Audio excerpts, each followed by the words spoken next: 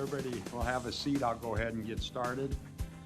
I will now call to order the meeting of the Omaha Planning Board. The Planning Board members that are here today are David Rosacker, Michael Pate, Jeff Moore, Patrick Morris, and I'm Greg Rosenbaum, Chairman. Members of the city staff that are in attendance today are Dave Fanslau, Planning Director, Mike Carter, Acting Current Planning Manager, Robert LaRocco, Planning Board Administrator, Jennifer Taylor of the City Law Department, Lisa Agins, our Recording Secretary, and did we leave out Eric? Sorry, Eric. Eric England. Our rules of procedure are as follows. Notice of this hearing has been published. Copies of today's agenda are located on the table in front of us. You are welcome to come down and pick one up. The cases on the consent agenda will be heard first. Consent cases are perceived by the Planning Board to be non-controversial, have already been heard, or been recommended for layover, and therefore will be read and voted on without the opportunity for your testimony. If you wish to testify, you may remove the case from the consent agenda. When each consent case is read, I will ask if anyone wants the case removed. If you do, please stand up and say so, and the case will be removed. This case will then be heard in the order in which it appears on the regular agenda after we go through the consent cases. When the case is heard, you'll have the opportunity to come to the podium, clearly state your name and address, and give your testimony at that time. When hearing cases on the regular agenda, the board will first hear from the applicant. After the applicant states their case, we will hear from the proponents, and then we will hear from the opponents. After both sides are heard, the public hearing will be closed, and no additional testimony will be permitted unless a board member requests additional information. When at the podium, please clearly state your name, address, and whom you are representing for the record. Your testimony is very important to us. In the interest of time and courtesy to others, please be short and to the point. We will try to limit each case to 10 minutes. Those directly involved in the case, please speak first. We request that large groups select a spokesperson to represent that group, therefore eliminating repetitive testimony. When giving testimony, please provide new information and try not to repeat what has been previously said. We do ask that all speakers and others be treated with courtesy and with respect.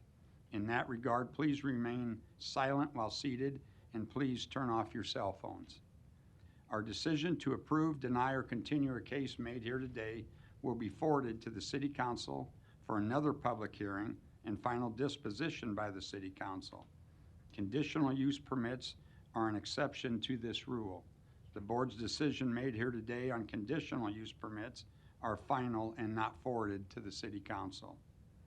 Lastly, upon the advice of the Law Department, all communications to the board members from attorneys or other interested parties should be transmitted through the Planning Department so that they are made a part of the public record.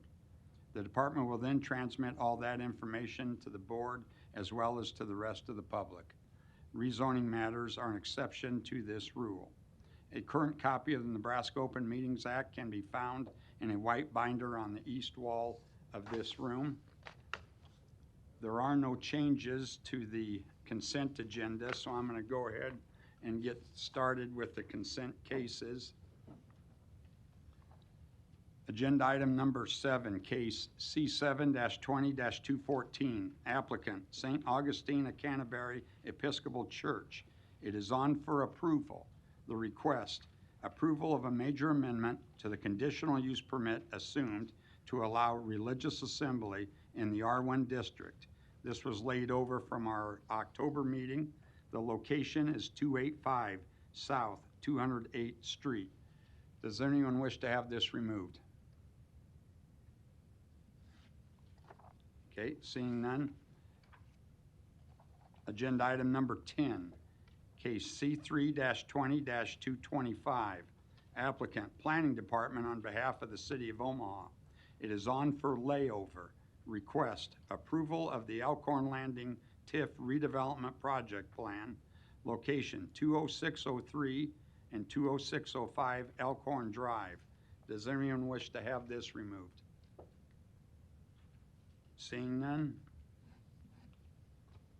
Agenda item number 13, case C10-20-228, C12-20-229. Applicant Lane Building Corporation. It is on for approval. The request, revised preliminary and final plat approval of Shadow Glen North Replat 2, a subdivision outside city limits with a waiver to section 5384D lot frontage, along with rezoning from DR to DR, R4, and R6. Location, southeast of 168th Street and Bedford Ave. Does anyone wish to have this removed? Seeing none, moving on, agenda item number 16, case C12-20-232, applicant Club Car Wash Operating LLC. It is on for layover. The request, preliminary and final plat approval of Stony Brook Place, Lot 6, re-subdivision, a minor plat inside city limits. Location, 5620 South 144th Street. Would anyone wish to have this removed? Okay, seeing none. Agenda item number 17, case C10-20-233. Applicant 18 Howard Owner LLC. It is on for approval. Request, rezoning from DS to CBD. Property is located within an ACI 1 Area of Civic Importance Overlay District. Location, northwest and northeast of 19th Street and St. Mary's Avenue. Does anyone wish to have this removed? Seeing none. Agenda item number 18, case C10-20-235. Applicant Thomas McLay. It is on for approval. Request, rezoning from GC to NBD. Property is located within an ACI 1 Area of Civic Importance Overlay District. Location, southeast of 38th and Farnham Street. Anyone want this removed? Seeing none, agenda item number 20, case C10-20-63, C11-20-64. Applicant Mike Golly. It is on for approval. Request, rezoning from GC to R6 with approval of a PUR plan unit redevelopment overlay district. Location, 1620 Clark Street. Does anyone wish to have this removed? Seeing none, agenda item number 21, case C11-20-208. Applicant Mike Golly. It is on for approval. Request, approval of a PUR planned unit redevelopment overlay district. Location, northeast of 18th and Ohio Streets. Does anyone wish to have this removed? Okay, it will be removed, sir, and it'll come on the agenda where it's shown as the 21st agenda item. That is it for our agenda consent items. Do we have a motion? Motion to approve items 7, 13, 17, 18, and 20. Second. Wait a second. What did we take off? We took off 21. I'm sorry. My mistake. Okay. Yep. We have a motion and a second. Lisa, will you please record the vote? Rosacker? Yes. Tate? Yes. Moore? Yes. Morris? Yes. Mr. Chair? Yes. Motion approved. Do we have a motion for the items on for layover? Motion to lay over agenda items number 10 and 16. Second. Do we have a motion and a second? Lisa, will you please record the vote? Tate? Yes. Moore? Yes. Morris? Yes. Rosacker? Yes. Mr. Chair? Yes. Motion approved. Those items that were on consent agenda that we just voted on, no further action will be taken today. If you were here for one of those items, you are welcome to stay, watch the proceedings, or you are free to leave. It's up to you. So, the first three agenda items are administrative only. There will not be any opportunity for public hearing. We'll get started with agenda item number 1, case C12-20-93. Applicant Sidney Franklin for 75 North. Request final plat approval of Highlander East, a subdivision inside city limits. Portions of the property are located within an ACI area of civic importance overlay district. Location southwest and southeast of 29th and Burdette Streets. Eric. Yeah, the preliminary plat of this Highlander East was recommended for approval by Planning Board on June 3rd and then ultimately approved by City Council on August 11th. There was also a major amendment to the PUR that accompanied the preliminary plat at the June Planning Board meeting and would go forward with the final plat to City Council. This plat creates 9 lots and is consistent with the approved preliminary plat. There is just one item of a street name change for a segment of 28th Street must be changed to 28th Avenue on the final plat Mylars. That being said, staff recommends approval of the final plat, subject to changing the street name for the northern part of 28th Street to 28th Avenue on the final plat Mylars and submittal of an acceptable final subdivision agreement prior to City Council. Any comments or questions from the board? Do we have a motion? I'll move approval of the final plat, subject to changing the street name for the northern part of 28th Street to 28th Avenue on the final plat Mylars and submittal of an acceptable final subdivision agreement prior to forwarding the request on to City Council for final action. Second. We have a motion and a second. Lisa, will you please record the vote? Moore? Yes. Morris? Yes. Pate? Yes. Rosacker? Yes. Mr. Chair, Yes. motion approved. Agenda item number 2, case C10-4-60, C12-4-61, applicant BSR FW LLC, request final plat approval of Falling Waters, lots 348 through 429, Outlot H, a subdivision outside city limits with rezoning from AG to DR and R4, location north of 200th Avenue and Madison Street. Eric. This is the 5th and final phase of the Falling Waters development. It includes 82 single-family residential lots, 1 outlot, and right-of-way within 23 acres. The most recent revised preliminary plat for this site was back in 2013, so it has been a while. There are just a few items to note. There is a remnant piece that was excluded from the subject boundaries that will need to be included within an outlot along the western edge of the property as it flags down to Harrison Street. There's some stormwater compliance that will need to occur prior to City Council. And staff is recommending approval of the rezoning from AG to DR and R4, approval of the final plat of Falling Water subject to submittal of a final subdivision agreement and addressing the 3 conditions in the recommendation report prior to City Council. Any comments or questions from the board? Do we have a motion? Motion to approve the rezoning from AG to DR and R4 and the approval of final plat of Falling Waters lots 348 to 429 and Outlot H, subject to submittal of a final subdivision agreement addressing the 3 conditions in the staff report prior to forwarding this request to City Council.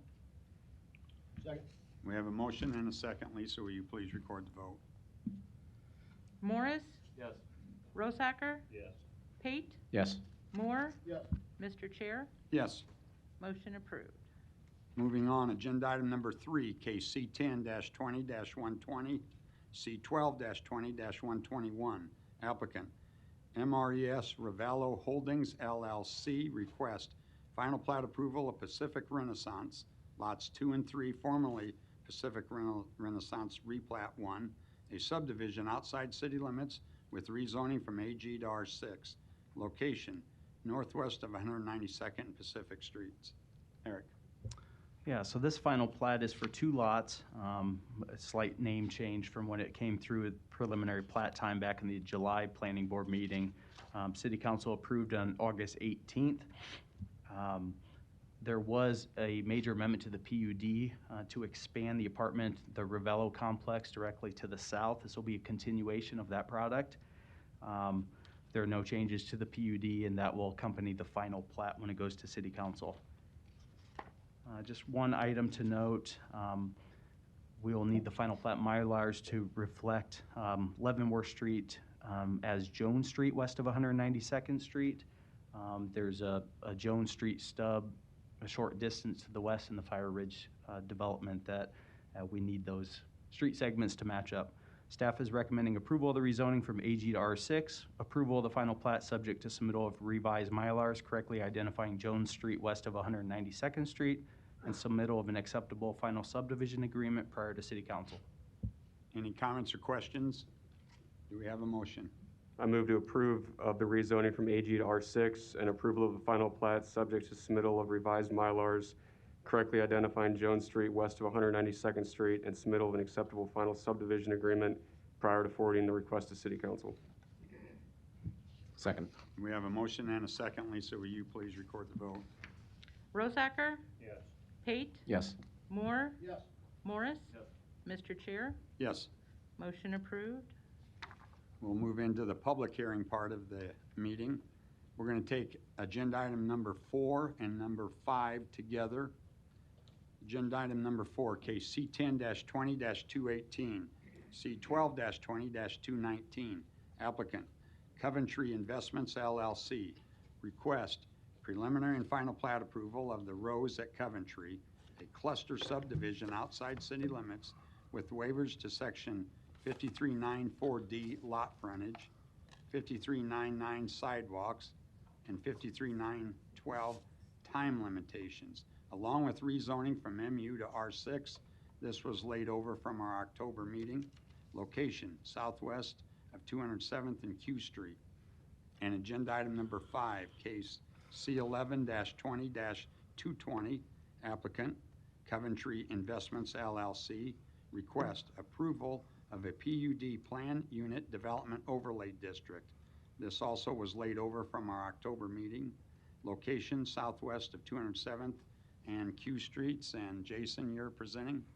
I am. Okay. Afternoon, Jason Thielen, E&A Consulting Group, 10909 Mill Valley Road, Suite 100 here in Omaha. Here on behalf of the applicant, as you described, this is 204th Street, this is Q Street. Our location is roughly southeast of George B. Lake and Q Street. This was an original parcel of a little over 18 acres that was originally part of the Coventry mixed-use development. There was a office building was going to go there, sat for a long time. My clients now have it under contract and are bringing it before you from a change of zone from mixed use to R6 with the PUD. And those are upside down.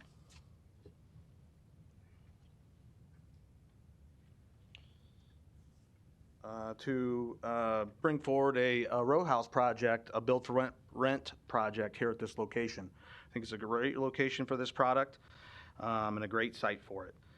There's currently 190 units on roughly 17.67 acres. All the units are represented here. There's a daycare located in this corner. That's 10.7 units per acre. If you remove this outlot, which is the detention cell that currently exists on the site, you'd be right at 11.76 units per acre. For reference, a low-density residential subdivision in the city of Omaha is anything less than 14.5 units per acre. And so we have the ability to do more, have chosen not to as we have gone forward through this project. We're using a cluster subdivision to achieve the design here today, to provide for some fee simple lots that we think the market is in desperate need of. A couple features of the project, the way that we ended up where we're at after meeting with staff. These streets are private streets, but they're built to public standards, and they're double lined and rowed with trees to represent a parkway type feel. When you've got a lot of units in this area, and so we wanted to create a residential neighborhood with plenty of green space and plenty of walkways and pathways through the project. There's a central feature of a dog park in the middle. As you can tell, this blue line represents the pathways connecting the neighborhood internally. There's a large outlot adjacent to our project that separates this project from the single-family neighborhood. We are maintaining, even though there's somewhere between 100 and 200 some feet at this outlot here, we're maintaining a 30-foot buffer that's required between our project and that outlot. One thing that we did do originally had kind of lots just lined up. We could design this in the typical apartment style fashion, chose not to do that, want this to be a neighborhood representative of residential use. And so we took the pod, the buildings, and we turned them perpendicular towards all the exterior streets and to this outlot here. And it does a couple things. Number one, you're not going to see a bunch of garageways lined up. The very definition of row houses, it's a bunch of rows with a bunch of garages. So we turn that to reduce any impact to the surrounding area. And then it reduces the amount of light that you might see off the front porch or off that rear porch area there. Provides for some green space in between the units and gives it a little more of a residential feel. These pathways only have a couple driveway pedestrian conflicts, you can see, what you wouldn't normally see in maybe a residential neighborhood like that. Lighting will be reduced to what we would typically have to do in a residential neighborhood along these streets, and then the sconces or wall packs you'd see in a typical residential house. We have 760 parking stalls. There's 2 stalls in the garage, and then there's 2 stalls out in front of each unit for 760 stalls. Plenty of parking, and then there's an additional 52 stalls that are available along this public street. You can park on one side of that because it's built to that standard. So a total of 812 stalls. 53% of this project is in green space, open space, between the buildings and the dog park, not including the outlot there. That's for our detention. We do have a couple waivers, and it has to do with mostly the sanitary sewer. We are going to withdraw the waiver for lot frontage as we don't need it per staff report, and we're also withdrawing the timing waiver because we believe this will go faster than we originally had planned. These are the elevations we submitted. I'll be first one to say that they are not attractive. I'll use a nice word there. And that's what the neighborhood got. And that's what the surrounding developers got. And on the September 24th, we sent a letter out to the Coventry HOA, the single-family homes that are adjacent to us. And on the 30th, we met with them, about 30 people at the Holiday Inn Express off of Center, and 30 of them in a Zoom conference. At that meeting, they laid out some things that they would like to see, and then asked that we lay this project over. After discussion with my client, we agreed that a 30-day layover would be beneficial to all parties involved, and so we went ahead and did that. Inside of that meeting and talking with the developers of Coventry, a couple things. They wanted to increase landscaping along the outlot. This location here. The developers of Coventry wanted us to match the streetscape along 207th Street so it mirrored the apartments across the street. Both the neighbors and developers of Coventry wanted to see better elevations, which I don't blame them. And then better landscaping, mostly around here, trying to screen these neighbors here, screening at this location as well. One of the requests was no windows along the units that face towards the outlot. While we think that's actually a detriment to the project, my client went ahead and agreed to that. And they asked for the ability to finish this as their entranceway into their single-family house. They asked if they could have an easement of some sort to finish that entranceway into their development, which I don't think we had a problem with.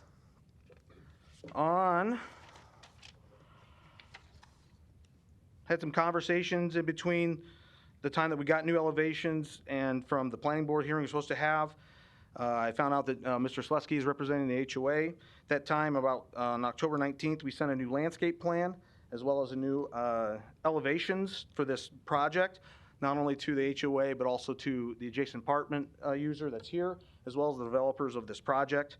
We had a Zoom meeting on the 26th with the HOA and Mr. Slusky and my client. And then we had another conversation, myself and Mr. Sklusky and a representative of the HOA on the 2nd of November. This new site plan, we believe, has answered the majority of the things we feel that we can achieve. We have beefed up the landscaping along the backside of this project here and pulled it around to screen these houses here.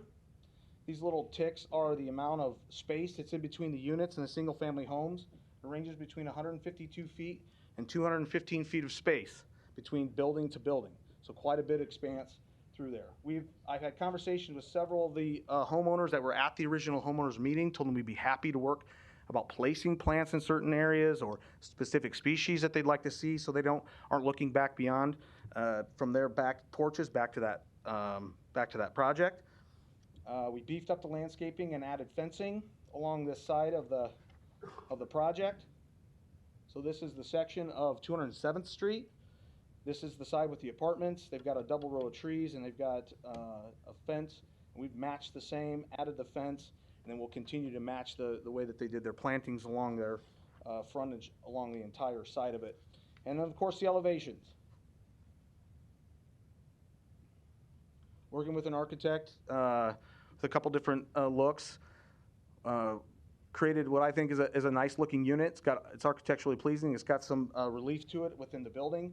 We will continue to work with the developers, and we said the same thing to HOA on materials and colors. We'd like to fit in and match within the neighborhood.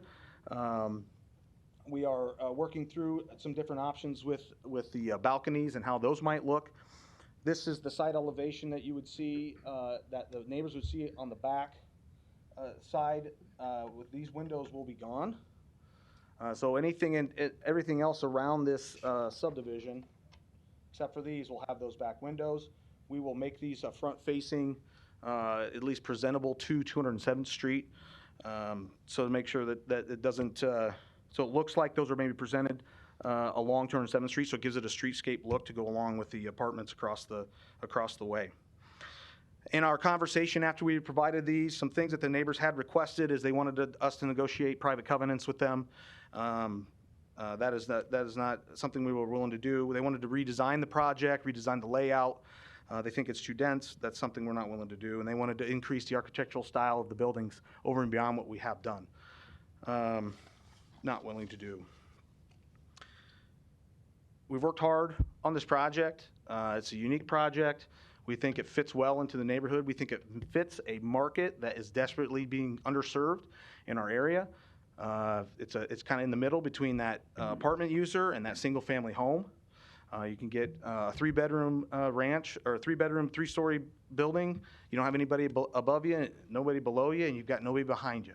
And so you've almost got your own little place to live. We are asking for approval of the final plat, preliminary plat, and the change of zone. Our request fits right in with the master plan, first and foremost, so providing diverse housing types throughout the city of Omaha, and we believe we are doing that. We comply with the cluster subdivision regulations as they've been applied to other developments here in this city of Omaha and in projects of this type, and we're in conformance with the R6 zoning district as well as the PUD that's over it. We spent almost 40 days working with the neighbors to work through this. We've got some areas that we just disagree on. I don't think that's bad. But we believe we've met the majority of the requests that they have asked. We have an email from the developers of Coventry saying they approve of the elevations and of the streetscape of 207th Street. And I've received a phone call from the attorney that represents the apartments that they are fine with the elevations as well, and the streetscape wasn't a concern of theirs. We have a pretty clean staff report. The staff report recommends approval for all three items that we're requesting and the conditions, and we believe the changes we've made to the buildings as well as the site plan itself just further solidifies that the department has recommended approval for that.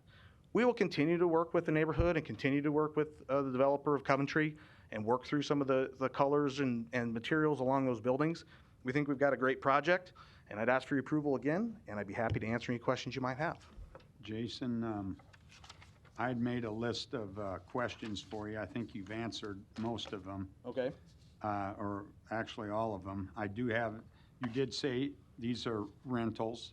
Yes, correct. And you talked about the fence. We talked about the fence upstairs. Do you have an illustration or picture of the fence with you today? I did not bring that, but that press point black fence that looks like wrought iron is what the Looks fencing like is. wrought iron. Yeah, You can that's see what it looks through the resembles fence. it. Okay. Yep, and just on 207th Street.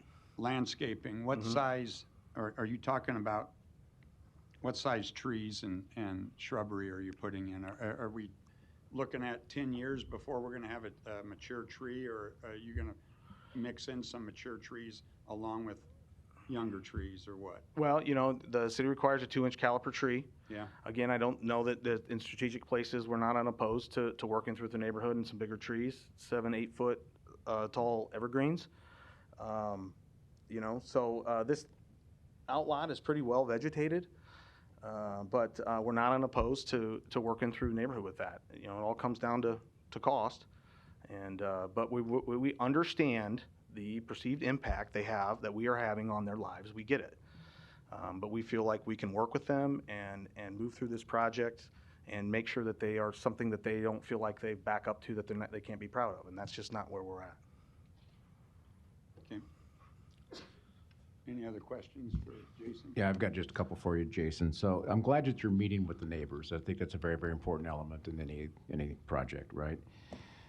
Most of their concerns that you outlined there, I think you've been agreeable to some and maybe not so agreeable to others. The one that I've got a little bit concerned with, although it is much improved, are the architectural styles. Yeah, I would okay? agree. The initial one was, as you mentioned, not very attractive. Not right? pretty. The one that you just showed us, which is new today to us, I think is much better. But I'm not so sure it's so compatible with, not the apartments, but the neighbors, the households in that area.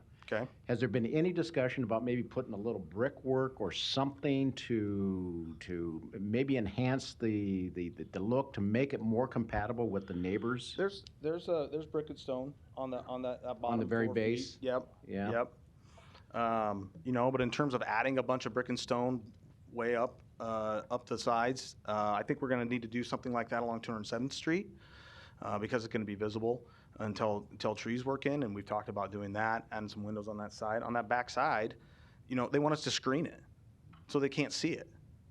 So we're going to spend a bunch of money putting brick and stone on something that they're never going to see. It's a conflicting request.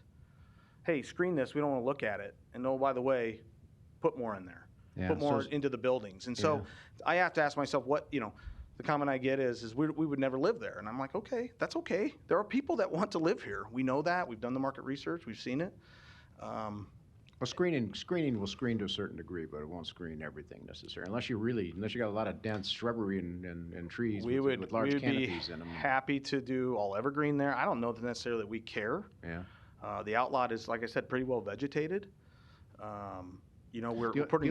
The only thing I get concerned with in these things is it's a nice project. Don't get me wrong. I think it's a nice project, but I would like it to be more compatible, a little bit more compatible with the neighborhood.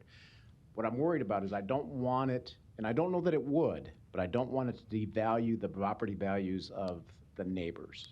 Well, we know Okay. that density and market rate housing, which does not have an effect on values of property. We get that argument with apartments all the time. This is less dense than the apartments across the street. I doubt any of them have seen a devaluation. Again, there's 152 to 207 feet, 225 feet of space. We've put projects way more dense than this at 30 feet away from houses in the $500,000 range. And have it, you know, and yes, they come out, but we do it in a way, we landscape it, we do, and so I'm adding 30 feet plus the addition of the landscaping plus the addition of the additional outlot. Not entirely sure there is a real worry there in terms of value. Well, I'm going to guess, I'm not sure, but I'm going to guess we might hear something I different. would imagine you will from the as well. neighbors. That is very true. All right, well, I'm glad that you're working with neighbors. I would encourage you to continue to have a dialogue with the neighbors We as much as you absolutely can. will. And I will say the same thing to the neighbors as well, vice versa. It works both ways, right? We had a really good productive conversation after this. There's some things that came out of the Zoom meeting that I thought we could do in relationships to the leases and adding some things that they had concerns in, even though it's not something they'd be a party to. My client is willing to add a section in there that gives the lease teeth. If the people are parking cars and vans and boats and things like that on even though there's city code against that, but a little more beefing up the lease, which I think between now and city council is perfectly fine negotiating. I think our struggle is redesigning our project because you think it doesn't look good or you don't like the density is just a really tough non-starter for us at that point. We feel like we've reduced this project by a significant amount of units from where we started, and we like where it's at. Could you fit more units on Oh this? yeah, I could fit 50 or 60 more. Just by If I reducing- just row by them. reducing Well, the- I could slam them in with. I wouldn't have to do the private roadway. That's 50 feet of space. I could make it all look like an apartment, and pave it and just go through R6 for sure. We absolutely could, and I don't necessarily know that doesn't get approved. I would bet that I could get that approved. That's not the neighborhood look they want. If you look at what they've done with the buildings, turn them perpendicular to the public streets and to the outlots. You look at what they've done with the increased landscaping. They updated the elevations. You're gonna have to come inside this development to look at it and be like, wow, okay, this isn't as bad as we thought. So that's what I see. Is we're not lining units along the street frontage. Everything's turned. And remind us again, what's the average square footage of each unit going to be on there? There's 1,476 square feet of livable space. They're all 3-bedroom units. 3-bedroom unit? So each 1,400. unit gets a 2-bedroom or a 2-stall garage. They give a living space up, and then bedrooms, a 3-bedroom above that. And so from a market standpoint, it is cheaper to rent this 3-bedroom than it would be to and get a garage than it would be to get most 2-bedrooms in West Omaha. And what are your rental rates going to be approximately? $1,500 a month $1,500 a month for the 3-bedroom. for 3. For a 3-bedroom, right? And the range from 2 to 3 bedrooms is somewhere between $1,200 to $1,800 in West Omaha. You know, All right, thanks, Jason. you're welcome. Hey, Okay. Jason? Yes. I'm sorry. Go ahead, Jeff. The creek and the trees that you have to this, are you doing anything with that? We- Leaving it all alone? We can't touch it. Can't touch it. That was one concern that they had brought up. They've got some erosion running through the project. Let me see if I can grab this. They've got they told us they've got a project to kind of, so this has been vegetated for probably a good decade or more. There's a pretty good amount of water that runs through this development and through this creek system that's causing some of those problems.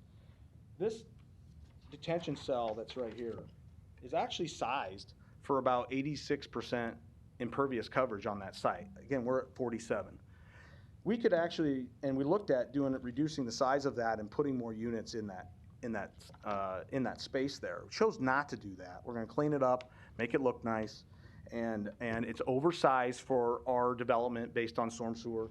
Everything wants to flow here. One thing we did, and I think it's a valid concern on their part, that they didn't want to see erosion, and nor do we, because it becomes a problem. We put in storm sewer. Again, wouldn't need to put this expense, but put storm sewer at the end of these to pick up that water and pipe it directly into that. So that's a nice feature. I think it helps us from once you plan all this stuff, you know, a bunch of water rushing off the site, and then protects the creek stabilization there. This is part of the SID. We're a part of the SID. So our taxes, increased tax base for the SID, I think is a positive, and it will also allow more valuation to help pay for things like that. But I don't know that we can touch anything in that outlot. You're welcome. Thank you, Jason. Any other proponents wishing to speak? Seeing none, are there any opponents wishing to speak? Jerry, before you start, we had a lot of correspondence. Can I see a show of hands of how many people from Coventry came down today? Okay, wow. How many of you plan on speaking today? Well, I was gonna cover that, Mr. Chairman. Okay, that's It won't fine. be a lineup. Gotcha. I'm just gonna remind everybody, new Yeah. testimony, if there's Can gonna you be a leave lot of the, people. It looks like yourself and projector on, two please? others, but Say again? it looks like yourself and two others, I think, are gonna Three speak. others. 3 others, okay. Got Mr. it. Chairman, members of the board, Jerry Slesky, I'm representing the Coventry HOA. We have had some good meetings, mainly on Zoom calls in the last couple of weeks. I have some comments. I put most of them in my letter to you, and what I'd like to do, Mr. Chairman, is let the 3 speakers speak on different subjects that is a compilation of the neighborhood's concerns, and then I'd like to come up for just a couple minutes to summarize. Thank you. These are all of the officers, the president, the vice president, and the treasurer of the HOA. Okay. Go ahead, come on up, make sure you give your name and address, please.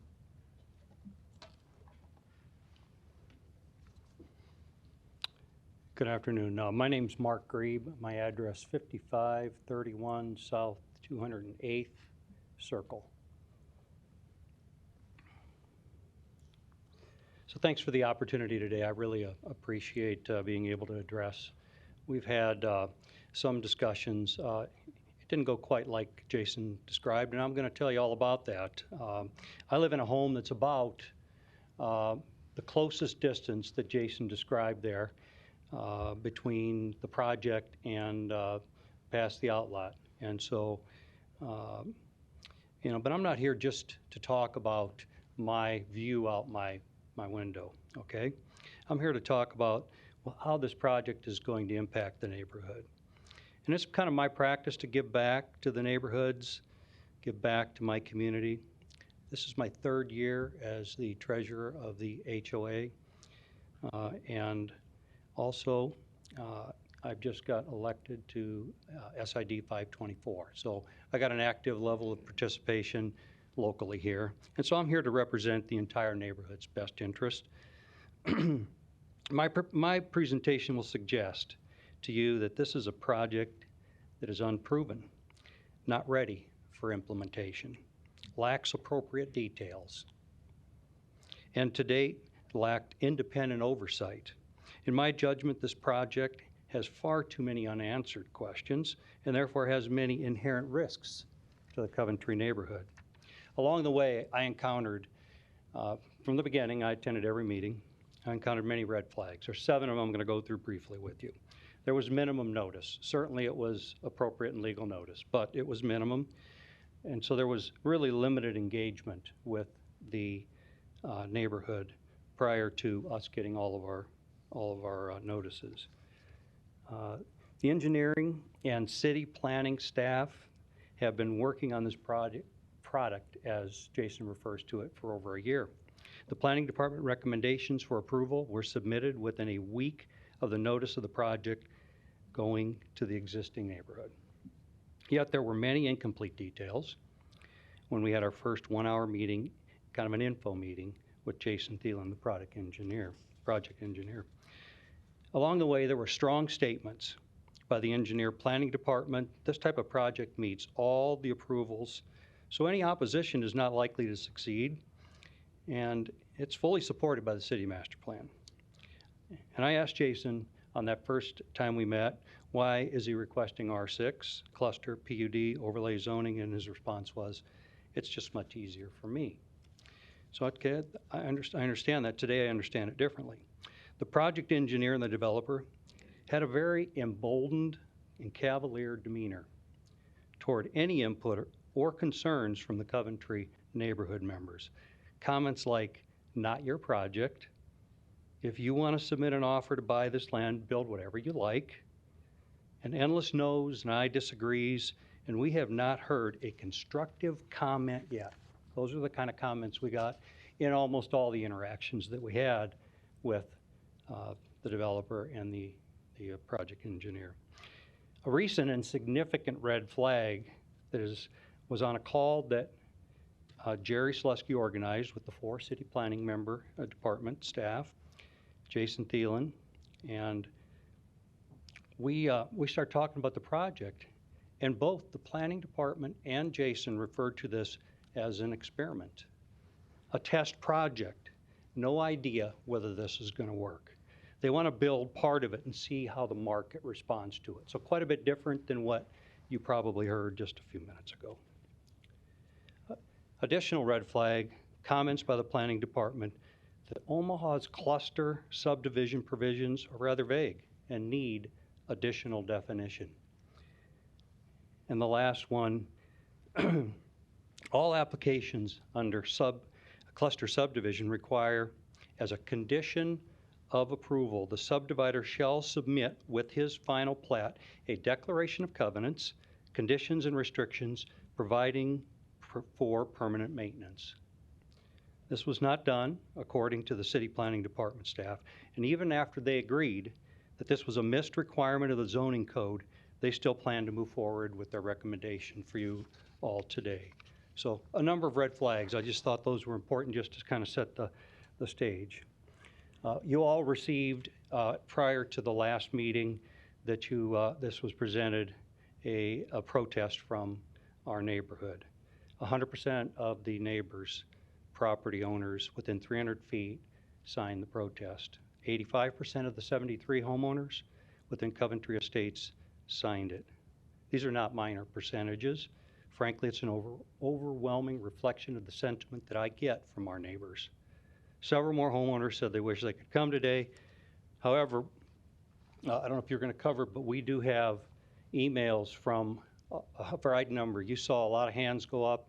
I think we've got another 27 or 28 emails said that couldn't make it, COVID, work, whatever the case would be, and they wanted to be here as well. We would have probably had 50 people here if we wouldn't be in the current environment that we're in. So we can provide those letters. I'm going to give you just a quick background and perspective and why I make the observations that I make. Besides being an Omaha native, I was a UNO grad 40 years ago. I was a CPA for 13 years. I worked for one of the top firms in the world. 7 years as a chief financial officer and 15 years as the president of AAA Nebraska. While a CPA, I worked on a whole variety of different companies. We worked with the word ethics all the time. And I audited and provided consulting to a full range of companies, publicly traded companies, including the city of Omaha. So I've got a lot of experience. During the last 35 years, I've served many community boards. I've given back to the community continuously, including the United Way Foundation, the UNO Alumni Association. Those were 10-plus year service in leadership roles. I've had probably 100 years worth of service. 10 years with the Greater Omaha Chamber of Commerce, working on economic development and growing this community. I understand this community. I've been all around it, been here all my life. I've had exposure to a whole bunch of the variety of different needs, and I continue to serve. So I want you to know that it's important to me that we do the right thing for our community, because I live here, but all of our neighbors and all the people in Coventry are counting on the fact that we do the right thing.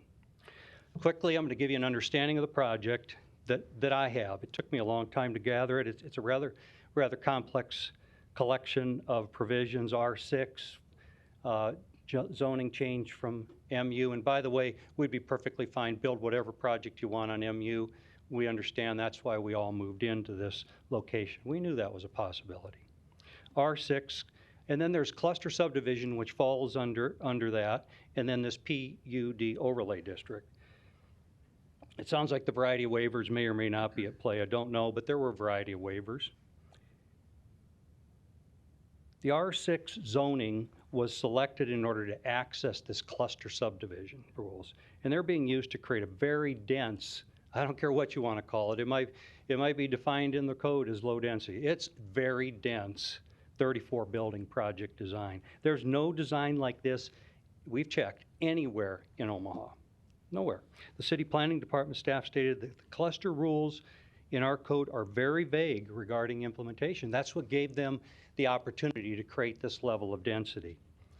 On top of that, they put this PUD overlay district, which then basically requires all of the additional rules to be aggregated and put in place for the developer to follow those rules. So that gives them the ability to fill in the gaps between this vague code of cluster subdivisions.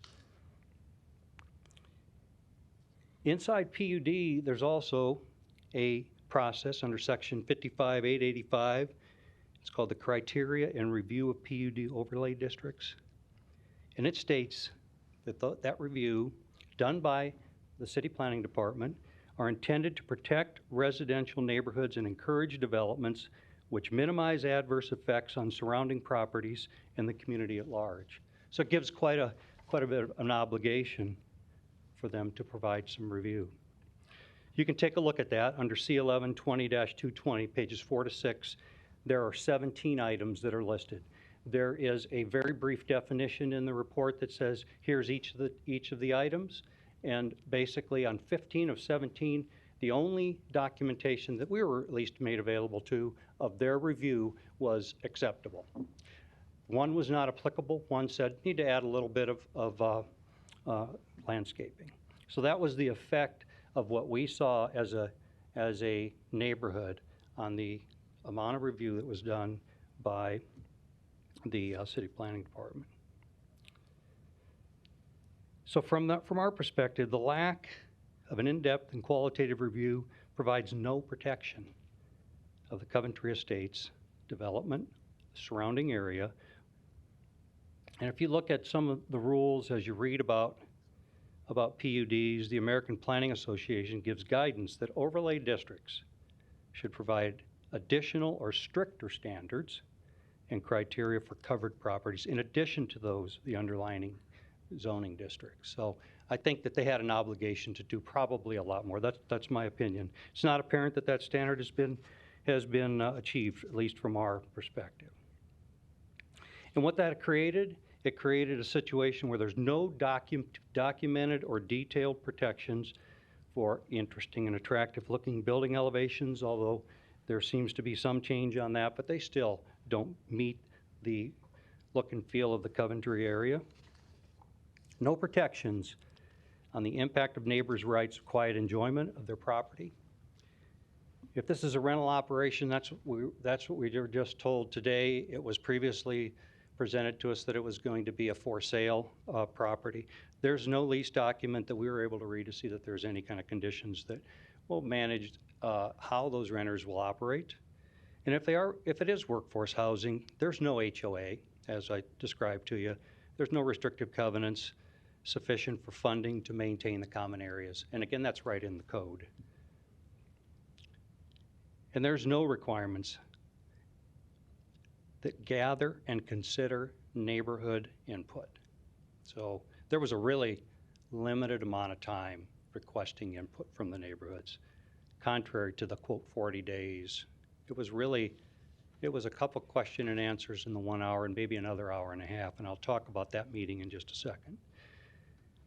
What this all does by limiting all these requirements, from my perspective, is it eliminates any negotiations that the neighbors have to get anything accomplished with the developers. This is a problem in a PUD, from my perspective. The PUD overlay puts an insurmountable burden on the neighborhood to protect itself. And the proof of that results of our one meeting with the developer and engineer. We had no success at all in negotiations. It leaves us with a lot of increased risks, as I described. The product, as this engineer refers to it, needs a lot more study by the planning department, the planning board, and the city council to make sure it fits the neighborhood, like Coventry Master Plan or anywhere for that matter. So I've given you a feeling on what on how I look at this project. I'm going to give you kind of a conclusion, and it gives you a little more flavor of what we've dealt with as a neighborhood. The Rosa Coventry rezoning decision sits in front of you, full approval, right, by the city planning department. Acceptable all the way down the line. Please take into consideration it has abundant signs of being an unfinished product. There have been no integration of reasonable requests or suggestions of the neighbors, certainly very minimal.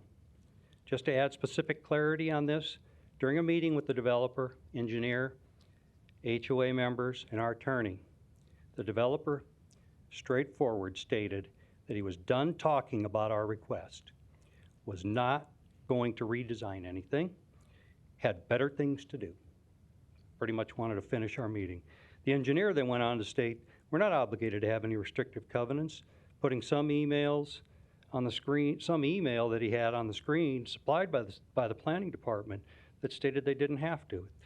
And when we started to question it, he commented to our attorney, we're not going to have this technical discussion in front of the homeowners. So that came to an end. This is so contrary to how I have seen reasonable negotiations come together in my experience, and not how I've seen business done in Omaha. So the decision's really up to you. My thoughts and my thoughtful suggestion is that today, rezoning approval requesting R6 cluster PUD for this project is premature. It's unproven, and it should be denied. This is due to the cluster design that makes this a distinct outlier in the Omaha area, and therefore it doesn't really fit into the Coventry development either. Further, there are inherent weaknesses in controlling the future. Yet undefined operations, this property and the lack of protections of the neighbors in the community. This type of project likely needs substantial discussion and higher levels of oversight on what will make it reasonable and acceptable long-term in the Omaha community.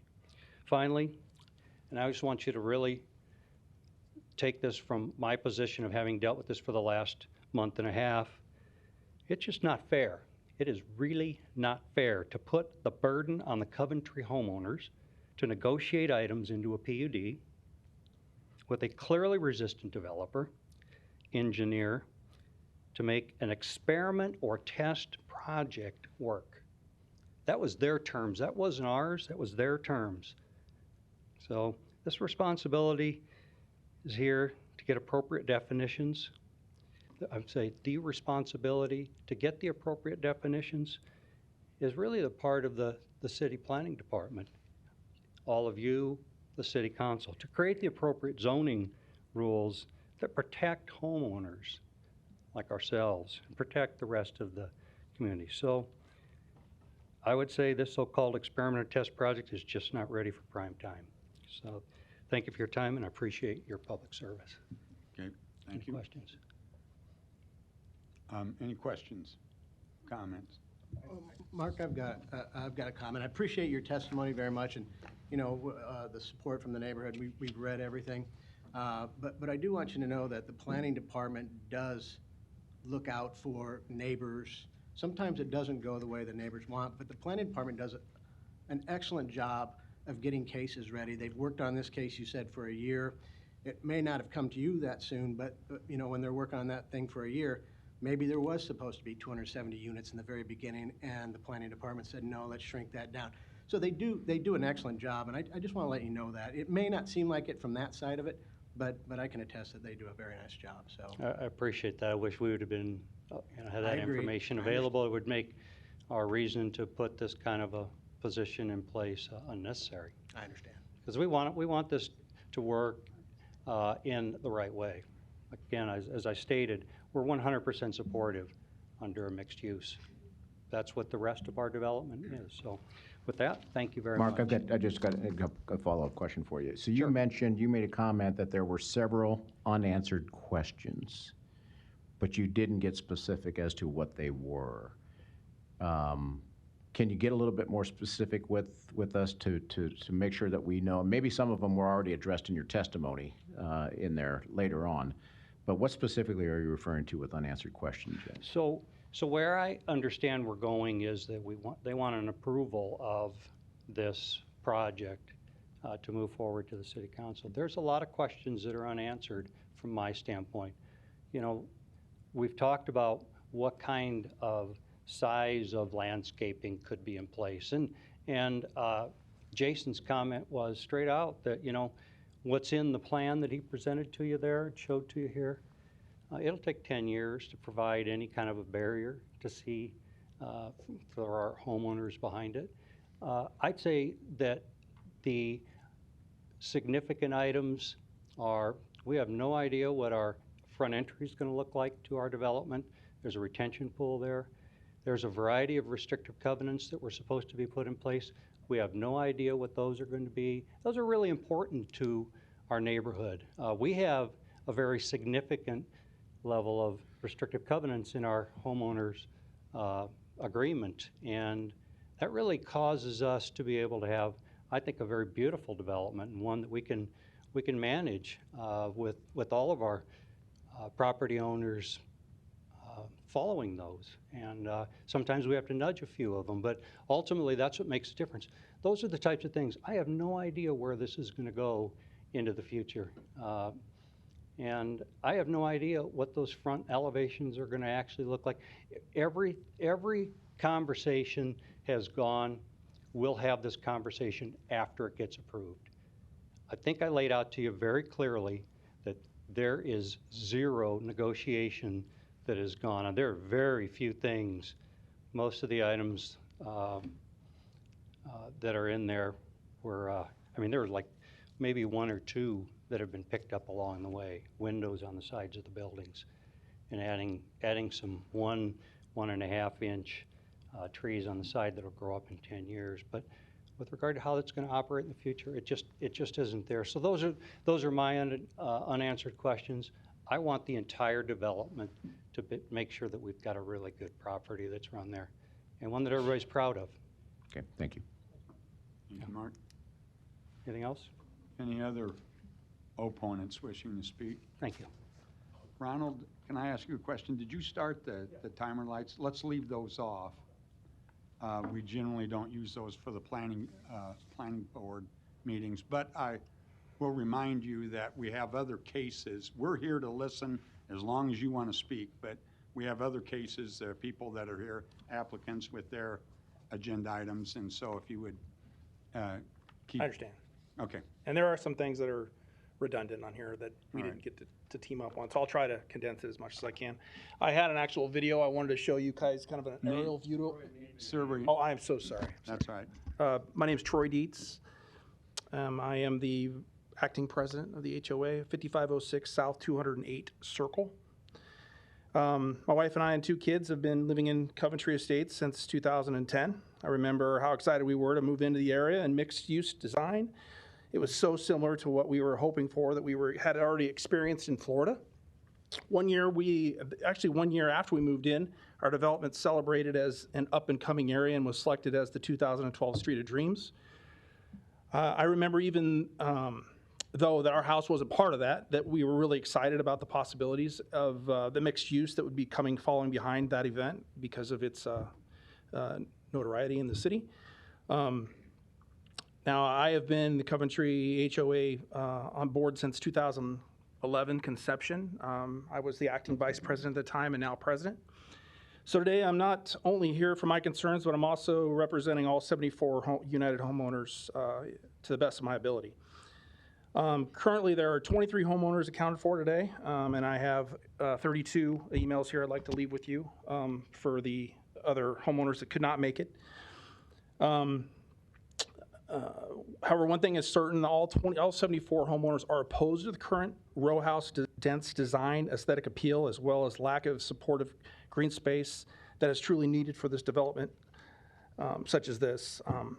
So I thought I was going to have a video. I actually have it, but I think I'll decline to do that. But I had a video of a drone video to kind of show you what was going on in the area and how dense it already is with apartment complexes and other row house design. But if you're looking here at where this location A is, there are roughly 14 row houses that are approximately going to be built in this location next to the theater.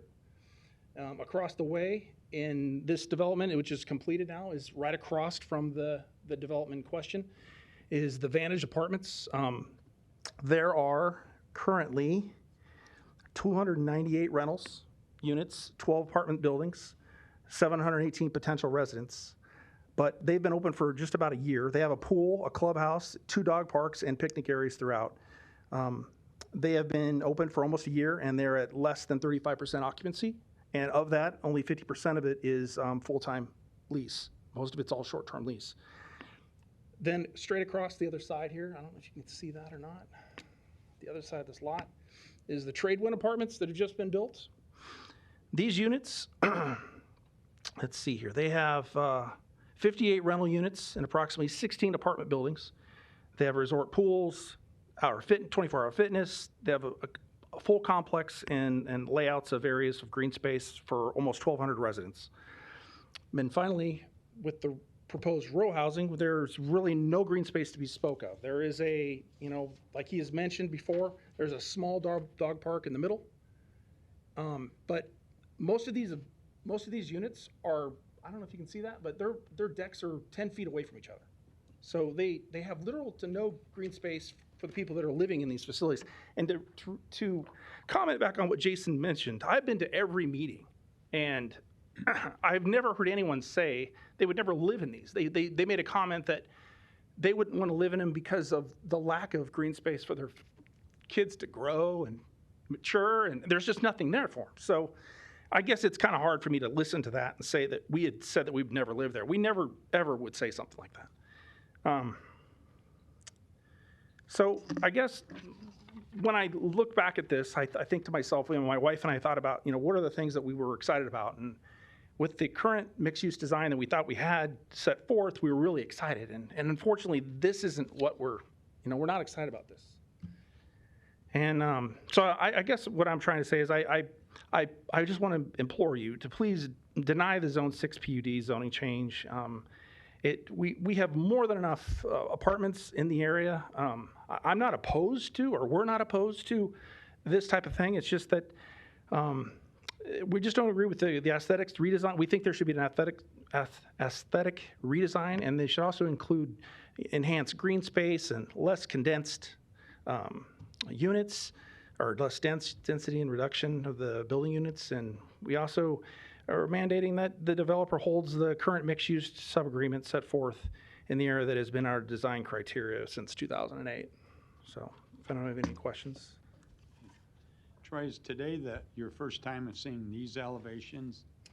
No, Did actually, you see those in your we Zoom saw. meeting? Okay, so the very first meeting we were given, that Jason had the original drawing. And then when we had the revised Zoom meeting, this was issued to us at that time. All right. I don't know if you noticed, like, here's a good example. I mean, if you're looking at the back of the units, there's not even any there's no doors or access to green space from the back of the units. There's no back door, there's no stairs and so that's kind of the things that we were referring to is why we wouldn't want to live there. It's just because it's just not conducive for the way our whole development is set up with green spaces and sidewalks, and there's just not much to be had in this development. So, And just a second, Troy, any Yeah. other questions or comments for Troy? Just one. So if it's not this, what would you guys like to see there? well, like I said, we're not opposed to this style. There's just too many. It's just way too dense, and we'd be willing to talk to reducing. But they've been adamant about that. This is the number they have to get their rate of return on whatever their investment is. They have to have this many, and that's also why they want the Zone 6 rezoning to allow for it. And we just don't think that that's a legitimate reason for the density of the complex. Okay, thanks. Troy, Mark made the comment that you would be all right with leaving this as a mixed-use lot, correct? Correct. And you see a better advantage to the mixed use than you do to the townhomes? Yes. Okay, all right. Just want to make sure that was clarified. All right. Thank you. Thank you, Sorry, I Troy. had to. Mine was a lot longer than that, but I had to kind of shorten her up. So We sorry. appreciate it. Don't be sorry. We're here, we will listen as long as everybody wants to go, as long as it's new information. Thank you, Troy. Hello, my name is Mike Saul. I'm the Vice President of the HOA Board. My address is 20904 W Street. And I'm going to be reading on behalf of one of our homeowners who, due to COVID, couldn't come. So I'll try and answer any questions as I can, but this is in behalf of Len and Elise Molak. I don't have their address. I know that Mark and Troy have also addressed a few of the things in here, so I'll try and skip over them as I go through. Okay. Thank you for your time, consideration, and openness in allowing for neighbor input on this proposed preliminary and final plat. We live directly to the west of this proposed project and within the 300-foot limit of the proposed development, requesting R6 cluster subdivision status, rezoning with a PUD overlay district, and requests for multiple waivers to the City of Omaha regulations. We have spent our careers in the commercial building and land development fields and are in no way opposed to responsible development. When we initially received the letter that this particular lot was being rezoned to residential, I admit I was pleased. Upon further examination of the project layout and the types of structures that are proposed, I have many concerns. One, what type of housing? On the September 30th meeting with Jason, he stated that this project would provide housing for residents of the broader Omaha area and that these units would be built for purchase. Unfortunately, the developer has indicated since that this project is intended to be exclusively rental units. Isn't the goal of reasonable priced housing to offer residents pride of ownership? Housing that allows for individuals to escape the rental market, where their hard-earned monthly payments build equity and investment as opposed to lining a landlord's pockets. There are many new construction rental options on the 204th Street corridor between Elkhorn and Gretna with numerous amenities and large green spaces. They're priced in a similar price point as the Rose at Coventry, which offers very few of these amenities. She does go through to list some of these amenities. I know that Troy has talked about the Vantage apartments, large breed dog park, a small breed dog park, a dog washing station, outdoor barbecue grills and picnic areas throughout the community, media lounge, a resort-inspired pool. These are all in the apartment complex right across the street. She does go through to list about 4 other apartment complexes, their typical square foot and rental rates. The Trade Winds, which Troy addressed, around 1,000 square foot at $1,050 a month. The Edge at 204th and Center, which is new, 3-bedroom, 2-bath, 1,200 square foot at approximately $1,500 a month. There's a few more here. In case of time, I'll pass over those. Mike, go ahead and take your time. You sure? Yeah, Okay. take your time and The Woodsonia North Streams on the northeast corner of 204th and Q. That's a mixture of single-family and multifamily that's coming soon. And then the proposed Rose at Coventry. 3-bed, 2.5-bath. Elaine here had 1,300 square foot. Jason indicated it's going to be 1,400. And she had around 1,677 per month, and I think he indicated 1,500. As you know, 190 units, 34 buildings on approximately 16.25 acres of land. This excludes the daycare and the outlot retention pond. There is a small dog park, she indicates, as shown, about 5,300 square foot, approximately the size of a standard subdivision lot. The only amenity that she notes is the dog park and the proposed internal walking path. In summary, there are many rental options in the area that do offer numerous amenities for she says the same, I would say similar price point, and without the density that's being proposed with this project. I'm also perplexed that the city of Omaha would approve of a rental community consisting of only 3-story buildings. Are there considerations for seniors, multi-generational households, and people with disabilities that also need rental housing? She's done online searches for this type of development, 3-story buildings, and was not able to locate one in even larger and progressive cities like Minneapolis, Nashville, Atlanta, and Houston. We've been assured that they do exist, but to date, no one can point to one with this level of density, lack of green space for residents, and only 3-story buildings. There are many examples of row homes used as infill in existing urban areas or in mixed-use, walkable communities, with several other housing options such as apartments, duplexes, and single-family detached homes.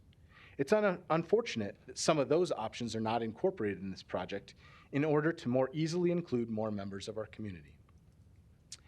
A lack of outdoor space for the community. This project displays a striking lack of outdoor community space, unlike other new construction rental properties in the area. Where do the kids play? People gather, plant a garden. There's no access to backyards from these units, no doors to the rear yards. If neighbors on the end of the buildings fence their yards, a person near the center of the building has no access to their yard. The density of the project does not allow for livable and engaging outdoor space for residents. I suggest that the outlot on the south portion of the project be used as an outdoor common space, but was told that due to drainage basin occupying it, this would not be an option. The engineer said they really didn't want kids around it. Why then is this area included in the units per acre calculation when it is not usable, and there's no intention of maintaining it to be usable? Where is the actual usable green space for the residents of these 25 by 65 foot lots that the waivers and the cluster housing allow? Per the original master plan of Coventry, there were 2 multifamily lots shown. I think that was on Troy's drawings over on the other side. One at 8.8 units per acre and the other at 9.5 units per acre. This development is at 11.7 units per acre when you exclude the daycare lot and the drainage basin. With so little open space offered for residents, it's misleading to allow this number to be manipulated. She goes on about how the initial number to us was 10.7, but Jason did correct that today in his comments that it's 11.7. Sorry for that. No additional on-site parking for guests. Will the lots not yet be built on be used for visitor parking? The proposed lots have a distance of 9.5 feet from the edge of the right-of-way to the garage. A typical parking stall is 18 feet deep. We need to provide adequate parking in this new development. The landlord has indicated these buildings will be owned by himself, his son, and family members. What happens when these initial investors decide to sell the properties? Since these are individual lots, what measures have been taken to protect the investments of the individuals that are purchasing this housing? There are no covenants in place, which the city of Omaha requires with cluster housing. Can I paint my unit whatever color I want? Park motorhomes and boats on the private drives and streets? Can I build a deck that extends to my 0 side yard setback line and at a higher elevation than my neighbors and add some flashing party lights? Can I fence the yard with any type of fence I want? To not put covenants in place to protect future owners is irresponsible and careless.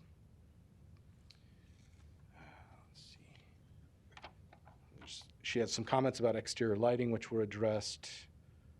The creek was addressed. She had some concerns about traffic.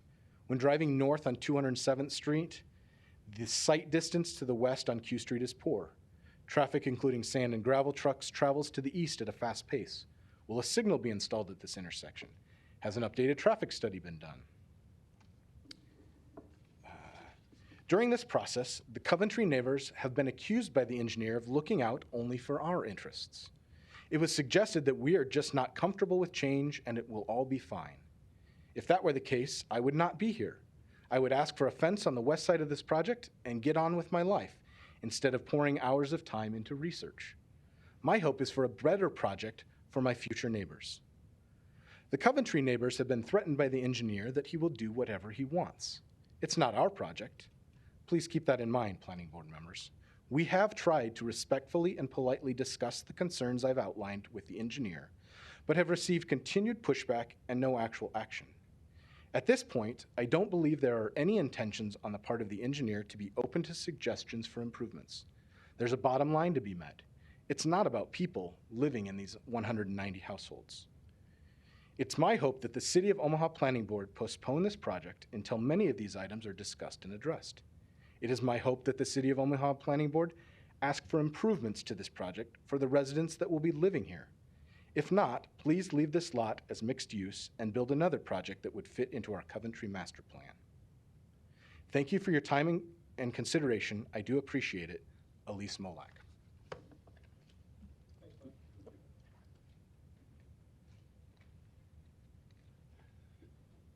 I'll be short, Mr. Chairman, I promise. That's all right. Jerry, Thank you for this. just you It's important to the take your neighbors. time and represent your clients and speak as long as you need, so. We appreciate the patience. When I was presented the opportunity to represent this group, honestly, I don't spend much of my time on the neighbors' cases, but I read the recommendation report and I looked at the materials and I realized that the developer was bringing in this very massive, dense project up against these gorgeous homes. And not only didn't they have a neighborhood meeting prior to the planning board, call it a neighborhood meeting, it was a half hour or whatever, but they're here on final plat, preliminary and final plat. So have all the issues been shaken out in the preliminary plat, which is required by our code? But no, here they are, the developer, on final plat. Now, what kind of chance does that give a neighborhood to weigh in and get their thoughts on the record?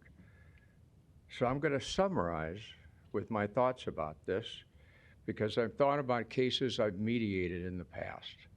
And the cases I mediated in the past always resolve themselves when both the interests of the parties were taken into account. And I would say to you, if you stand above this whole case, now that you've heard some very eloquent speakers, you've heard Jason for his client, does a great job. And look, is this balanced? We take a year with the planning department to figure out how to do this tremendously dense property that was going to be affordable housing, quote, quote.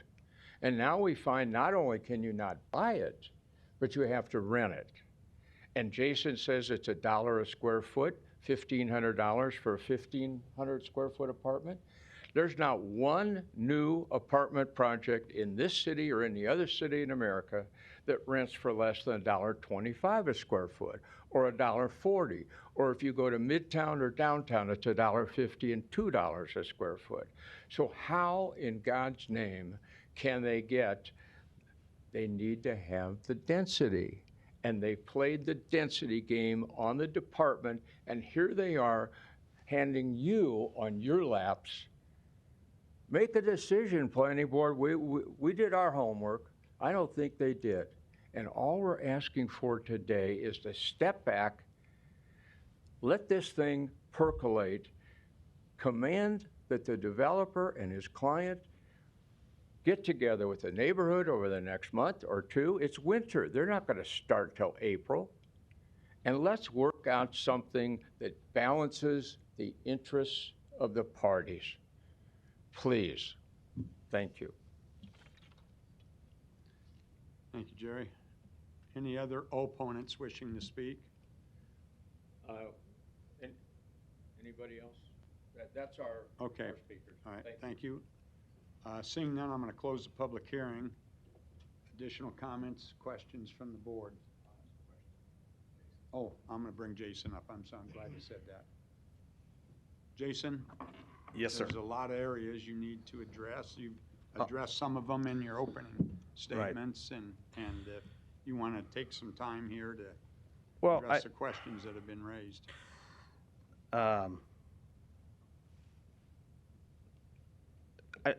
We've never heard your speech list. I know, because I don't even know how to. I've been doing this a long time. So is Jerry. We know how this goes. And I sympathize with the neighbors. I understand. I understand where they're coming from. And while they live in $500,000 to $1 million homes, and they want something representative of that neighborhood adjacent to them. And quite frankly, to hit the market that my client wants to hit, you can't have $500,000 townhouses. You can in some of these other places. Don't get me wrong. You can do it if you're trying to hit that market. But that's not what this client is trying to accomplish. I do not think it's fair that there is a large portion of our population that either has a choice of a single-family house at $300,000 plus or an apartment at $125 a foot. The reason why, yes, is density a part of it? Absolutely, it's a part of it. And if these guys really wanted to make this thing hum, they'd add 50 more units in it. But they're not doing that. They're not doing that. In this development alone,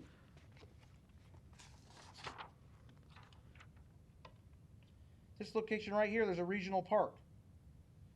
The regional intent of Coventry was to have dense product type and homes within this area. The amount of commercial square footage that is planned alone, just between Kensington Park and Coventry, is in the millions. Doesn't even take into account the Woodsonia project across the street. How do you expect to fulfill that amount of commercial with single-family houses? You can't. That's why Coventry over the years has started to move away from commercial and trying to consolidate that. The developers want this product in their neighborhood. Yes, did we work with them on elevations? Did we work with them on landscaping? Absolutely. We don't have a problem with that. Am I willing to work with neighbors on things that we can achieve? I can only say it so many times. If you want to redesign this project, that's really hard for me to go back to my client with. And that's what they want. They want to redesign this project in the image of their minds of what should go there. And at some point, I don't know what else to say. I can put so much landscaping. We talked about potentially some fencing along the back side. If that is true, all they wanted was fencing and we'd move forward and they'd be happy with it, I think my guy would do that. We know that's not true. You have people in the neighborhood that have sent me elevations of row houses they like. Great. We can't build that here. It's not what the market is. Our market is not $500,000 townhouses or $400,000 townhouses. This is a $30 to $50 million project, and they're suggesting that they're going to, what, my guy's not going to take care of it? I just don't understand. We've talked, we've met. They want me to negotiate covenants with them, restrictive covenants. Why do they get to restrict my client? We have suggested absolutely we're fine between now and City Council sitting down, getting you a set of covenants out. Let's talk through them. Again, I said on that phone call some really good suggestions in the leasing documents, really good suggestions on it. I don't think we have a problem putting covenants over the top of this in the event that it sells. They decide to go for sale. I understand. We understand that. I don't think it's a big enough issue to lay my project over another 30 days so that we can have them say, well, we want you to lose units. We don't think people can live here. We don't think people will have green space. We don't think... You're telling my client that he doesn't know what he's doing? Telling my client he hasn't done his research? That he owns product all over Omaha. They've built similar product like this down in Midtown. So they do know what they're doing. This product, and there was a statement saying, we've looked everywhere. There's nothing like this in Omaha. Right, because no one's willing to take the risk to put this product out there and say, hey, we have done research. We think people need this. If you can't afford a house and you don't want to live in an apartment, you tell me in West Omaha, 204th and Q, where do you go? Where do you go? Midtown. You just heard it. Not in my backyard. That's what they're saying to you. Oh, we love the project. We love the project. We just want it to be prettier. We want a nice project. They're not investing the money they're investing for an ugly project. They're going to take care of it. But you don't get to tell somebody with property rights that I think your baby's ugly and therefore you have to redesign it. And we're not unopposed to doing some things, but you're asking them to lose units when they could put more units on here to hit a price point and hit a market that we all know needs to be served. Look at all the green space. Look at the space between those homes and that project.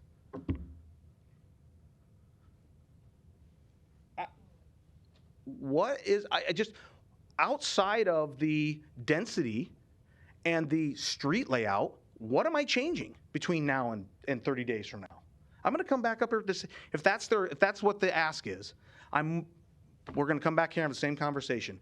But I will sit down with them. We will look at leasing documents. We will look at covenants and give it to them and negotiate those with them, even though we don't have to. I don't know what that negotiation looks like. They want some protections. I don't have a problem. We don't have a problem doing that. My client doesn't have a problem doing that. But to lay us over because they want to have control over how we use our property, I think it's fundamentally unfair. And that has not been my experience with projects of this type. So with that, I'll answer any more questions you might have. Jason, and I don't know if you, Mark brought up the front entry to their neighborhood. Yeah, Do you we have told any them they input can. on that? We've offered they can have an easement here. It's our property. We don't have to give it to them, but we told them, yeah, if you guys want to do something on this front entry, and we want to work through some additional landscaping here along this line, the developer CFM asked us to. We did have it along here. He wanted us to wrap it around and get closer to the units. Let me make sure I understand. You're not building a front entry. You're just giving them land for. Okay. Yeah, or allowing them to put. Allowing them if to they put it they've got on a here. nice entry sign here. If they wanted to do something on the other side, or my understanding is this sidewalk has been a bit of a problem. We've been talking with the developers to try to get that put in sooner rather than later. I understand that a bus picks them up. They wanted this to be somewhat landscape or manicured. If they want to do that and they want to maintain it, I don't have a problem with that. My client doesn't have a problem with that. If they wanted to put a monument, they wanted to mirror a monument sign and make it a little bit more robust. My client doesn't have a problem with that. Okay. Hey, Jason, is that down there where you're talking about the entryway? Is that fenced down there as well? No. Okay. It's not fenced, and then you're not planting any trees along the south edge of that as well? So as people come in... We left it because that was one of the requests that they had. Okay. That they wanted to do something there. We said, okay. Okay. I don't think we have a problem with it. Still don't have a problem with it. Thank you. Jason? Yes. So I'm glad you brought up your client. I don't know who your client is. Okay. But apparently they do have experience in this area?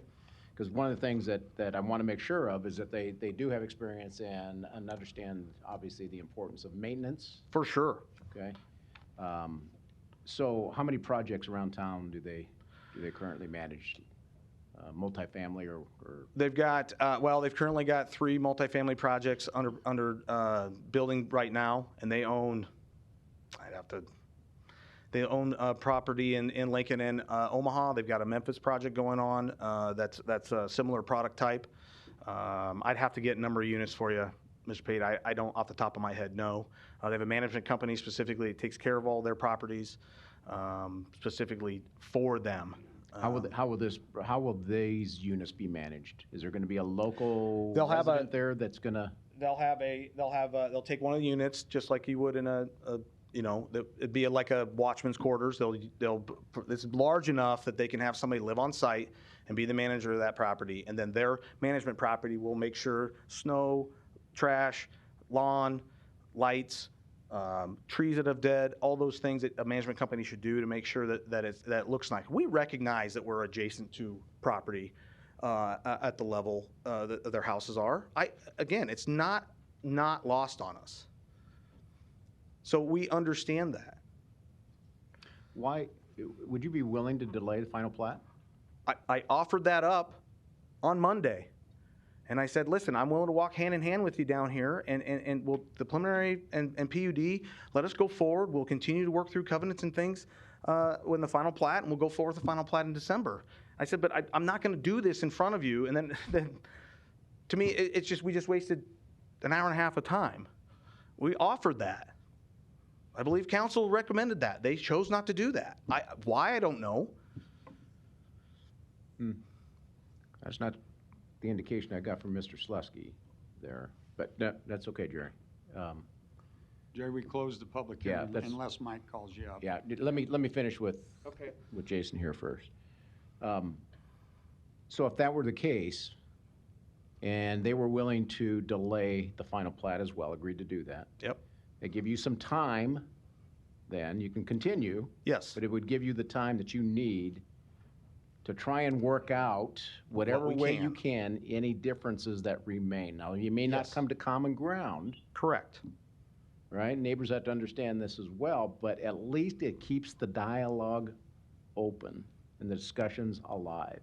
And I think that's very important here. I don't I'm a little disagree. uncomfortable. I'll tell you, I'm a little uncomfortable with it right now unless I can get some reassurance that you will continue to have that kind of dialogue. And by delaying the final plat, maybe that will do it. Well, I don't have a problem with that.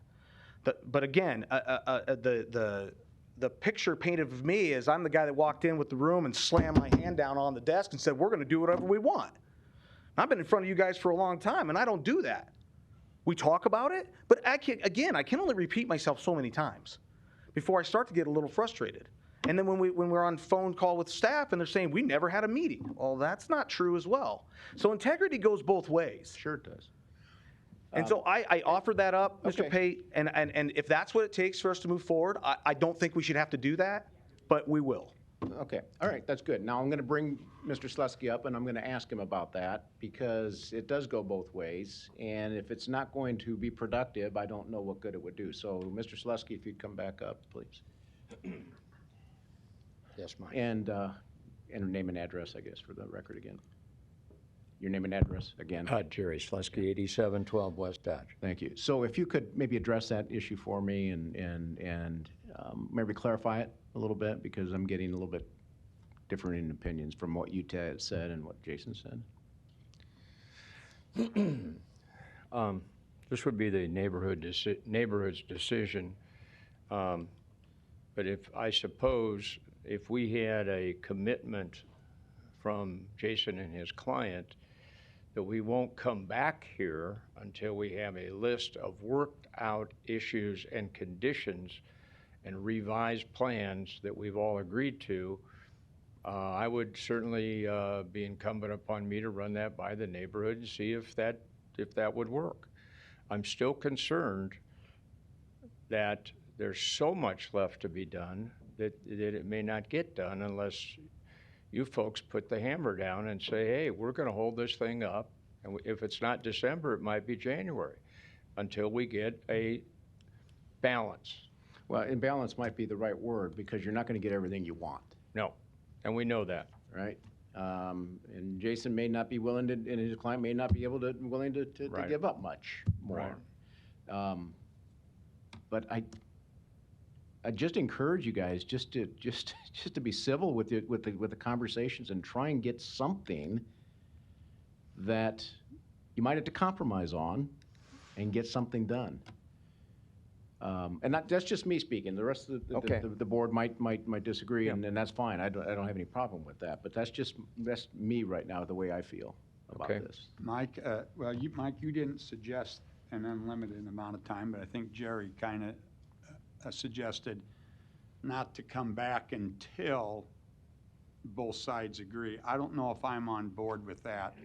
I'm more on board with if we decided to go with a layover for the final plot, it would only be a 30-day layover.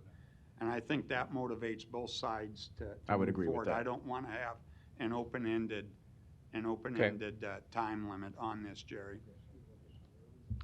I guess I'd also like to comment that there are several of the issues that were brought up that you have concerns are already in our recommendation for what we have to work out before this ever goes to the council. Yeah. And so that, to me, those are issues that can be discussed. Like Jason said, you can talk about some of the covenants and things like that that you think are necessary. But at the end of the day, it's not the city of Omaha's responsibility. It's not a neighbor's responsibility to ensure that a developer puts forth a project that's going to have 100% opportunity for success. That's the developer's risk. That's the developer's opportunity. And so while we may have differing opinions as to whether or not this is a viable project, that's interesting, but at the end of the day, it's his decision. And when he brings a project before the city, our job is to determine that it fits reasonably within what the city plan is and the things that we know that are required for a successful project, such as streets and sewers and density and all these other kinds of things. And that's why we have different zoning. That's why we have mixed use that has its own definition. Our 6 has different definitions. And it's the developer's opportunity to work within those frameworks to try to bring a project to the city that they think is going to be successful and is going to be a good addition to the city. Yeah, Dave, I just wanted, the point you're making, I think there's 27 recommendations put upon Jason and his owners from the city before this thing can move forward. So it's not, did you want to say something, Jerry? No. Oh, okay. So it's not like this thing is going forward without stipulations put on Jason and the developer. Well, specifically the homeowners association, if you will, even though if it's a for rent, they still have these same types of things, the covenant, and that's what he's talking about working out. The other thing is responsibility for the maintenance. He has to demonstrate to the city that that's going to be well done. And also the final subdivision agreement itself lays out a lot of these things that I know you have concerns over. Hey, Jerry, do you know when they put the apartments in, you weren't representing the HOA at that time, that the apartments to the east, did they work in any way with, did they reduce the number of units? Did they, I know they look nice, they've got stone on them and the colors or whatever, but I'm just curious if you got to determine what that project was as well, because, that's not, it's tough to do that sometimes, and we're very empathetic about this whole situation. Sure. But I'm just checking to see if they worked with you as. I wasn't involved. I don't know if you. Do you want to comment? No, I'm sorry, Troy Dietz, 5506 South 208th Circle. We received nothing on the apartment complex. Actually, and they weren't trying to change zoning on that particular project. They actually met the mixed use agreement as far as design. So, and that's kind of where I'm at. I'm like, I don't quite understand why, the entire development has followed that guideline since 2008, and now we're changing that. Okay. So, Thanks, Troy. Any other comments or questions? Well, I'll just Go make ahead, one Rick. response to him. It just, the way mixed-use sites always work is the developer starts out and they have probably 2 or 3 things that they know are going to fit in there right off the outset. And then the rest of it, they've predicted what they think is going to happen. But eventually the market dictates what's going to be there. We are constantly receiving variations on developments that come back to us and say, well, this was going to be this and now we want to do this. And it's all a response to a market that demands that. And that's why those things happen. This is a monstrous mixed-use project.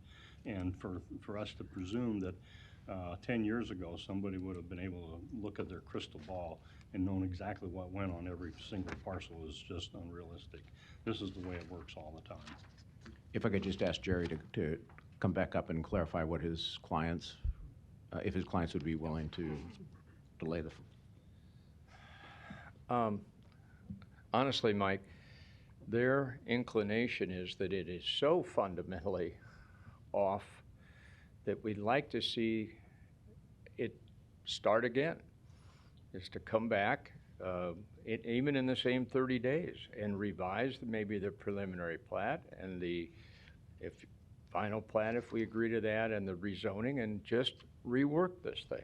That's really what I think they believe it needs, and that's the support we would like to have from this board. I don't know that you're going to get that, but we'll see what the vote. Is that the main focus for? Density, the buffering, the landscaping. The notes mention, this is interesting, they're going to grant a waiver of the setbacks to allow 6-foot or 9-foot driveways. And as somebody said, 18-foot cars. I fought this at 96th and Center Street for that townhome project, and the department put me through hell and back to get 15-foot or 30-foot so we could fit a car on. I mean, it's those things like that, and there are probably 12 or 15 that are fundamental. Yes, we're willing to compromise. We'll make a deal, but we have to have some support. I'm failing to understand about driveways and green space when they're choosing not to live there. So my guess is density is the focus. Would that be correct? I mean, there's a lot of smaller things that fencing and, hey, we want a blue spruce there and whatever, but is it the density? Density is huge. When you look at that up against that single-family subdivision, I understand. It's distorted. Well, I know. I'm just trying to make sure that we can say there's 100 reasons not to do this, but really there's one that catches my attention the most. That's number one, because once you do that, you'll open up more green space. You'll be able to provide buffering. It will be a much more attractive project. And if those are the grounds we're working toward, I'm sure I could encourage the. Well, I'm not saying that that's the grounds that he's going to work toward. I'm just asking the question on what the main focus is. Right. Thank you. I'm gonna try to wrap this thing up a little bit. Jason, I want to give you the opportunity to say quickly any last things you want to make a comment the on. setback they're talking about is up against this section of roadway. I mean, if they're picking at those things, and that's specifically because this, you gotta remember, Coventry is designed to be a huge commercial subdivision. So this right of way and all that pavement is built to that. And of course that didn't come to fruition. So this right of way is incredibly wide. So there's a ton of actually green space there between pavement and our property line. So there's 3 or 4 houses there that are going to be closer to the right of way than staff would like to see. However, if we front these, you either got to push them back 35 feet, but they recognize there's a bunch of space there, and we could go through a right of way vacation and all that, but we'd rather just spruce up these units along the side so that they front onto 207th Street, and it's a nice look as you drive through the neighborhood than mess around with right of way. One last question for you about the length of the driveways. All the driveways are 22 feet from back of curb to front. They have to be counted as parking stalls inside all the courtyards. All right, thank you. Unless no one else has an additional comment, I'm going to go to Eric. Eric, you want to attempt to unravel this? I guess to first start off, the city does not want to play referee. So if there's something that's being laid over, I would request how you word it. We don't want the motion to be that there has to be agreement between these two groups when that appears highly unlikely on all the items. And then I've got both sides coming to the city saying, hey, I want to be put on the agenda.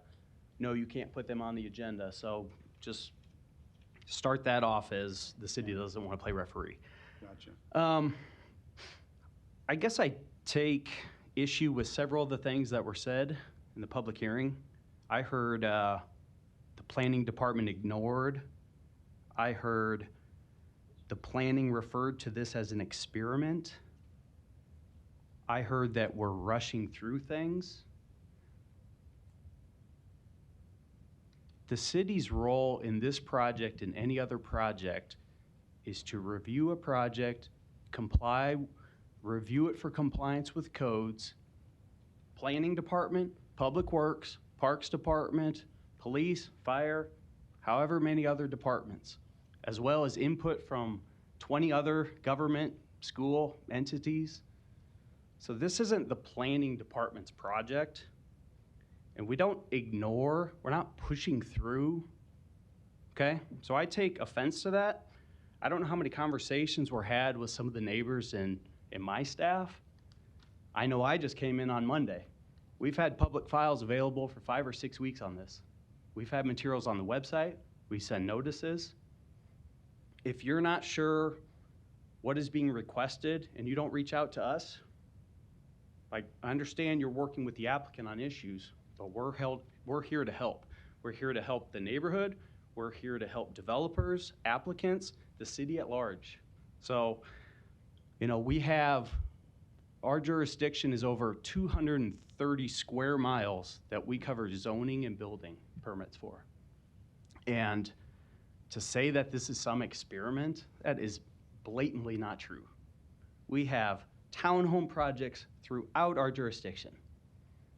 We have apartment projects throughout. I mean, we have all sorts of types of projects, and we have hundreds of years of experience in the people that are reviewing these projects, starting with our planning director, myself, my current planning manager, my long-range manager, my urban design manager, and all the other city planners beneath them. And that's just one section of the planning department. We also have public works, parks, just like I had said. So there was a lot of bold statements, and I did not appreciate some of that, and I think that was incorrectly stated. So as far as some of the specifics of the project, I guess I want to point out the tool that's being used with the PUD and a cluster overlay. This project could be done without a cluster overlay. It could be done with mixed-use zoning, with a major amendment to the mixed-use project, just as Mr. Rosacker had stated. We see major amendments to mixed-use projects all the time. Coventry has had probably a dozen of them for most of the commercial items. Maybe not this lot, but we see it all the time. So mixed-use zoning was an option. Straight R6 zoning would be an option. An NCE overlay was discussed, but ultimately city staff determined that the PUD cluster, in being consistent with other projects that we've done similar to this, was the best tool to use. As far as density, yes, I understand the homes. They're beautiful homes, they're large lots, I get it. So there is a big difference between the density proposed with this project and the current homeowners' homes. But yeah, 3,700 square feet site area per unit, that would comply with R5, let alone R6. I mean, R5, you could have 273 units. R6, which could be supported at this site because it's adjacent to mixed use, could have 410 units. I mean, yeah, it would have to be a different product, most likely, an apartment-style building. But, when we talk density, I understand it's a big change from what's there now, but what's being proposed is more than compliant with the master plan in regard to density.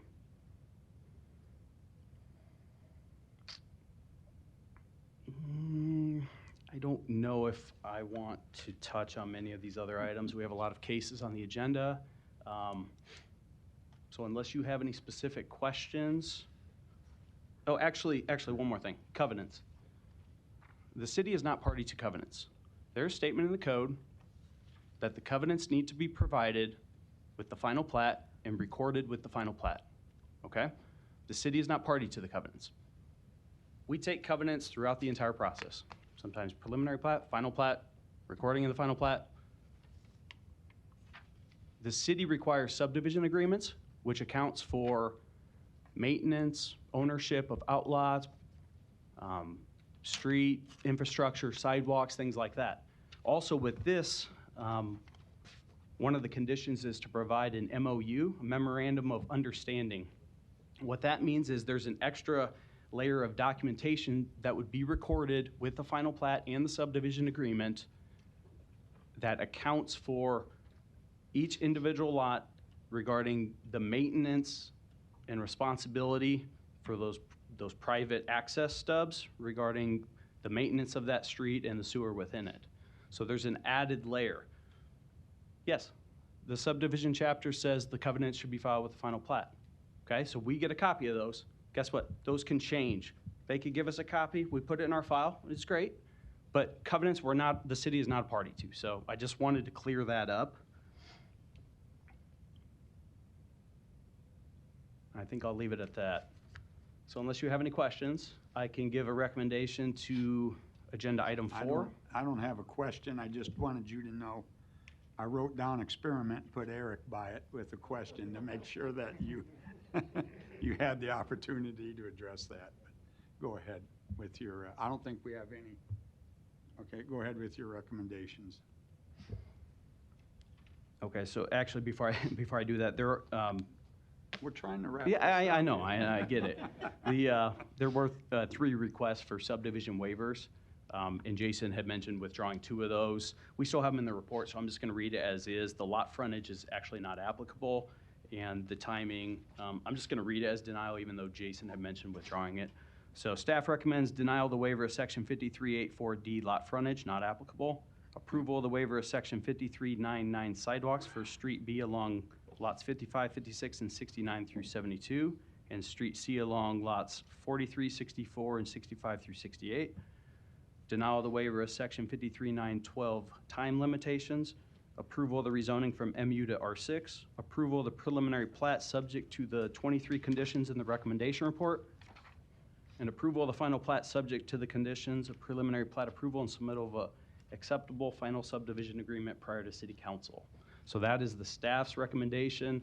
Obviously, you have the ability to modify or see fit how you recommend those. So vote on this item, and then we'd proceed on to agenda 5 for the PUD. Okay. Do we have a motion? And if anybody wants to change the motion, as Eric stated, make sure that we're not putting the city into a negotiating position. This would. Yeah, I was going to make a motion that would include a delay of the final plat, but I am not going to include that in any motions. Okay. Do you have a motion then? Yeah, I'll go ahead and make the motion Okay. to deny the waiver of section 53-84D lot frontage, which is not applicable. Approval of the waiver of section 5399 sidewalks for street B along lots 55, 56, 69 through 72, and street C along lots 43, 64, 65, 68. Denial of the waiver of section 53912 time limitations. Approval of the rezoning from MU to R6. Approval of the preliminary plat subject to the 23 conditions outlined in the recommendation report, and approval of the final plat subject to the conditions of preliminary plat approval and submittal of an acceptable final subdivision agreement prior to forwarding the request on to city council for action. Second. We have a motion and a second. Lisa, will you please record the vote? Morris? Yes. Rosacker? Yes. Pate? Yes. Moore? Yes. Mr. Chair? Yes. Motion approved. Agenda item number 5, Eric, do you want to?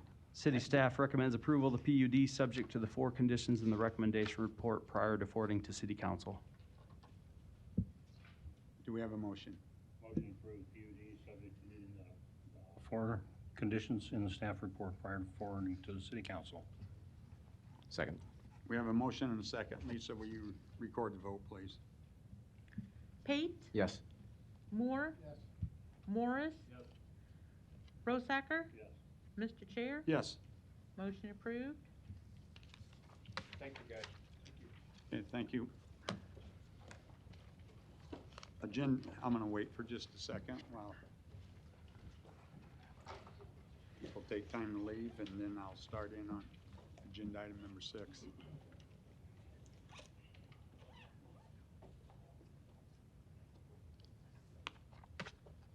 Agenda item number 6, case C8-20-222, applicant Mitchell Pappen, request approval of special use permit to allow general retail sales in the GI district. This was laid over from our October meeting. Location 5719 North 16th Street. May we hear from the applicant, please? Good afternoon, Michael Sands, 1700 Farnham Street, on behalf of the applicant. This project, as you recall, is a Dollar General at 16th and Stores Expressway. When we were before you last month, it was laid over due to some issues that remained and needed to get worked out with the planning department. In the interim, I think we've done a good job and are very thankful for the planning department's input and feedback on that. I think the result has been a site plan that both sides are happy with. We've updated our plans even since we received the report from the planning department, so I think we have most of their conditions and recommendations implemented already, and we'll continue to fine-tune that. So thank you again to the planning department. Happy to answer any questions and respectfully ask for your approval. You were here last month. We discussed it pretty thoroughly last month. And in our pre-meeting, we went over it pretty thoroughly again. I don't know if anybody has any comments or questions. I'll just make one statement that I think both the staff and the applicant, did a good job to work with a difficult site to make it come to a useful future use. So I thank everybody for doing that. Okay. Thank you. Are there any other proponents wishing to talk? Seeing none, are there any opponents? Seeing none, I'll close the public hearing. Any additional comments, questions? Eric. Yeah, there's a lot of detail in the recommendation report that we discussed earlier. And yeah, we have had a lot of conversations and sit down with the applicant, and we are pleased to get to a point where we can recommend approval, and we feel very good about what the project will ultimately end up at. So unless you have any specific questions, I mean, we're adjusting the building some, making a facade change on the eastern side, providing more landscaping on the buffer areas, a screen wall fronting 16th Street and Stores Expressway. Just a comment, Eric. Carry over from the last two agenda items. This is a great example of when Eric said how hard the planning department works with applicants to make something, a project move forward. And this is a great example of working with the applicant in order to please everybody and make it work. So good job. Yeah, no, I think it'll be a benefit to the area, and staff, there was one change to one condition number 10 that the applicant, I believe we got to you, but we'll touch base. Yep. It was just the wording. But staff recommends approval of the special use permit to allow general retail sales in the GI district subject to the 12 conditions in the recommendation report. Do we have a motion? I motion for approval of the special use permit to allow general retail sales in the GI General Industrial District, subject to the 12 conditions in the recommendation report. Second. We have a motion and a second. Lisa, will you please record the vote? Moore? Yes. Morris? Yes. Rosacker? Yes. Pate? Yes. Mr. Chair? Yes. Motion approved. Agenda item number 8, case C3-20-223, applicant, Planning Department on behalf of the City of Omaha, request approval of the NAAF Habitat Project 7 TIF redevelopment project plan. Location, an area generally bound by Sailor Street on the north, Pratt Street on the south, 24th Street on the east, and 27th Street on the west. And Don, you're presenting. Yeah, good afternoon. Don Seaton, Omaha City Planning, on behalf of the project. The NAAF stands for Neighborhood Action and Fact, which is a neighborhood of North Omaha that's bordered by North 24th Street, kind of between 24th and the North Freeway. As you know, Habitat has been very active in working with various parts and neighborhoods of North Omaha. On this proposal, they're in this area in the yellow, a neighborhood action and fact, or part of the neighborhood action and fact between Pratt and Sailor. They're looking at doing 20 new construction single-family homes. These are going to be owner-occupied homes, 1.5-story, 3-bedroom, 2-bath. They're all vacant sites. 3 of the sites had deteriorated homes on them. Those homes have since been demolished.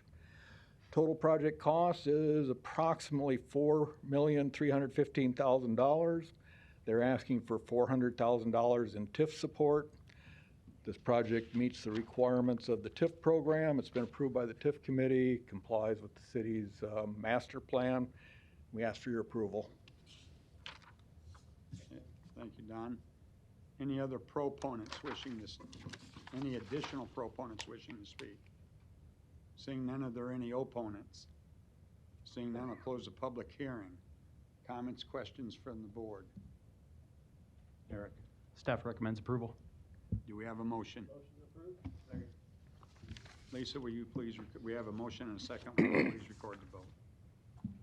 Morris? Yes. Rosacker? Yes. Pate? Yes. Moore? Yes. Mr. Chair? Yes. Motion approved. Agenda item number 9, case C3-20-224. Applicant, Planning Department, on behalf of the City of Omaha, request approval of the Omaha Box Company Building TIF Project Plan. Location, 2501 North 21st Street East.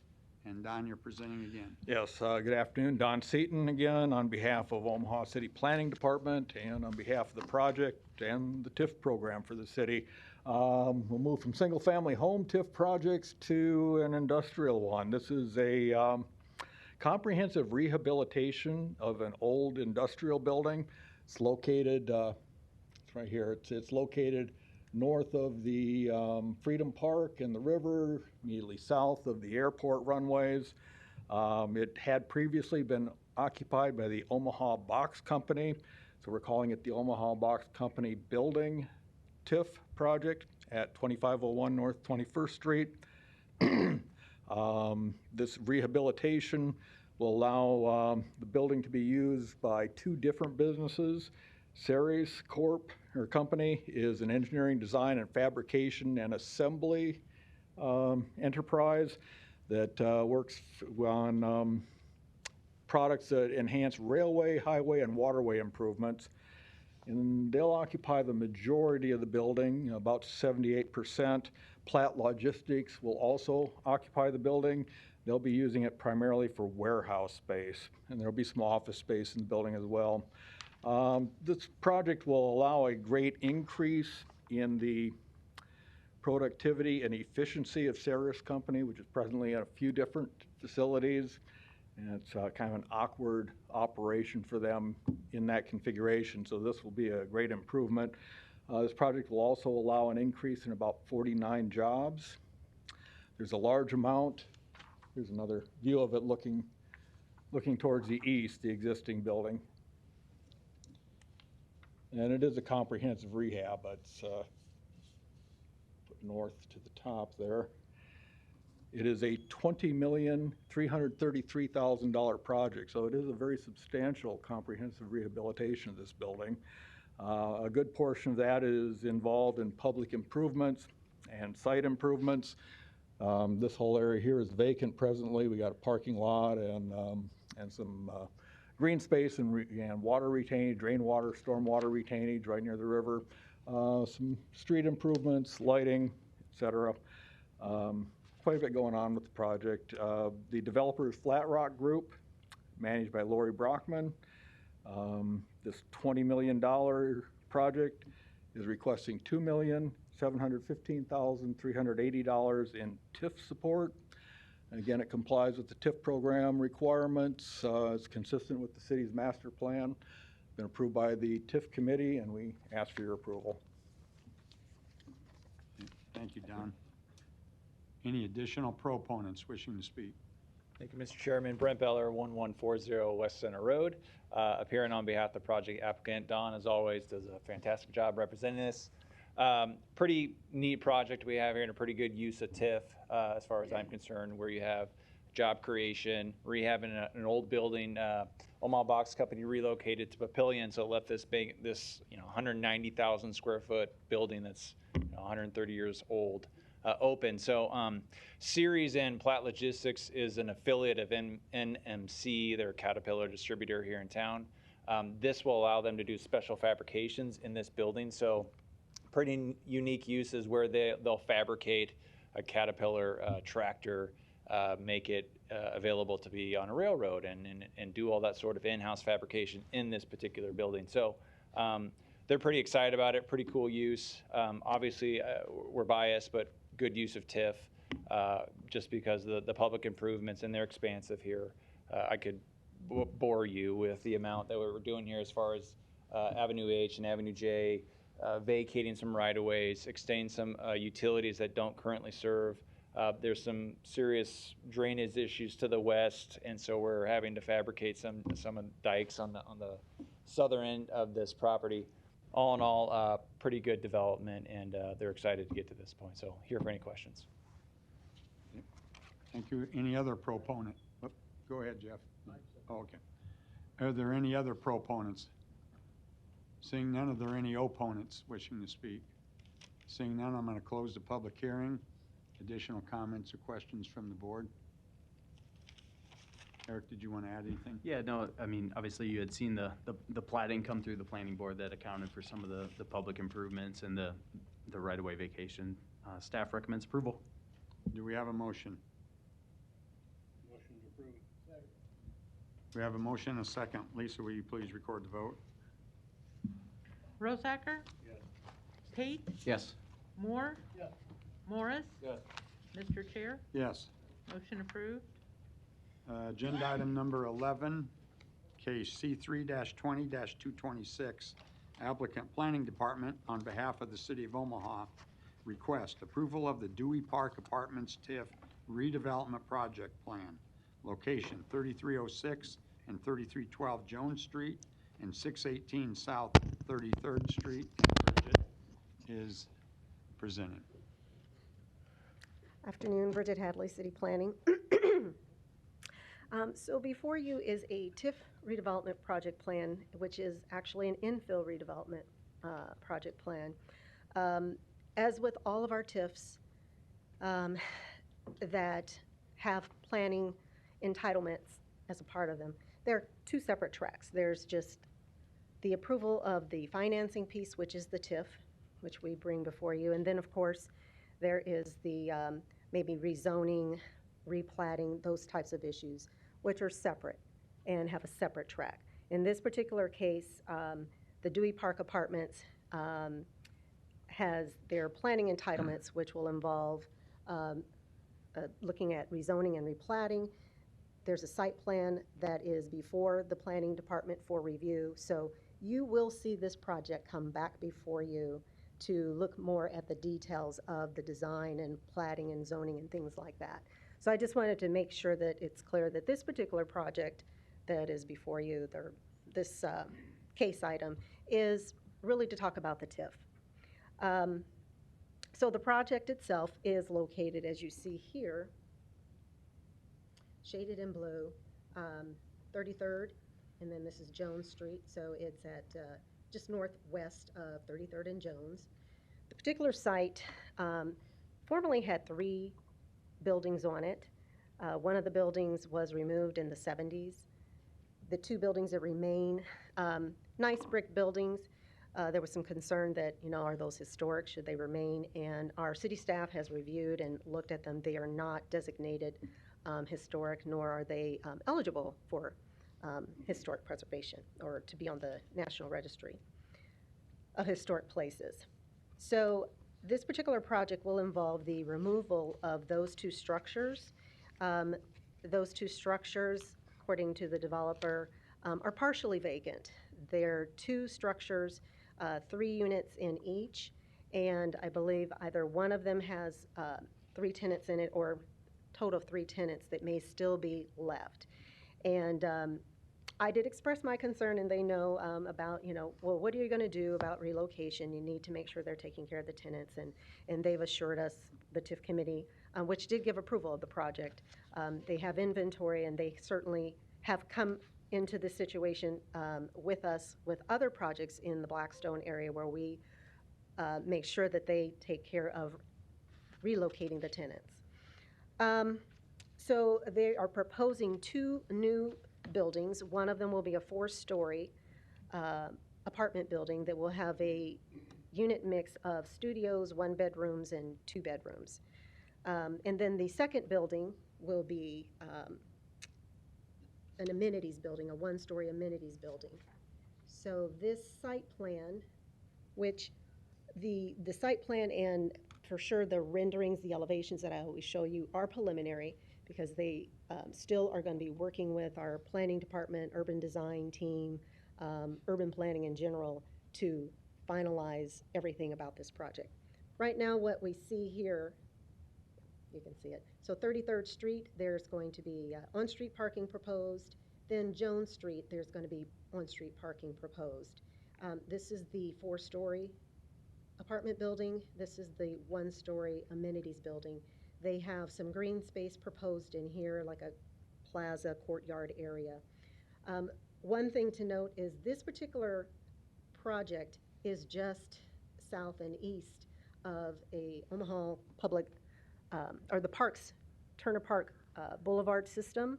So the developers are aware, and we've made it known to them that they need to make sure that they are working with the city staff to make sure that they are in compliance with any requirements that are necessary. And I'll just read specifically that the redevelopment site is located on the south and east of the Omaha Parks and Boulevard system along the Turner Boulevard section, a contributing source of the National Register of Historic Places. Any new development must respect the boulevard system. The applicant will need to continue coordinating with the city staff to ensure that the project conforms with all the city recommendations. So they're aware of that, and we will continue to work with them on that. The project, in terms of zoning, it's currently zoned R7 ACI 1. The applicant has proposed to apply for, they'd like to propose the TOD zoning, which was just approved a couple of weeks ago. So again, because it's under site plan review, the whole project is under review with the planning department, more of those details will be worked out. The benefit bonus, if you will, with the TOD for a lot of these types of projects is it does reduce the parking requirement. One thing we have found with a lot of the developments in the city of Omaha, and I'll just say in the urban core with the TIF projects, is whenever there is that parking component required, especially parking stalls, garage stalls, that always increases the cost of the project, and those costs have to be covered, so therefore the rents are higher. So we have seen projects that have a lot of higher rents. The fact that they are able to, first of all, as I showed, they're providing parking, on-street parking, and then would like to adopt the TOD, which our urban design manager, as he's been reviewing and just talking to him today, said he would like to recommend and suggest that, will certainly help them to keep the cost of the project down. In doing so, by keeping the cost of the project down, they can try to achieve more affordable rents for the tenants that would be in this project. So the zoning you will see, and that will touch on the parking and the TOD. Wanted to talk about the zoning. I know the developer here is here, which is Green Slate Development, who you have seen, who has done a lot of projects in the Blackstone area. Can talk to you more about the rent structure and some other things. I will say that they're asking for about $1.4 million in TIF, and their investment is just a little over $8.6 million for this particular project. And before they step up, here, just as I said, real preliminary elevations. I know you know that there is opposition, and I do believe there are members from the neighborhood who would like to speak. I just wanted to share with you, I did have a couple of conversations with some very pleasant folks yesterday, and we exchanged some ideas, and as I listened to them as well as reading through some of the other comments, I at least came away with 5 concerns that I do feel like we are able to mitigate if they haven't been mitigated already. So one is the historic building concern. As I mentioned, these buildings are not historic, and so that we're not really losing anything of the historic fabric.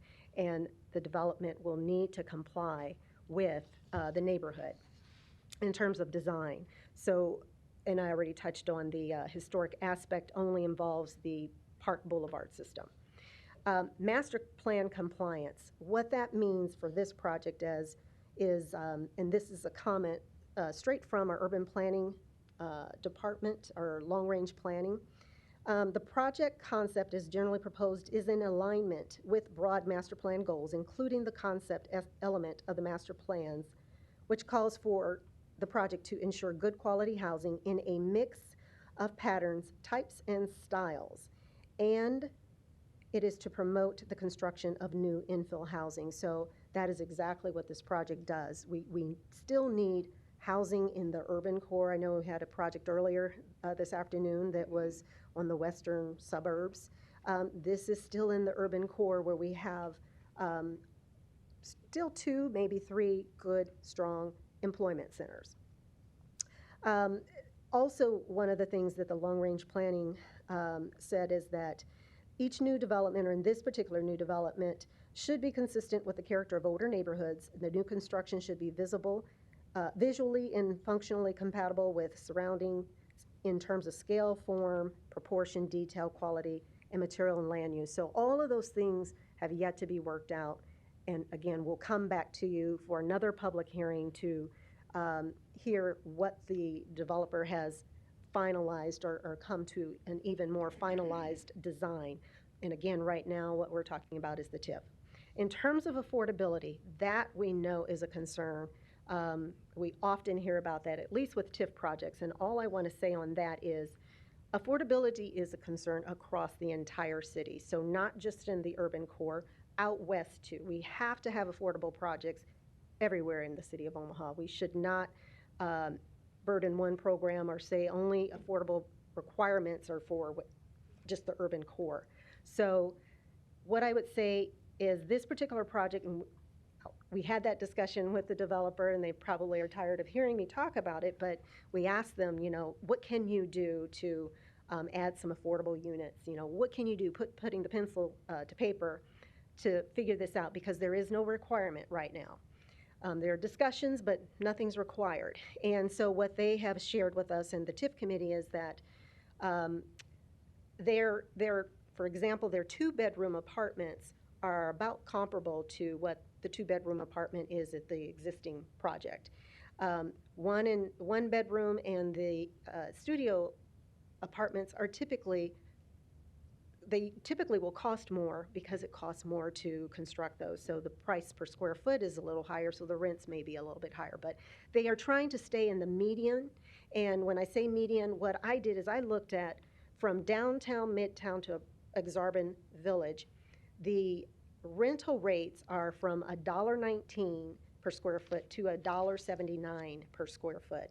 The higher dollar amount is as you get to Exarban. But they range all in there. So what this developer said that they're trying to do is stay kind of in the middle, in the median, to help. You know, they're not able to maybe get all the way down to $1.20 or $1.18, but if they can be in the middle, then they can make a project work, and they can reach some of those folks who need affordability at that particular level. So they can talk more about what they're doing, but I just wanted to point that out, that I do believe this project is mitigating that. And I mentioned about the parking.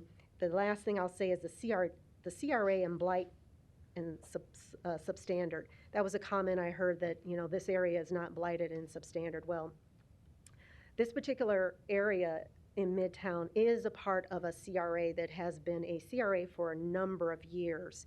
And it's remained that because there are still opportunities within the general Midtown urban core area for opportunities of redevelopment, revitalization, infill redevelopment, just like this one. So I just wanted to point that out, because those were the 5 concerns that I heard that I wanted to just address and say I feel like it's been mitigated or will be with further staff review, whether that's planning or even public works, and maybe even the parks and other city staff. There will be plenty of opportunity to work on this particular project. As well, I'll say that the developers told me they did meet with the Leavenworth Neighborhood Association board, and that they have a meeting with the larger membership in a couple of weeks. So no, they haven't met with the larger membership, but they said they do have one in the next couple of weeks. So I would ask for your approval, just understanding that this is simply for the financing piece of it, and that should this be approved and go to the city council, and should the city council even approve it, that does not mean that they have a project that they construct, because they have to still receive approval of all the planning entitlements that have yet to come back to you and then city council. So with that, I'd ask for your approval. Okay, thank you, Bridget. Any other proponents wishing to speak? Thank you, Jay Lund, Green Slate Development, 3814 Farnham Street. Good to see y'all. It's been a while. This is an exciting project for us. This is about the furthest we've moved out of Blackstone.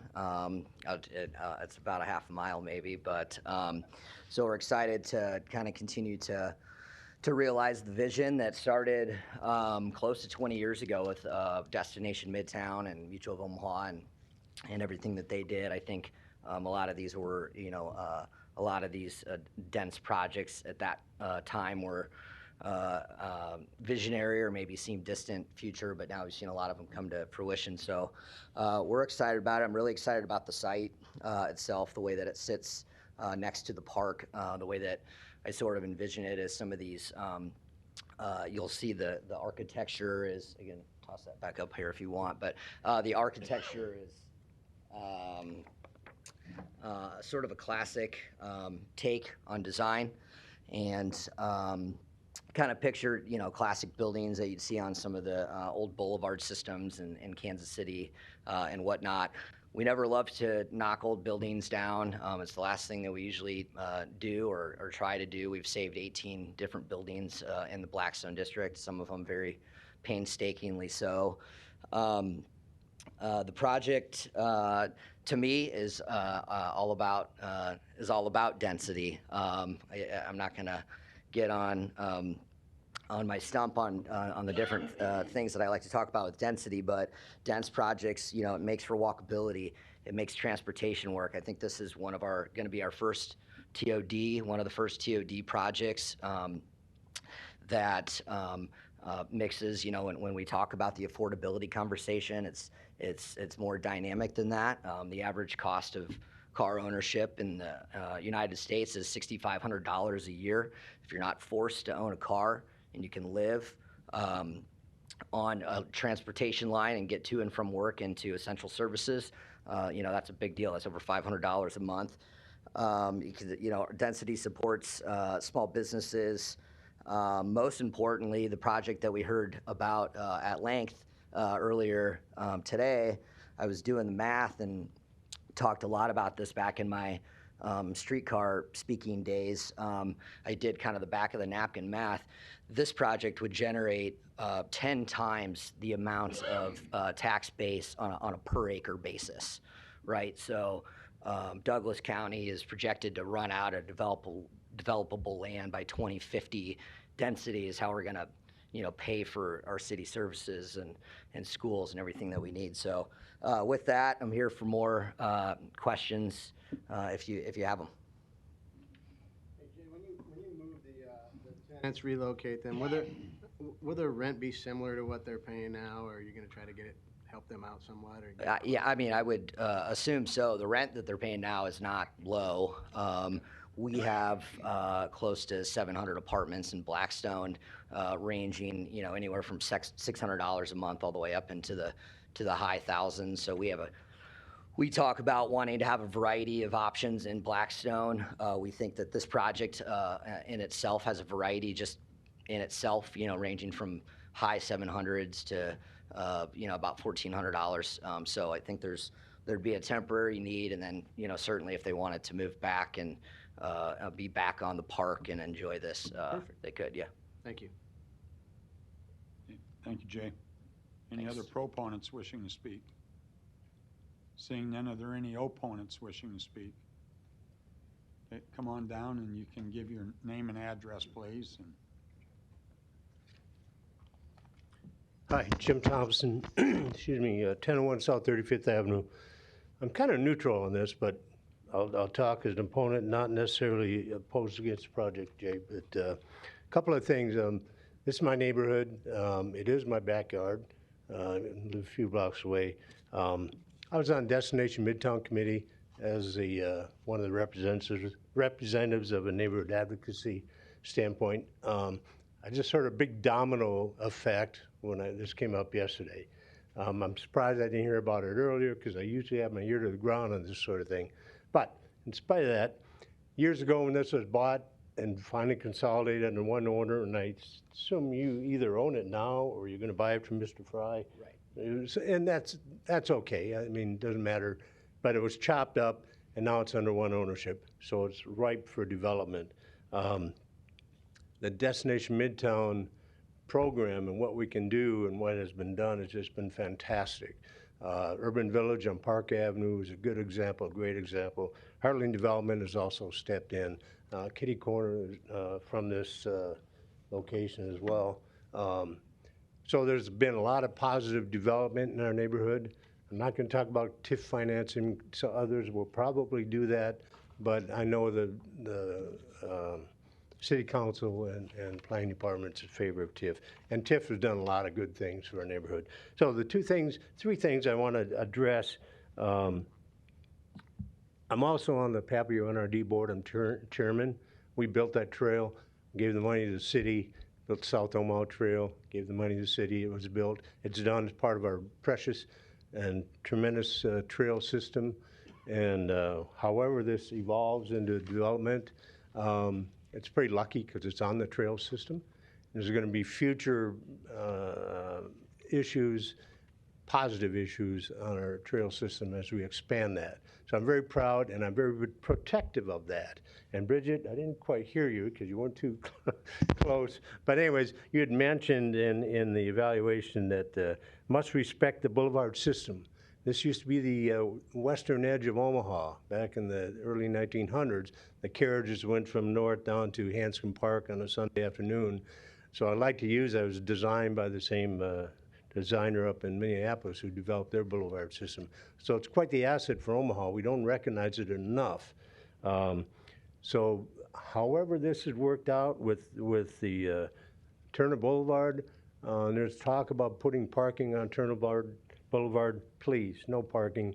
It's a thoroughfare, first of all, but we've got the trail system, as you saw, which was designed for pedestrian, bicycle, not only recreation, I look at it as transportation. The city, with planning and public works, drew the land on the street, so it's a share. You got to share the bikes with the traffic. If there were parking on Turner Boulevard, that would be dangerous. Cyclists don't use the actual trail itself, so that's a key concern of mine as a neighborhood advocate. 33rd Street with the diagonal parking, I'm not clear if that's forward in or back in, and same with Jones Street. 33rd Street is main thoroughfare. It goes way north to terminate on Woolworth Street, and then turns into 32nd. So keep that, don't mess with that from a transportation standpoint. I'm sure it's been studied, but my concern is how that can affect the speeders and the people that use that. That's an important consideration. The design, I just saw it yesterday on my little machine, and I don't know how much brick and how popular it is in this design. I can't quite tell from the black and white renderings. But I would advise that there be more brick across the street. There's a nice complex been renovated over the years. It's a townhouse situation. Around the corner, there's other solid brick buildings. When Urban Village did their thing on Park Avenue, they renovated. There's not enough units in this to renovate it. It's probably beautiful inside with hardwood floors and that sort of thing, but from a practical standpoint, I wear my hat of Midtown development, and I think it's inevitable it's going to happen. I think Mr. Lund is very conscious about developing in the right way, and I applaud him for that. And I hope that continues. As far as the Leavenworth Neighborhood Association, I'm speaking for myself, but I've been involved in that for 35 years, seeing the things develop along Leavenworth Street. Our boundaries, by the way, are Dodge to Pacific, 29th Street over 36th Street. So this is in the heart of our neighborhood association. I think it's quite positive that things, 55 units, I think that's too many personally, but you do the numbers, that's your thing. With that no on-street parking, that's the challenge we always have, however development occurs. Whether the ratio of 1.5 per unit is now down to 0.5 per unit, however it is, I'm not a fan of that because I see what happens especially in our dense neighborhood, Midtown, what happens with the parks, the cars on the street. The plows come and they get plowed in, they stay there till spring. That's a reality. I'm not sure in these diagonals if the city's supposed to plow within the diagonal, but there's gonna be vehicles there, they can't go anywhere. There is a vehicle on Jackson Street. It's always parked on the front lawn, pet peeve of mine. That's a reality in our neighborhood too.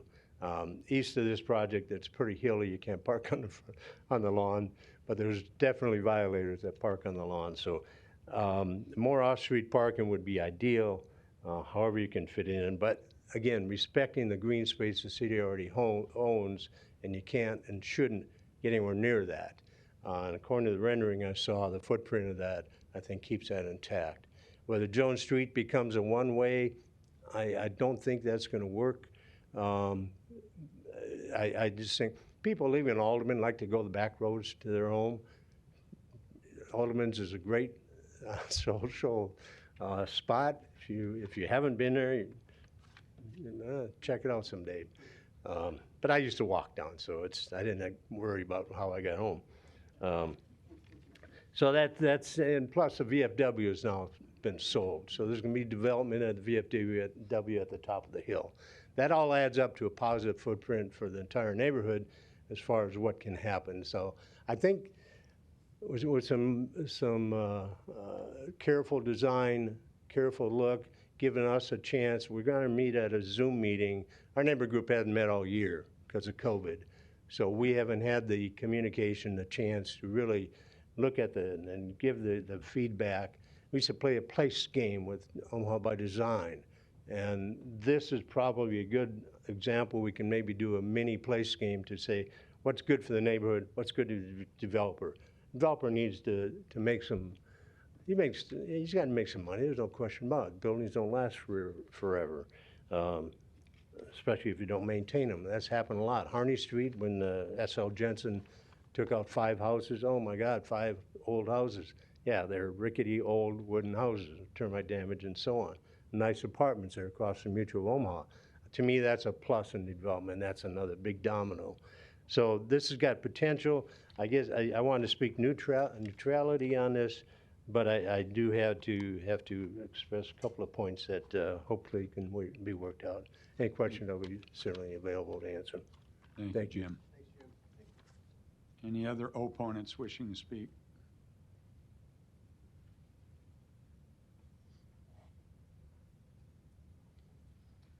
Hi there. I am Brandon Bakke of 4911 Decatur Street. I know that we're, as we've mentioned, speaking mostly to the TIF portion of this project at the moment, but I think it's been very relevant to discuss the project at large, so I have a bit of that in here as well, but mostly focused on the TIF as it pertains to today. I really appreciate the opportunity to speak today. I do have a lot to cover, so I'll be as concise as possible. I'm Brandon Bakke. I'm an Omaha homeowner, and I spent most of my early 20s living on the Turner Boulevard side of Leavenworth Park. I'll be frank and the first to tell you that block was a little bit wild back then. In that time and since, though, I've seen some great things happen to the area, but I can't say that the proposed Dewey Park project would be one of them. I'll get to why I believe that and who I speak on behalf of in a moment here. I think it's pertinent for me to mention that although I propose what's being planned in this park, in the Dewey Park rather, that I am not personally anti-development in any way. In fact, far from it. I work for a company that's relocating to the up-and-coming Millwork Commons area, and I've been delighted to see the empty industrial areas and the crumbling historical buildings transformed into a vibrant new commerce and soon residential spaces. I think ethical repurposing of underdeveloped or vacant land and properties in disrepair, especially with TIF, with the partnership of trusted private developers, is a really clear way forward for our city. That said, though, the Dewey Park project accomplishes none of these things. The existing structures to be demolished serve a vital purpose of providing what is often referred to as middle housing options. These are affordable spaces for folks not well served by a small apartment with no green space or secure parking options that may not yet be able to purchase a home. The two currently existing brick triplexes with secure single-story garage currently in Dewey Park are in good condition and currently inhabited, reasonably priced, and although not legally historic, have been a long-standing fixture of the park. In my eyes, they serve as a great transition from the park space to the surrounding urban area, matching the styling of the surrounding houses and all the other small apartment complexes in a way that a newly styled four-story building simply never can. While it's always true that on some level, the old must make way for the new, I lament what we'd lose and am disappointed by what we'd gain should this project proceed.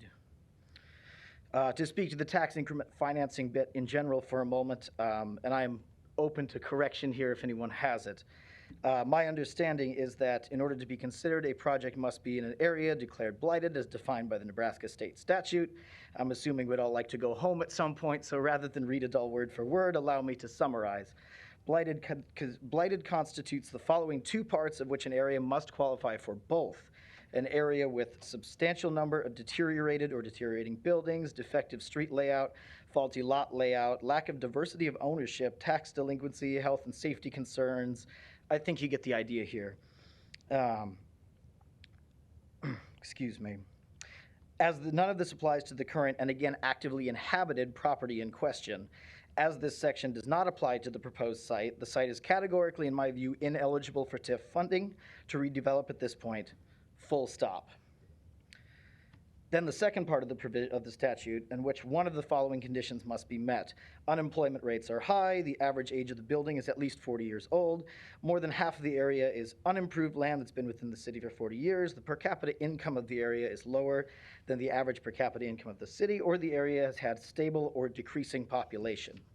The reason I bring up this second section is because it's extremely problematic because it allows this designation based on factors commonly associated with poverty or struggle in a neighborhood, and then allows for tax-funded redevelopment via a private for-profit developer that then has no legal obligation whatsoever to provide affordable housing as a result. In short, I'm getting at the G word. TIF, when used in this way, does not just allow for the possibility of gentrification in a neighborhood, it actively participates and enables it. Low-income folks are pushed out of their homes only to find themselves priced out of their own neighborhood with their own tax dollars, no less. I have brought with me the results of the surveys circulated only from Sunday evening until now that was titled Declaration to the Opposition to the Dewey Park Apartments TIF Redevelopment Project Plan. Awfully catchy name, I might add. In this short amount of time, we received 100 statements of objection to the project. The full statement of objection is here, including 40 personal comments composed entirely by responding community members. Concerns there are comprehensive, ranging from the sure-to-result parking problems, as we heard, the incorrect blighted designation, the ethics of TIF when used in this manner, the likelihood of a new building as an eyesore in an otherwise scenic area. But above all, the most common theme in these comments is a fundamental objection to Green Slate as the chosen developer for this project. Rather than speak personally to this, I request that the Planning Board review all of these comments before making a decision.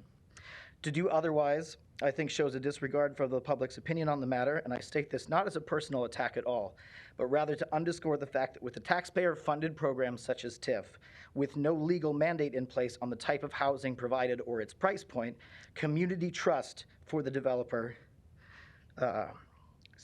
community trust for the developer to do the right thing is paramount, and in this case, it is clearly not present. While it's mentioned in the proposal that the resulting units will be priced in accordance with the market, it is also noteworthy that when companies such as Green Slate operate such a large percentage of properties in the area, many of which are already serving the same purpose as this proposed new construction, the company ends up with a large sway in determining just what the market value for an area actually is. From an ethics perspective, market value seems at odds with the taxpayer-financed program.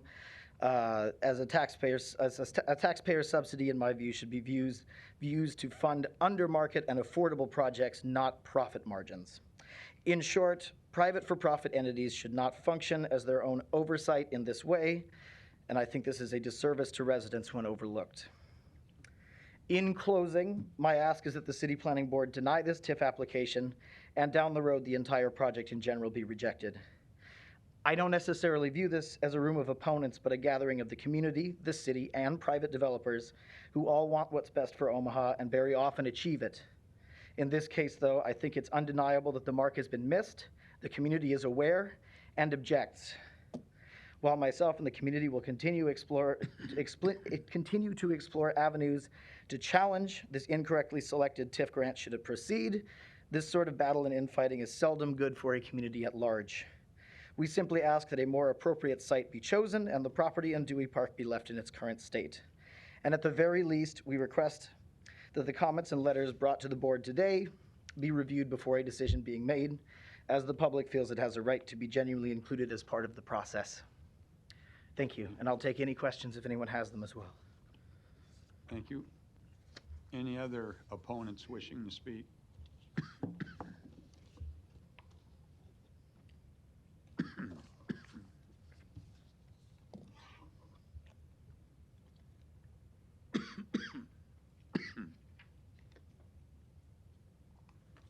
Hello, my name is Sophia Smith. I live at 614 South 33rd Street. And I couldn't hear your name. Could you? Sophia Smith, and I live at 614 South 33rd Street. All good? Okay. I live in one of the buildings that will be demolished if this plan goes through. And if you would read through a lot of the comments and questions and concerns that we have already gathered from the rest of the community, you will see a lot of other factual statements regarding their concern for TIF and opposition to this project in general. But as a resident of this place, I would like to offer a personal perspective on why I oppose this project and TIF in general. These developers do not care about our community. It is apparent, by the way, they disregard our needs at every turn, that they do not even see us as people. It's numbers, it's money for them, that's it. But we, the people, are what keeps the city alive, and we deserve housing that allows us to not just survive, but also thrive. This project will not do that. In fact, the proposed parking, or lack thereof, with this project would eliminate accessibility for many like myself who have physical limitations that require safe, off-street garage parking year-round, but especially during the winter months. To not take accessibility into consideration or act as though these needs do not matter when it comes to housing in this part of town is honestly disgraceful. Omaha, and especially its Midtown area, is lacking an affordable middle housing option, such as the buildings currently standing in Dewey Park. Housing which provides more than just bare minimum for families and other working class people for who apartments are not a viable option, and for those who are yet unable to buy a house. This project will remove practical housing and replace them with cramped, soulless, and unaffordable units the community has no need for, a fact which is clearly being demonstrated by similar new apartments, mostly owned by Green Slate, surrounding the area, none of which have ever been fully occupied and for the most part are unaffordable to the current residents. For these people to claim that their new project will not be overpriced is laughable. Without strict regulation on profit and pricing for TIF recipients, we have to trust, as Brandon said, that Green Slate or any developers coming in will do the right thing. And there are plenty of examples within our comments also where they are not. They have not. They do not do that. For instance, I currently pay $900 a month where I am living. This price falls in line with both affordability and reasonable trends throughout the neighborhood, some of which I am about to list for you. Prices for most studios not owned by Green Slate or any developers range from $500 to $650. One bedroom's going for $600 for $850, and two bedrooms for $800 to $950. And buildings with almost identical space and layout to the current Dewey Park apartments in nearby neighborhoods range from $950 to $1,000, usually max. I have heard that these new two bedrooms will go up to just about $1,200. That's unaffordable for people like us. To remove these practical and affordable units and charge inflated market rates for apartments that won't even provide a fraction of the space, comfort, or beauty currently available should be criminal. But in closing, I'd like to point out that at a time when most people in the area, myself included, have lost all or most of our income due to COVID-19, we as a city cannot afford to keep eliminating affordable housing. People in the community do not have 15 to 20 years to wait for these new developments to become affordable to us.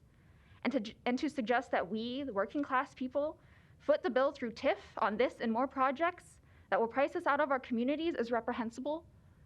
I'm asking that the board do the right thing by the people of this community and deny this application. Yep, thank you. That's all I have. Any other opponents wishing to speak? Okay.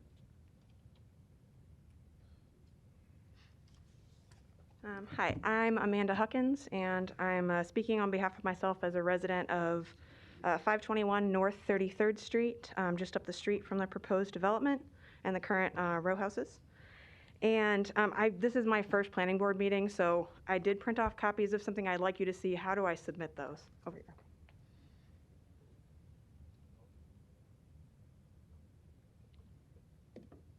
And I know affordability has been brought up, and I guess to start out, I would like to thank the planning department and the board and everyone who works on TIF applications, because I recognize that planning is a public service and that you all have really difficult jobs and don't get enough credit for your advocacy often. And I want to offer that I really see that it's a public service what you do. I also just want to speak as a person who, I said before, I haven't been able to come to planning board meetings because I work 40 hours a week in a fairly low-wage job, providing an essential service of childcare, and it's really hard for renters, low-wage renters, to get to these meetings at this time of day. And I actually know that one other opponent had to leave to go to work. So I always want to bring that up when I have an opportunity to testify in front of a board like this, that I think it's honestly partially that these boards don't hear from low-wage renters enough, that there's such a gap in how we often feel about these projects. I don't think it's malice. I think it's just we aren't able to talk to you as much as we'd like, partially due to the circumstances of our lives as low-wage renters. So a little more background on me is that I live up the street just north of Cass on 33rd in a 100-year-old building that was converted into apartments some time ago. And my apartment's 2-bedroom. I pay $750 a month. It's safe, it's clean, it's functional. It doesn't have a bunch of excess amenities, which makes it priced within my range. I have a beautiful backyard, and I'm close to a lot of really great neighborhood social amenities that aren't just material amenities, and have private parking and all that stuff. So I know it's possible for property owners to offer this kind of affordable housing to people. My landlord lives in my neighborhood, and I think the relationships that I have with my neighbors, what I get out of living in my old building that's maintained perfectly well, and my stable rent, what I get out of that is a lot of quality of life, and allows me to participate in things like this. So I think that sometimes the quality of life of renters is kind of passed over as a really important part of TIF applications. And I know that the law doesn't provide for that being considered. I understand that, and I know that your job is to look at the law, to look at compliance. But when I have the opportunity to come speak at a thing like this, and I appreciate the opportunity to do that, I just have to bring up that affordability piece that's so important. And listening to the very long, drawn-out conversation about Coventry gave me a little more perspective on density in our community at large. And I think that having more townhomes way west would be great, and having more dense apartment buildings, middle west would be great. But as a resident of the Midtown area, I think that I have to echo that it's important for renters to have options and to remove currently standing buildings that are not deteriorating in a way that's beyond an owner-occupier, fixing up. I think removing those buildings is a mistake, and it makes our part of the city more monoculture, a little more. It reduces our options. And so I'm here to also draw your attention to what I passed over was congressional district for District 2 renter statistics from the National Low Income Housing Coalition. And as of this year, this was updated to reflect that As far as affordable available rental units per 100 people, the need for more units is 0 at the 80% area median income level. So there are enough. There's actually an excess by 193 units per 100 people.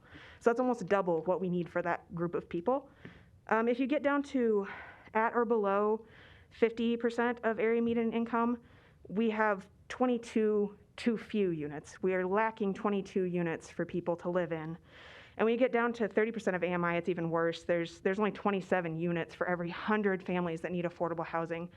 And there's other statistics on here that I encourage you to look at. I mean, renters make up 37% of all households in District 2. And I don't think you're hearing from us enough for a variety of reasons. And I would love to continue having conversations like this, and I hope to continue coming to application proposals and hearings like this so that I can keep bringing these concerns to you, because these are not uncommon concerns. And I echo the previous testifiers when I said that in my community we have a lot of tension and a lot of complicated feelings around how TIF is currently being used. And I think that needs to be addressed a little more. And also, I mean, I heard the developer say that there's plenty of units for $600 in Blackstone. I don't believe those are 2-bedroom units. And as a person who's, helping to raise an 8-year-old, I know that I can't just shove my family into a studio because that's what I can afford. I need a 2-bedroom.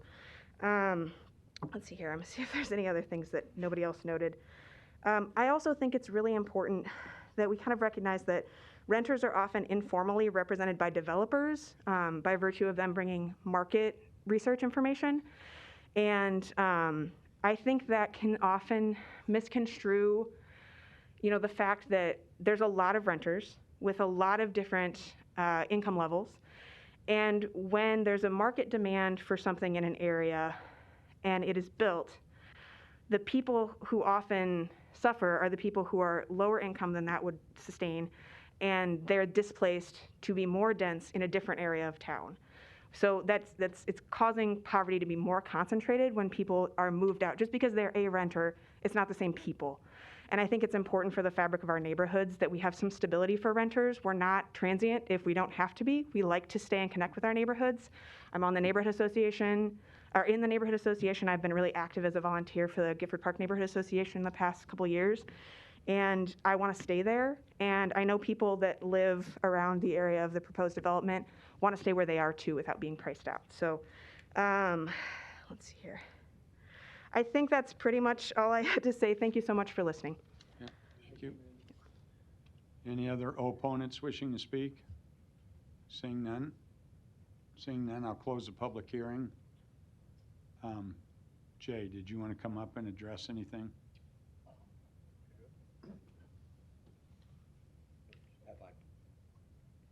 Matt step in here. Matt Dwyer, 3814 Farnham Street. Thanks for giving us some time today, and the comments are eloquent and I think hit center target for perhaps TIF as it sits, down in the legislature. But as TIF sits today, I think we are abiding by the letter of the law. I think I just wanted to stand up for a sec, just as a company. I'm not sure where some of the vitriol comes from. I think we have plenty of that in the world today.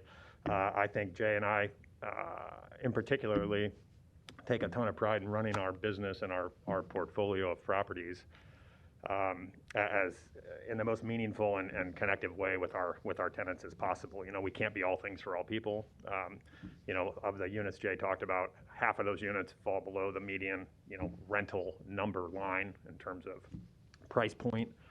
We employ, it's coming up on almost 500 people that, fall within a lot of them fall within an earnings capacity that sort of falls center target for, a middle range apartment price.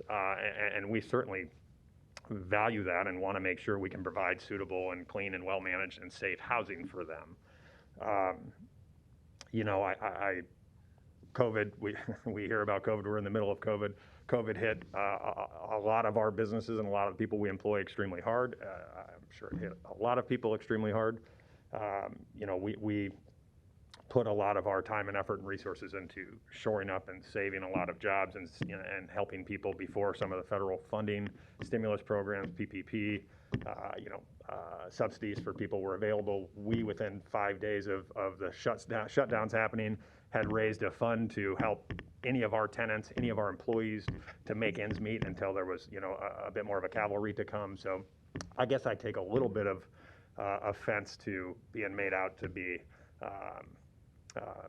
maybe a little less savory or a little more greedy than we really truly are. So relative to this project, the letter of how TIF is to be used, the designation of blight, all of those things are not up to me. I'm following what the statute says, and I believe that our project meets those requirements. So I just wanted to say that. So thanks for your time. Thank you. Add one more. Okay. One more piece to that, just that Bridget covered this. We are meeting with the Leavenworth J. Lund, 3814 Farnham Street.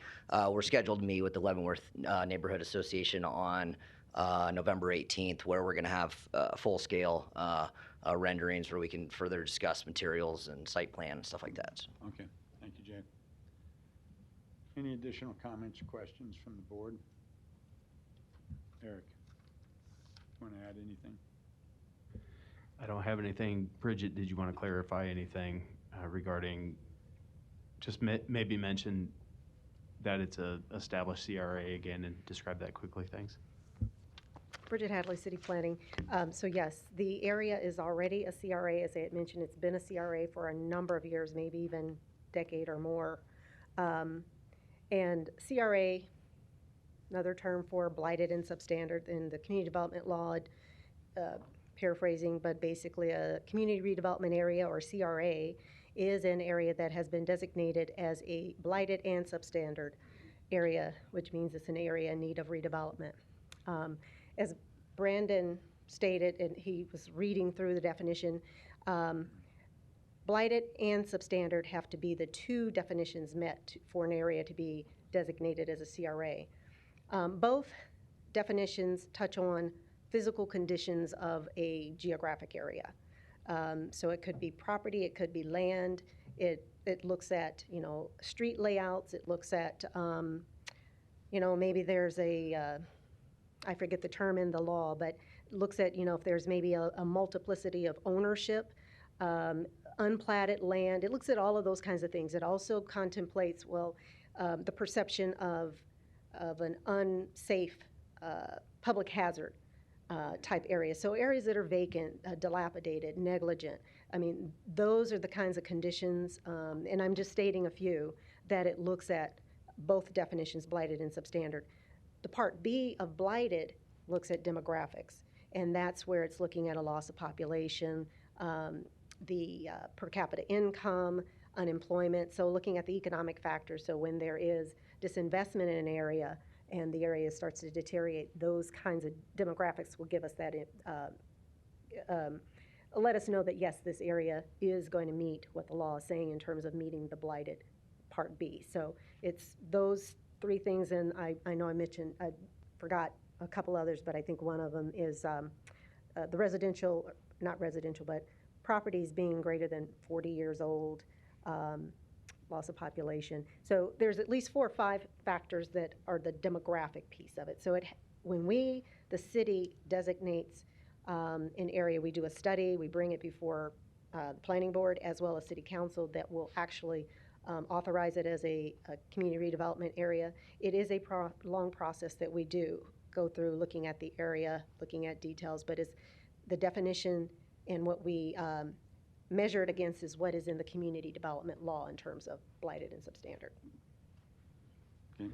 Yeah, I'll just add a few things. So Bridget had mentioned it, but it's currently under review for site plan review.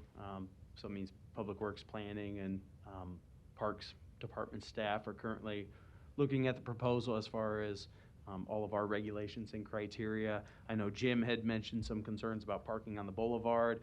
Don't worry, the Parks Department is definitely on board with not allowing parking on the boulevard. And so there's been a lot of internal dialogue, and that review is continuing on. So that would precede next steps as far as potential rezoning, whether it's TOD or whether it's not, whether it's a PUR, just whatever all those options are.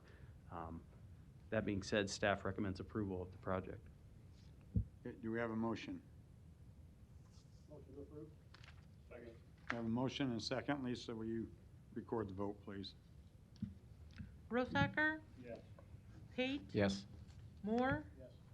Morris? Yes. Mr. Chair? Yes. Motion approved. Agenda item number 12, case C12-20-227. Applicant, Planning Department on behalf of the City of Omaha, request preliminary and final plat approval of Highlander East Replat 1, a minor plat inside city limits with a waiver to section 5384A lot depth. Location, south of 29th and Burdette Streets. And Eric, you're presenting. Yes, I'll present on behalf of the city.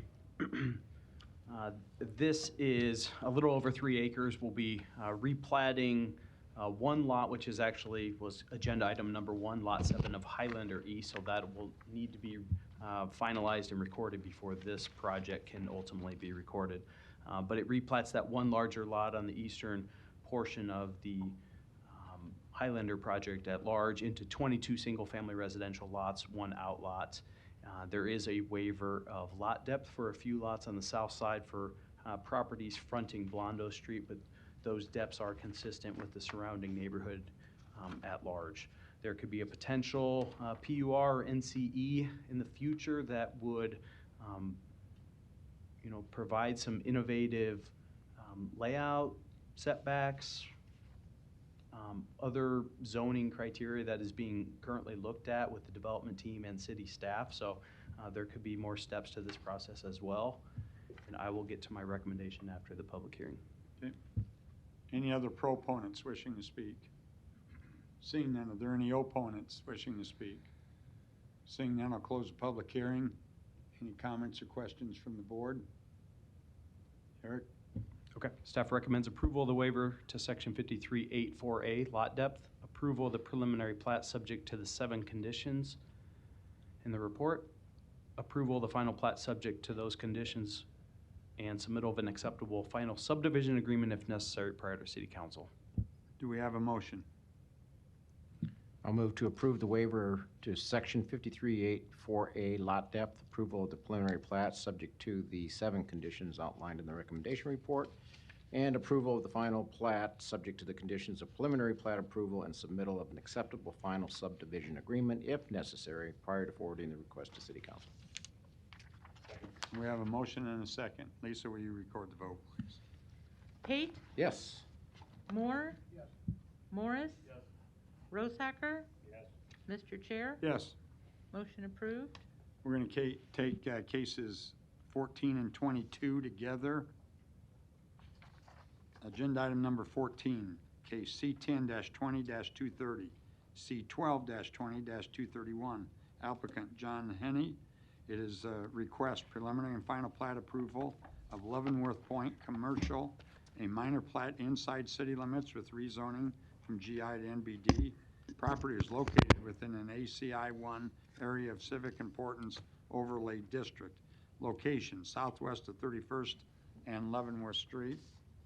And agenda item number 22, case C11-20-238, C8-20-239, applicant John Henney.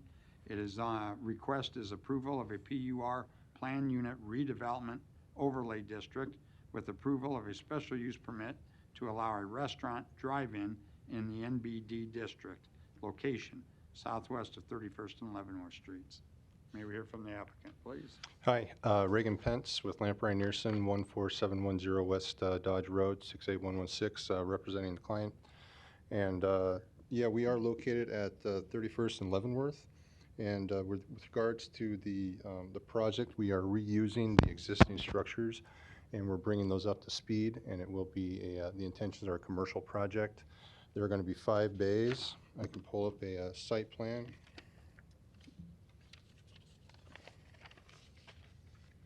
That will front Leavenworth Street. There is an existing parking lot where my finger is. We are removing that parking lot. We're going to turn that into a pedestrian space and a patio, potentially a restaurant patio for this building, existing building right here. There is the existing structures right here. We're going to turn those into commercial bays. We're going to be putting in glazing that'll match urban design's standards. Oh, I'm sorry. There you go. And what we are doing is we are going to put some parking to the rear of the project. And this will be, for the majority, out of view from Leavenworth. So I really like how that's a nice touch to the project. So you will have a nice street presence. There will be a one-way entrance off of Leavenworth. We have coordinated with Public Works, Planning, and Urban Design for the better part of 2 years to get to an approved design. The entrances have been approved by, tentatively by Public Works. And then the parking, we have a one-way circulation parking through the rear of the project. We are going to utilize the alley, the existing alley. And then we are also providing an on-street parking tray that we will be putting on 31st Street.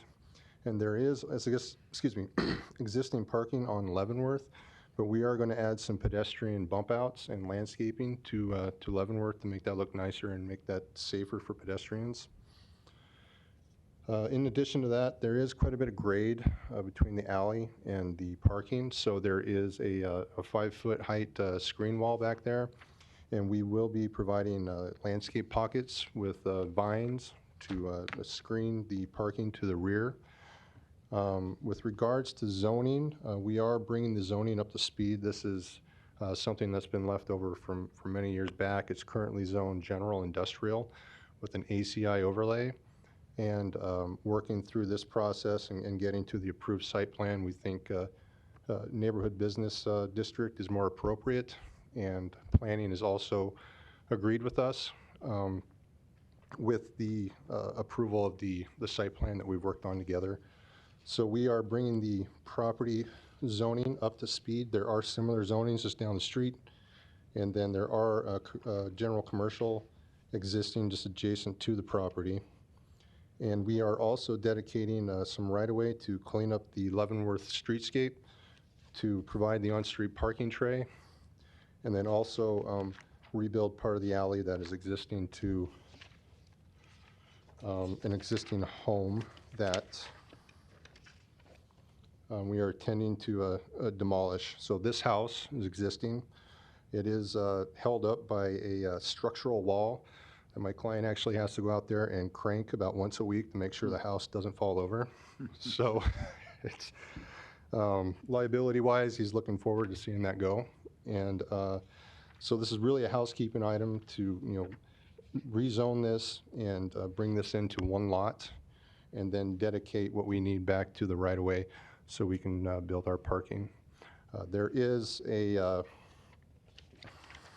kind of drive-through use, and I think drive-through might be the wrong term. It's more of a pickup type of window. And what we're going for is something that's similar to just down the street from at 52nd and Leavenworth J. Coco's.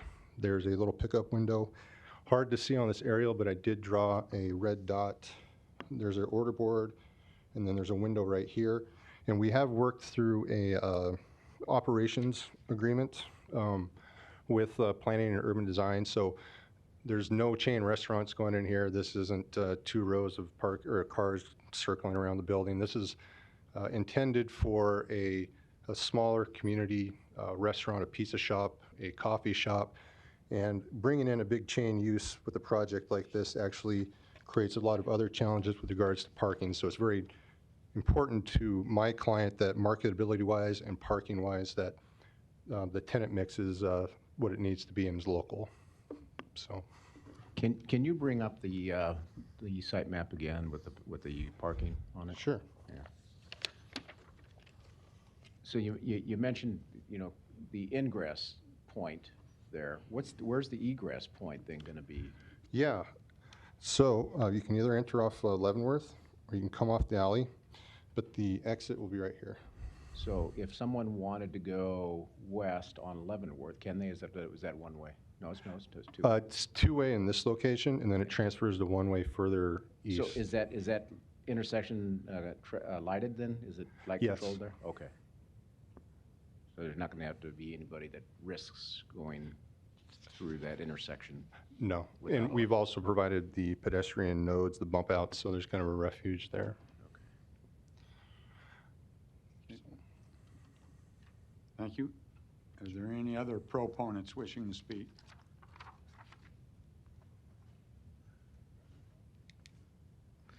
Yeah, I'm John Heine of 912 South 31st Street.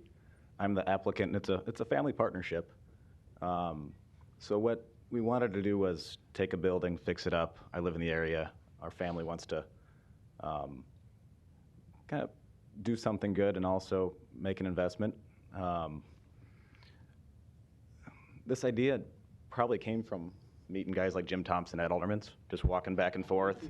I live, like here's an example of the neighborhood. And my day job, I should say, is I'm mostly an apartment broker. I'm at Investors Realty. I've done leasing for small shop spaces, office leasing, office sales, retail leasing. But mostly I broker apartments. And this is an example of all the apartments that have been renovated, upgraded, rebuilt in the neighborhood. So there's about 1,000 units within 3 or 4 blocks. So I think what we have on this intersection is, I think we've created the conditions for tenants to be successful.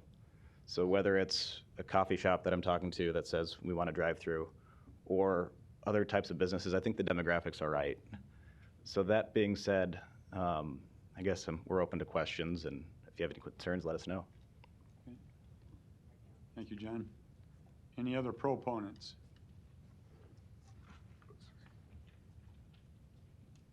All right, Jim. Jim Thompson, 1001 South 35th Avenue, a little bit off the map where he just showed, but I wrote a letter on behalf of John Heine, and this is a tremendous project. You know, Adrian Monk was a little bit, things have to be in order. There's a garage that takes up a portion of the alley, and I told John when he first presented this, that's going to be a straight alley one of these days, and of course it's going to be very much improved. That alley is horrendous. So this project, and especially using the old building, the Alomar building, grocery store, paint store, and all that good stuff, I'm really excited about that. So this is what our neighborhood needs. This is what we enjoy.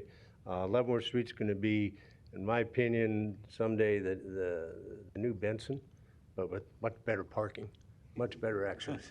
So I highly encourage this. And our neighborhood group has done a survey of sorts, so I can speak behalf of some of the neighborhood groups, since we haven't been meeting, contrary to same with the other project, but this one, we all had positive comments about, so I'm looking forward to it, so highly endorse it, thanks. Okay. Any other proponents? Seeing none, are there any opponents? Seeing none, I'll close the public hearing. Any additional comments, questions from the board? Specific to agenda item 14, staff recommends approval of the rezoning from GI to MBD, approval of the preliminary plat subject to the 4 conditions in the report, approval of the final plat subject to submittal of an acceptable final subdivision agreement if necessary prior to city council.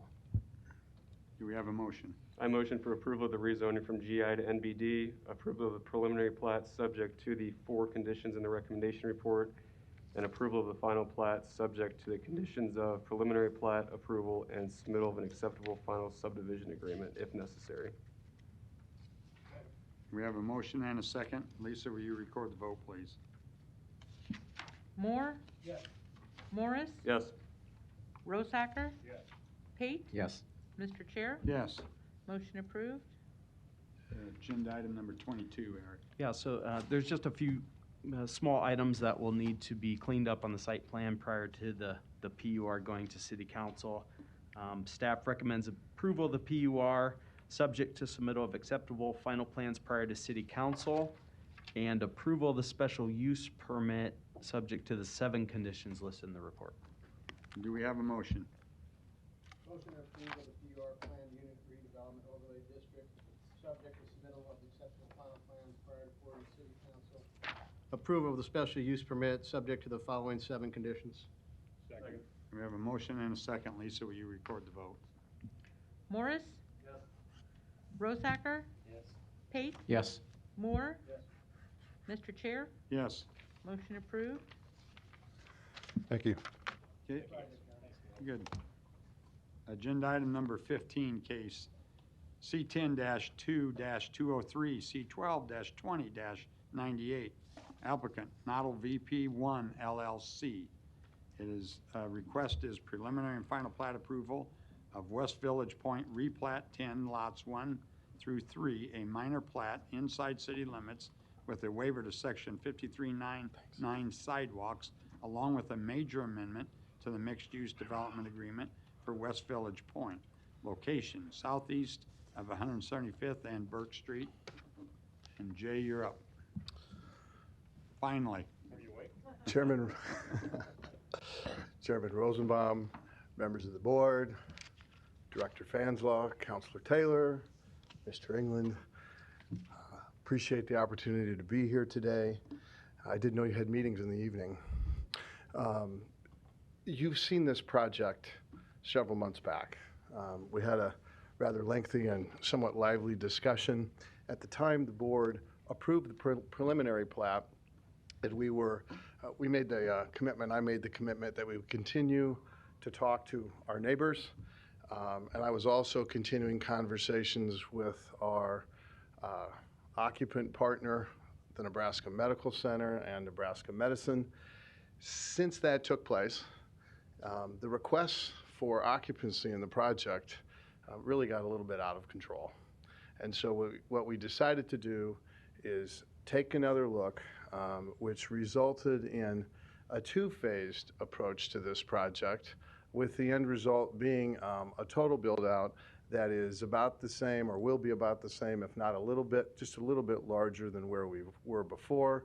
But this two-phased approach allows everyone to take this in bite-sized pieces, or more appropriately sized pieces maybe, and at the same time, it allowed us to address some of the neighborhood concerns, maybe a little bit more appropriately, certainly put more time and space between now and when certain things might happen. As a result of that, we've had Zooms, telephone conversations, and a few in-person meetings. I've attended all of the in-person meetings appropriately masked up myself, but I want you to know that I've been there. And there were some new concerns from neighbors that weren't as concerned about certain things with the first site plan. So what I'd like to do quickly is walk you through the full build-out site plan, and then we'll focus a little bit more on phase one. So Ronald, what am I doing here? No? Everybody knows I can't do this very well. Don't laugh, you guys. What's that? I just bought it? Uh-oh. Yeah, you break it, you own it. Story of my life.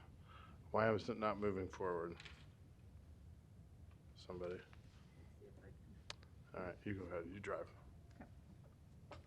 So this full build-out plan will show on the initial drawing 4 buildings. The 110, oh, here we go. You can click the arrows. Got it. So the 110 and the 111 buildings, this is 111, this is 110 to the west. I know it seems backwards to me. 10 should be east and 11 should be west, but we're not going to go there today. That's Public Works, and I think Bob Stubbe went home. Yeah, he did. In any case, originally there was a connector building. There was going to be a parking structure in the northeast corner of the site up here. And we were going to build Nathan Street and a new intersection at Burke, connecting to the existing neighborhoods to the south. What's happened is that we've found a way to break this into 2 phases. Here's what we would look like at full build out, and this is phase 1. So what this does is it allows for a 120,000 gross square foot building on the east. It is tucked up as close to the 111 building as we can do it. There are some life safety matters that don't allow the buildings to get any closer than they are. I believe this is 20 feet. And then it also allows for surface parking on the vacant land just south of Burke. Doesn't change any of the entry points off of Burke, doesn't require any modifications to signalization or anything like that, and it allows for 175th Street to stay open. It minimizes the parking to the south of the east building. Today, I believe there's 244 parking stalls in that lot today. The plan you saw in the spring had 220 stalls, and this plan today has between 160 and 170 stalls.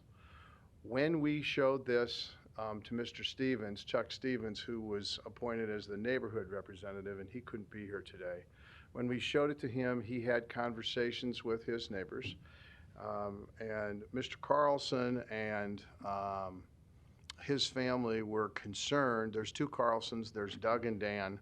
Doug lives over here, Dan lives over here. When we showed this to them, they were concerned about three things, primarily. And I met with them last week at his home with a few of the neighbors as well. He was concerned first that the screening between our property and their property was inadequate in their opinion. So we walked and we took a look at it, and we can help with that by putting more trees in. And these will be trees that provide instant gratification. I can't tell you whether they're 4-inch calipers or 6-inch calipers, and today I can't tell you what species the trees are, but what I think I'm confident in saying is they won't all be the same. And there are a lot of nice trees there today. So we had a conversation about maybe some of the trees go on our property, maybe some of the trees go on the homeowners' properties. And you know, if they're open to that, then we'll go for a walk. We'll put some stakes in the ground, and then we'll do what we normally do, and we'll go find some trees that we feel are appropriate to go there, that are affordable, that we feel can survive. That was one. And kind of as a part of that, they're concerned about while construction is going on, the Carlsons live right here, and they just put a swimming pool in last year. They're concerned about a lot of construction activity while the family and particularly kids are enjoying the pool. So I committed to them that we'll do what we can to erect a little bit more robust construction screening. Not quite sure how we'll do it, but we'll find a way to get something in there that's safe, that's maybe a little bit taller, or there's 2 tiers to it or something to try to help with some privacy-related matters. The next thing they asked about is what about the windows on the south side of the building? I don't really think they asked if we would eliminate the windows. I don't think it wasn't that strong, but rather could we do something about the windows? They're concerned that people could look into their yard. Now, the case today is there are windows in this building here, so we can try, and I've committed to him that we'll take a look at it, to all the neighbors, not just Mr. Carlson. We'll take a look at that. But as of today, we don't have any update on what can be done with the windows, primarily because it affects what happens inside the building at that location. But we're going to continue to work on that. The next thing, and the last thing they asked for, they wanted us to move the building to the north 52 feet. And you know, what we said to them was, wow, that's a biggie, and there's more to it than just moving a building. We didn't get into a lot of the specifics. Really, we didn't get into any of the specifics other than moving the building too far to the north impacts our ability to build an efficient garage in the future if and when that connector building is constructed. And if you recall on the first slide, there is a garage slated for this area at full build out. But we told them we'd look at it. So Mr. Zetzman and I actually went out there and we paced a few things off. We stood on top of a car and looked at the views. And Interestingly enough, within 24 hours, I was able to call Mr. Carlson and tell him, we can move the building 30 feet to the north. And that's what this image represents. The image that had been presented or submitted with our application showed the building 30 feet further south. The other thing that this drawing shows, and there's not a better way to represent it at this stage of drawings, is a very dense line of trees. So we let them know that we could do that. They seemed pleased with that. I have reaffirmed with the neighborhood that all the things we mentioned before about doing everything we can to provide continuous access to the neighborhood, when the connector building is built and when we're working on replacing the current roadway 175th with the new Nathan, we will still do that. There undoubtedly will be moments in time, whether they're 5 days or 2 weeks when the road has to be closed. But we're not going to get in a situation here where they don't have access for an extended period of time. They asked questions about the fencing and the 8-foot sidewalks. You may recall we wanted to put in 8-foot sidewalks on the outside of the property. Fencing, sidewalks, landscaping, all of that will be memorialized in our agreements and on our drawings. I think that they are reasonably pleased. What is different is that this now becomes an operating parking lot in the future that's kind of out there by itself. And so there isn't a way to connect this parking lot to a garage to the north. And you may recall we had a lengthy discussion about could that happen before. It just isn't physically possible. We can get the sidewalk in there and a little bit of green space, but we can't get a roadway in there. So what we've done is worked with Public Works, specifically Mr. Haas and Mr. Fitzer, and our engineers to design what we call a pickle median here that will really prevent cars from coming out of this lot and making a left-hand turn unless they're breaking the law. And you may recall we said we'd put a no left-hand turn sign in there. It's still there. If you're coming in to this parking lot, this is the way in. There isn't a way to go around and do something like that and get in. And it's a compromise. Certainly a lot fewer cars than it used to be. There is no patient entrance to this building from this area. So patients going to this building will initially park in the surface lot, and here's where their access is. It is possible for somebody to park here and come around, but again, that lot's there today, and the lot has been reduced from 244, I believe, to 170 stalls. We are familiar with the department's review and recommendation. It's acceptable.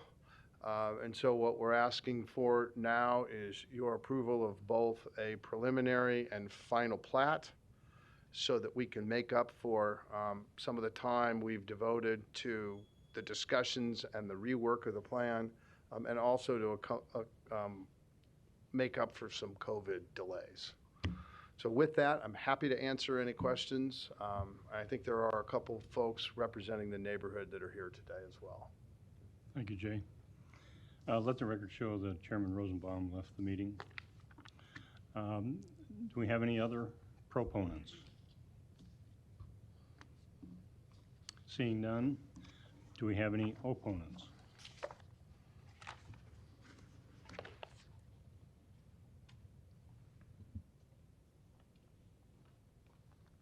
My name's Gary Randall. I live at 17516 Douglas Street. I'm a resident of Village Point Estates. And I guess I'll put I hate to show my writing, but we will, because I was just jotting down notes on my own behalf here. Jay has been great to work with. We have had multiple neighborhood meetings with him. We have worked out so many of the different parts of this development. I almost feel bad getting up here. But it's not going to stop me completely. You know, he has talked about many of the things, and I mean, it's boiled down to quite a small list, and I don't even think they're major. But one of them that would probably be the biggest one is the exit of this parking lot right here to out to Burke Street. And we really don't have, even though he's made this pickle median, when we're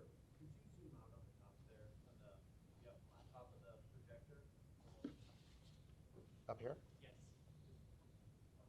There, oh, it's only the biggest piece on there. There we go, thank you. Oh, other way. You want to go the other way? I want to Okay. go the other way. All right. So we can see the pickle. That's as far as it's going to go. But I'll move this up. So the only issue that really has come up is whether the people in the back parking lot, even though we're trying to do whatever we can do to make them not be able to get out through the pickle, I don't think the pickle's going to be there probably until we have the rest of this development, right, Jay? So right now, they could still, in some way, come out, take a left, and go back through the neighborhood, which are really not happy with that idea. But the question would be, is there a way to get them out to, and this is something that Ms. Carnes asked last time we were here, get them out to Burke Street in some form throughout the development? And I didn't have a chance to talk to Jay about that today. I think it might have been raised the other night, but I'm not positive. But that's our one concern that we have in terms of the traffic issue. Ultimately, when Phase 2 is built and when the pickle median goes in, that looks pretty good in terms of people not coming the other direction. So other than a no left turn sign, which we know that people often will not necessarily comply with, this could put 100 and some cars coming back through the neighborhood, you know, coming out at night or going in the morning, although it wouldn't be the most convenient to come in the morning that way. You have to come out off all the way through Pacific Springs and then back around through. Hey, Gary? Yes. What would, you know, if they could take a right and get out to Burke Street and then, you know, go either east or west, why would they go south and go through the neighborhood? Is that to get to 168th somehow quicker? Is that? No, not really. It's just another way It's just out. a way. It's not quicker. Okay. Because they have to go through you have to go through the Village Point Estates, then Pacific Springs, and then all the way down to 168th. So it's not an easy route. Okay. But it is filled with kids and toys and all sorts of things like that, which is our concern. Thank you. So that's really about our primary concern at this point in time. The other piece is either it will be documented through what you guys approve as a board or through a development agreement with Mr. Noddle. And I think he's willing to do that in terms of the other concerns. So that's really, I think, our only issue. Mr. Shaver, did you have anything else? No, that's good. Did you think we got it all? Gary, one question. Yes, sir. So on that right now, so the existing buildings that's there now with the parking. Correct. Can they go through your neighborhood right now? Is there? They can, but the roundabout is there, so they have to slow down. Where's the roundabout at? Oh, exists now. It's not in this picture. I know. I see it. I see it on this. Yeah. Right here. It's right here, and they can come out and take a left, but they have to go through the roundabout, so they usually go to the right. So I haven't really got a huge concern, except there's going to be, more people exiting, basically, because of the adding of the east building. Mm-hmm. So it'll be more traffic. So I guess if there's a better way of doing it, I actually do like this pickle median, and I don't think the rest of the neighbors were able to see that until he gave it to me today, because I don't think I showed it to them. Did they see it the other night? Did they? And what was their response? I didn't get a chance to talk to them about that. Well, Dan is here, but It wasn't. It was actually Chuck Stevens that I was concerned. Chuck was given to Chuck about 3 weeks ago, and he talked to whomever he talked to about it. Then when we had the meeting at Dan's house early last week, we looked at these drawings as well, and they had already seen these drawings. We didn't hear any objections to the pickle median. Okay. Well, as I said, the only concern is traffic flow. So other than that, we haven't got a huge amount of concern about the development. As a matter of fact, Mr. Donald's been really easy to work with up to this point in time. And we'd like to see the safety factor and the traffic factors be addressed, but beyond that, we're in good shape. Okay, thank you. Thank you, Gary. Any other opponents? Seeing none, I'll close the public, what? Sorry. Oh, I'm sorry. Slow on the uptake. My name is James Schaefer. I live at 17504 Farnham Street. Members of the commission, there's just, when the first plan was presented to you, there was some concern about the connector building just as office space there and removing public access for 175th Street. So that was approved. There was two members here objected to that plan, went to the city council, and that plan was pulled at that point in time.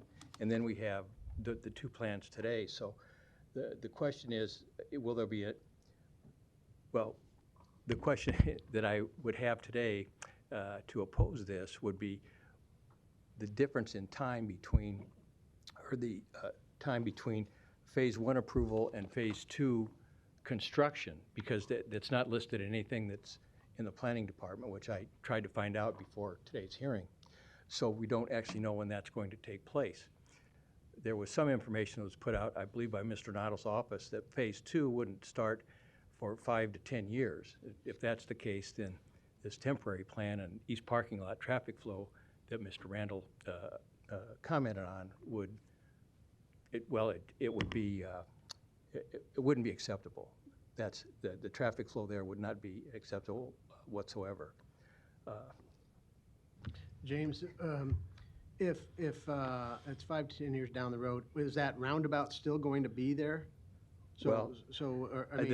My understanding today is that this pickle thing is not going to be constructed until phase 2 begins. Right. So so is there a roundabout there now? And if they're coming out, there's a roundabout there now that allows access north and south on 175th all the way down to Burke. Okay.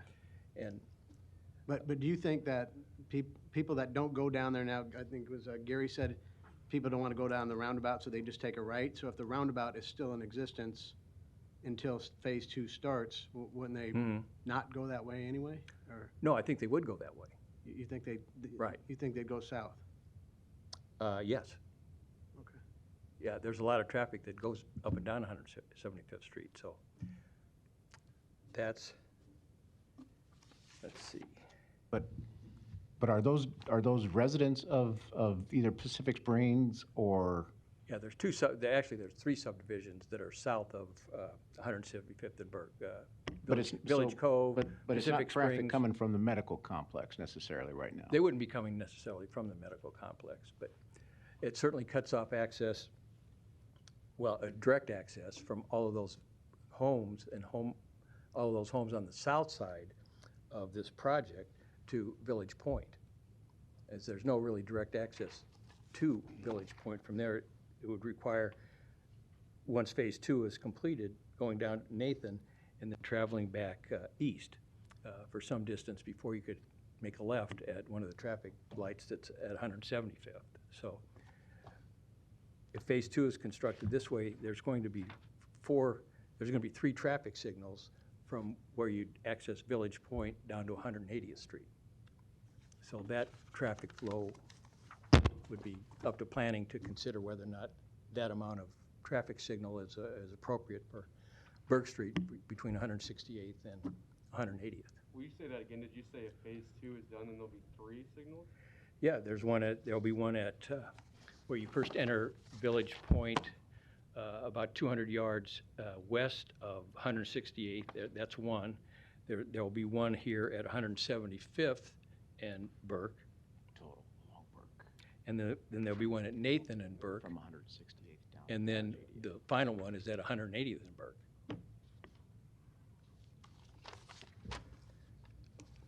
We have staff from Public Works here if you do have any questions regarding traffic signals, the second phase, closure of 175th, and so if you do have any questions on that.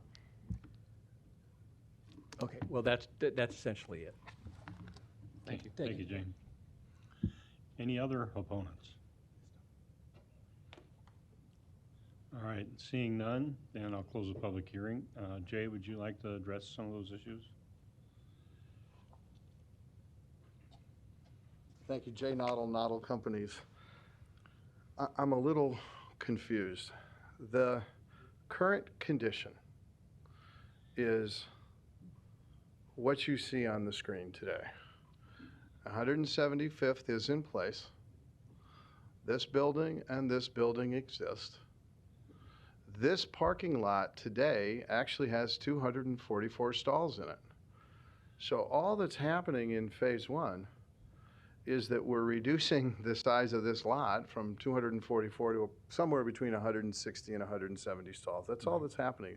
The roundabout doesn't change. There's no additional traffic signals that go in, nothing. I mean, it is, we feel, the least amount of change that the neighborhood could experience. The neighborhoods to the south could or would experience. When full build-out occurs, then 175th goes away. A new signal is installed here at our expense, by the way, and a new roadway is built at our expense, by the way, and the pickle median goes in. So at that point, yes, there is one additional traffic signal along Burke, something which you have already approved with the previous layout and that the traffic study supports. So yes, there will be another traffic signal installed, but access to the neighborhood from this lot, irrespective of how many cars might be in this lot, at this point in time is really difficult because of the median design here. So I don't know if there's some confusion. We tried to make this significantly better with this phasing plan. And with respect to when the second phase might start, we all, I think, are aware that our medical center has a lot of initiatives in front of them. I think they need to see how many of those initiatives, not how many, but how those initiatives play out before they make a commitment to us that would create the need for the connector building in the future. I can't imagine, I have to be careful how I say this, but I can't imagine we would start a second building here within 5 years. I really think it's farther off than that, but. Jay, can you go back to the existing? Yeah. Okay, so right now, as it sits, 175th is open, there's a roundabout down to the south of it, and there's a parking lot that has over 200 spaces. You're gonna reduce that down to 160, 175, and nothing else will change. People that are coming in to go to that parking lot or leave that parking lot, nothing changes? Okay. Well, and you also have the parking on 110 and the 111 that also has access to 175th Yeah. Street to go south if they would choose to. Which exists, and I think that it's important to realize that while this east parking lot doesn't exist today, it's dirt, it's vacant ground, the entry point to the new building is here. Yeah. And I don't know if you're all aware of this, there's an elevation change, pretty significant between this parking lot today and this land down here. So the building is 3 stories, but one of them is substantially below grade. Just sticks out just far enough to accommodate moving it 30 feet and getting a patient entrance in here. So the additional square footage won't impact this neighborhood at all because the parking is up here. Patient parking, right? Patient parking? Patient parking, yeah. Yeah, so and that's what I'm looking at. I would anticipate that most of the patients coming in are gonna come in through Burke Street here. Oh, absolutely. And park in that east parking lot there, right? And You the may- only people that will probably park in that 111 east parking might be people that work Staff. in those buildings? Okay. Yeah. I mean, if you recall last time, we talked about how important it is to improve the patient parking and entry experience. So, which is one of the reasons that when you get to full build out, that connector building and the entry in the front of the connector building is so important. But for now, we cut the square footage in half by breaking it into 2 buildings. and really separate patient parking, patient traffic from this south parking lot. I gotta just comment on both parties' willingness to continue to have dialogue and constructive dialogue about some of the concerns that were raised at the last time we got together here. And so thank you for doing that and getting together, because obviously it's much improved from both viewpoints, I think. And so I'm pleased that you were able to work out some of the main differences there. Well, thank you. You know, collaboration it's always a good thing. Great to work with. That's what he said. Did you write that down? Thank you, Jay. Thank you. Okay, Eric? Yeah, I won't go into too many of the details. I think those have been discussed to a great extent. The shifting of the building, yeah, we did have conversations, staff did, with the applicant, and you know, by shifting that building, it doesn't create any new waivers or anything like that. So staff said that, you know, if planning board recommended, you know, in favor, that updated plans could be submitted prior to city council, so that would be on the record at the city council. So I just want to make that apparent.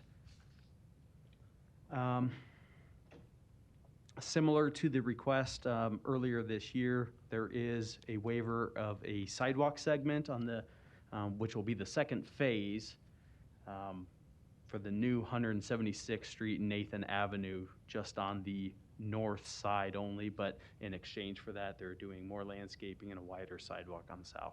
So I just wanted to point that out. Staff recommends approval of the major amendment to the mixed-use development agreement for West Village Point, subject to submittal of acceptable mixed-use agreement and plans prior to forwarding to City Council. Approval of the sidewalk waiver for the north side of 176th Street, Nathan Avenue only. Approval of the preliminary plat, subject to the 10 conditions in the report. And approval of the first phase final plat, subject to an acceptable final subdivision agreement if necessary prior to City Council. Any further comments from the board? If not, do we have a vote? I will move approval of the major amendment to the mixed-use development agreement for West Village Point, subject to submittal of an acceptable mixed-use district development agreement prior to forwarding this request to City Council. Approval of the sidewalk waiver for the north side of 176th Street, Nathan Avenue only. Approval of the preliminary plat, subject to the 10 conditions outlined in the recommendation report, and approval of the final plat, subject to the applicable conditions of preliminary plat approval, and submittal of an acceptable final subdivision agreement, if necessary, prior to forwarding to City Council. Second. Lisa, will you take the vote? Pate, Yes. Moore, Yes. Morris, Yes. Mr. Acting Chair. Yes. Motion approved. Okay, Good luck, case thanks. number yes, thank you, Jay. Case number 19, C10-20-236, applicant Gary Bernstein, request rezoning from R4 to R5, location 1026 North 33rd Street. May we hear from the applicant? Good evening, Michael Sands, 1700 Farnham Street. On behalf of the applicant, I'll be very brief because I already have to send a apology letter to my client with this bill. So I will just give you a little quick context, because I think there are some neighborhood folks in the audience that'll share their opposition, which is fine. But so we're asking for a rezoning from, or my client is, from R4 to R5, and I think you'll find in the planning department's report that's consistent with the comprehensive plan. It's consistent with the surrounding area and neighborhood. But just to give you some background, so my client has not owned this property for very long, just a couple of years or less than that. The previous owner made it into a duplex, a stacked duplex with one unit on the bottom, one unit on top. Marketed it as a duplex. My client bought it as a duplex, and you know, for shame for not knowing that the zoning didn't match up. But for these kinds of investments, you don't go out and get a zoning letter to make sure that you know, your bank doesn't ask for a zoning letter or anything like that, like they would on a bigger project. So unbeknownst to him, it did not comply with zoning. Duplexes are not allowed in R4. He was notified of that very recently. He had one of the tenants move out, so he is in compliance now. But now, at this point, he's trying to salvage his investment. He did not. He was not the bad actor as far as the construction that was not in compliance with the zoning code. He would like to fix that via your guys' the board's approval. I'm certainly happy to answer any questions that you may have, and I would just add that without this approval, it really makes the property unmarketable. No single family is going to move in and convert it, spend a ton of money of converting it into a single family residence, and nobody is going to buy it as an investment property for a duplex either if it doesn't comply with zoning. So we ask for your approval, and I'm certainly happy to answer any questions that you might have. Okay, thank you. Thank you. Any other proponents? Seeing none, are there any opponents? Please come down if you would like to speak.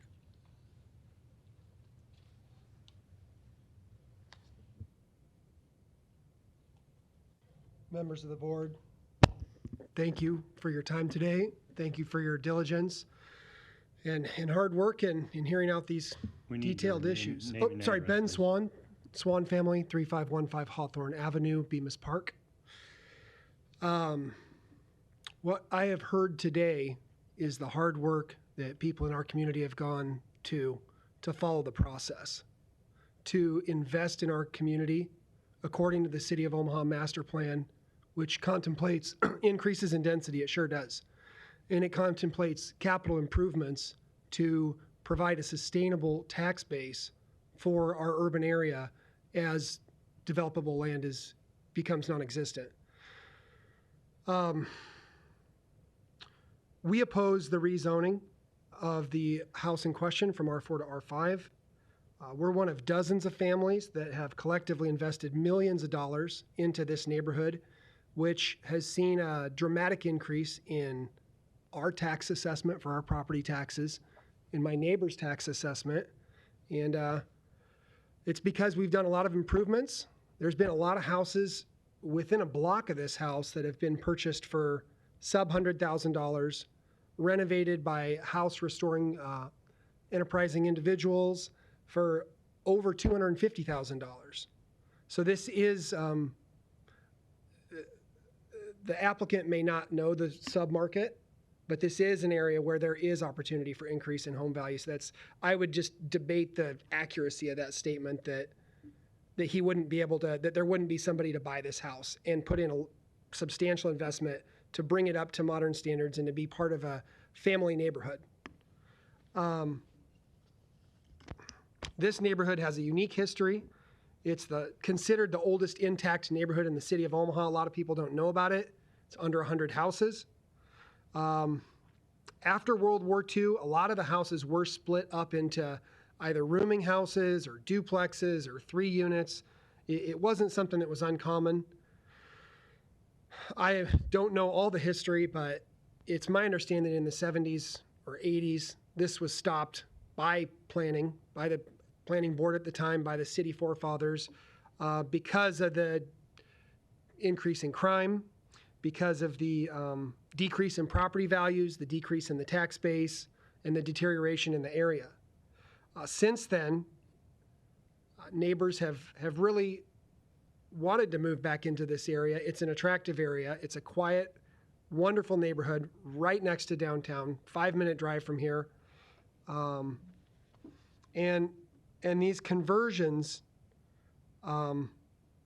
would not, it's my understanding that they wouldn't be allowed if they were applied for today, because while they do increase density, they don't increase quality.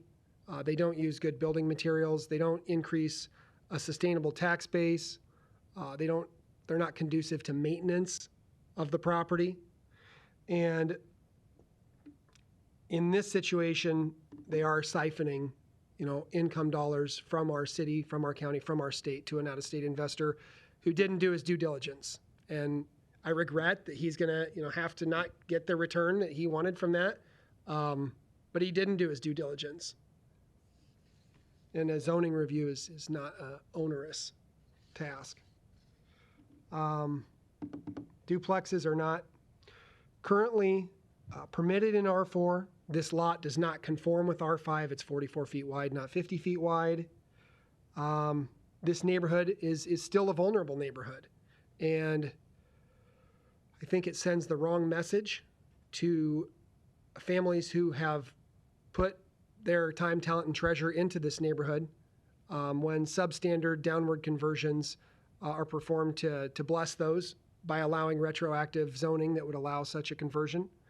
And, families like mine who, and my wife and I, we restore historic buildings. Most of them are commercial. Some of them are mixed use, multifamily. And we go through the process with city planning. And it's a challenging process, especially at the small scale that we operate on. And I've gotten permits. I've paid fines for stuff where I haven't followed the process. And I endeavor to do a good job to build up our tax base and to build up the urban infrastructure in our city. And so I think R4 to R5 would reward maybe not a bad actor, but an unintended, purchaser of a property that did have a conversion that was not permitted very recently. So again, I thank you all for your time, and have a good evening. You've been here a long time. Hope you get home to dinner here. Thank you. Thank you. Yep. Thank you very much. One of many. Any other opponents?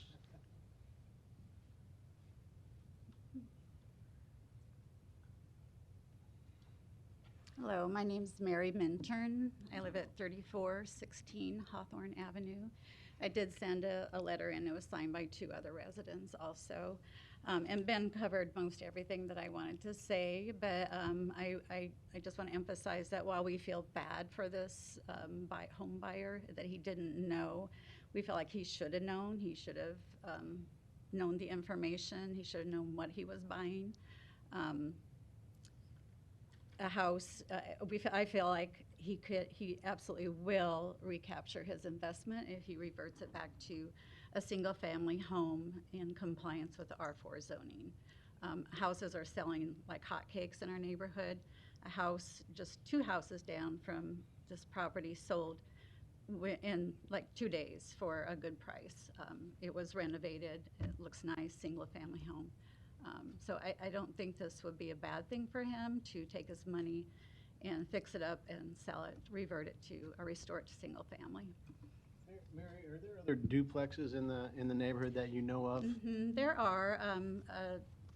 Most of them are very old and they were grandfathered in, so they were built there as duplexes. Probably with no permits and everything like this. This No, other one maybe. There are some really nice historic duplexes. Oh, okay. Yeah, we have a couple of those. And they've been, 2 of them are in the historic district. We have part of our neighborhood is the landmarks district. Because some of the, I asked about that, because some of the letters that, we read seemed like people were worried about that if we go ahead and grant this R5, that people are going to go back to build, converting into 3 and 4 plexes, which is not what would be allowed. I think the worry was that this would just, we've been through so much in the neighborhood over the years, last 30 or 40 years, trying to get homes reverted to or converted back to single family. Some standards. Yes, and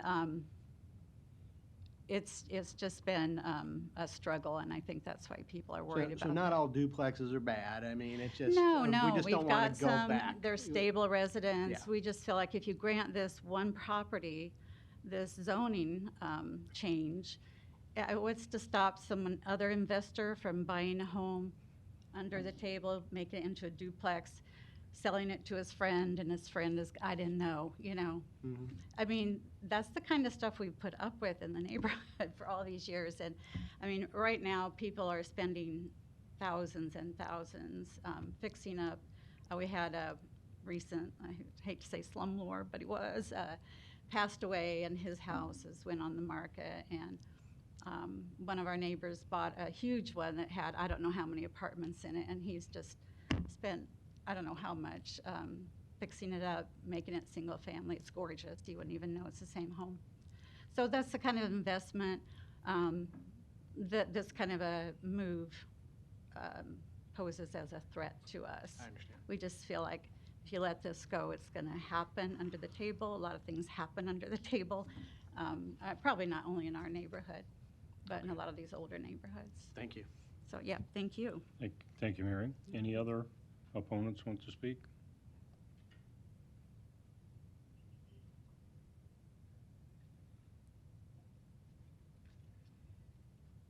My name is Judy Alderman. I live at 1041 North 34th Street, and I also sent a letter of opposition.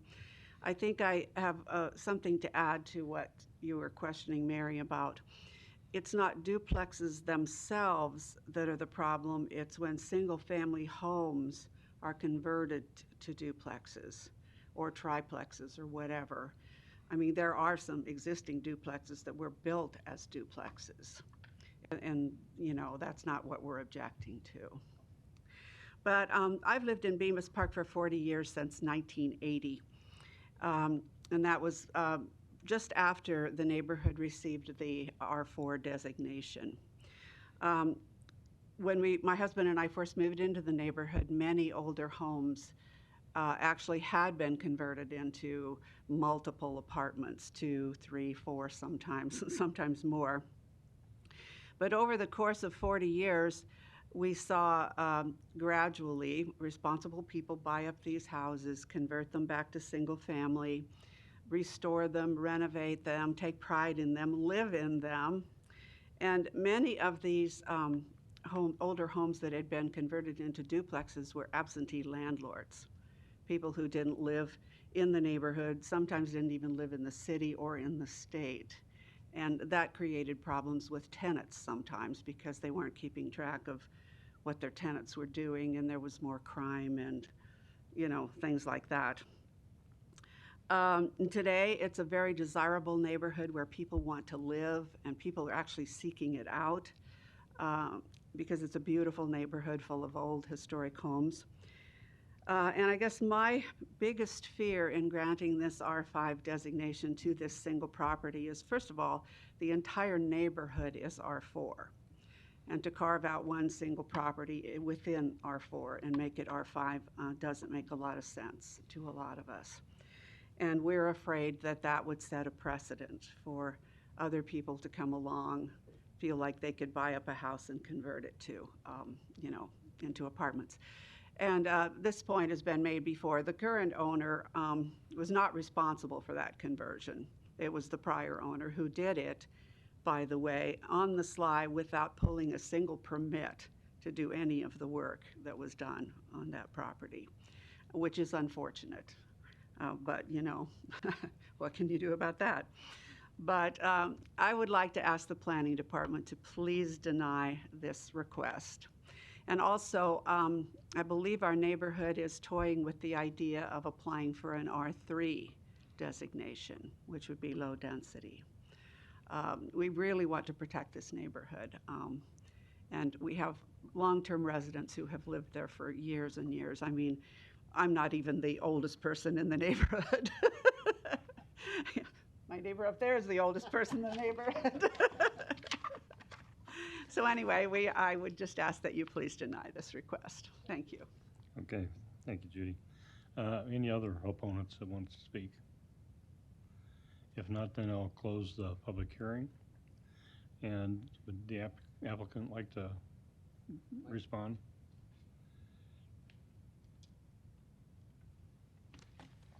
Thank you. Michael Sands, 1700 Farnham Street, Omaha, Nebraska.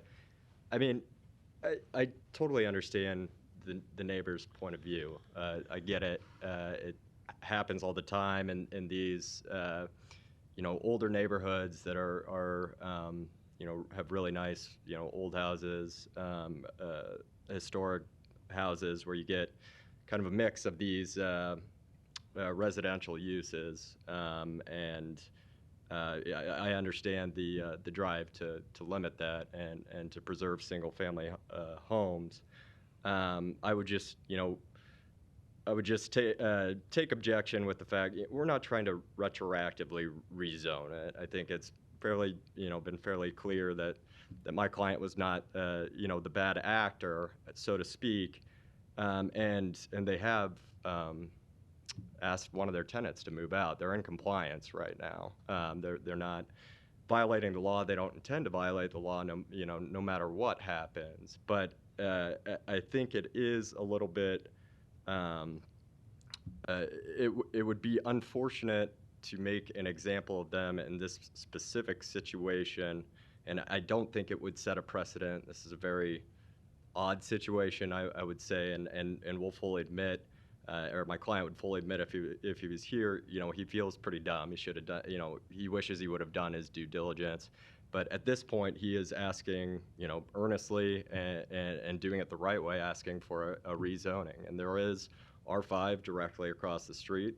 There's R5 interspersed throughout the neighborhood. So it doesn't appear to be an outlandish request that's not in conformance with the nature and character of the neighborhood. Certainly, he wishes that it would have come to fruition differently than it had. Happy to answer any questions. Thank you, Michael. I'd like to hear from the department. Eric? Yeah, so obviously that's, the case is pretty straightforward. The Omaha master plan is somewhat vague, and it's not vague. It's the categories of low-density residential, high-density residential, office, commercial. There's oftentimes a wide range. Low-density residential is classified as anything from DR or the R1 district up to R5 zoning. Obviously, from R4 to R5, there are some uses such as duplex and townhomes that are introduced with that district. So I understand, the neighbors' points of view. That being said, the master plan does designate the site for low-density residential. The entire block face on the east side of 33rd Street is R5 zoning, and that is the reasoning for the recommended approval. Should be noted that, yeah, it's currently this, along with many of the other homes in the area, I think are about 44 feet in lot width. If a rezoning were to be approved by planning board or city council, ultimately, they have the final say. The duplex requirements in the R5 district is 60 feet. I don't know all the history of when the code was developed and why the 60, but most likely it was because it was accounting for side-by-side duplex units. There's not a different requirement for bottom and top units or within a single structure. But that being said, it is the requirement. So if the rezoning is approved ultimately to R5, the applicant would still need approval from the Zoning Board of Appeals of a lot width waiver of 60 feet. So as the applicant's representative stated, there was some enforcement, so it's good to hear that one of the residents has moved out. Obviously, whenever there's illegal conversions of buildings, there's always concern about meeting applicable life and safety codes, fire codes, building codes. So if this were to go through the entire process, he would need to comply with all the current and applicable codes and bring that building up to compliance. But that's getting down the road. So I'll leave it at that if you have any questions, but staff recommends approval. Do we have a motion? Move approval. Second. Lisa, will you record the vote? Moore? Yes. Morris? Yes. Pate? Yes. Mr. Chair? Yes. Motion approved. Okay, thank you. Let's see, we will move to case number 21, which was pulled off of consent agenda. It's case C11-20-208. The applicant is Mike Golly. It's on for approval of the PUR Planned Unit Redevelopment Overlay District, and the location is northeast of 18th and Ohio Streets. May we hear from the applicant? Good evening. Good evening. Mike Gawley, 4324 Fort Street, Executive Director of Holy Name Housing. In front of you is our layout of 13 units, 2 bedrooms with a garage. We're developing this along with 1620 Clark. 30% of the units will be for people with physical handicap, and the rest of the units will be for seniors 55 and older. We'll rent these out for $680, $670 a month. What you have in front of you is, we'll call a compromise or back and forth between us and city staff. We originally had one more unit on this lot, but we reduced the lot, reduced the number of units by 1, and reconfigured the units so that we reduced the number of driveways off of 18th Street, and also created a courtyard in the center of this development. And certainly willing to answer any questions you have. Okay, thank you. Any other proponents? If not, any opponents?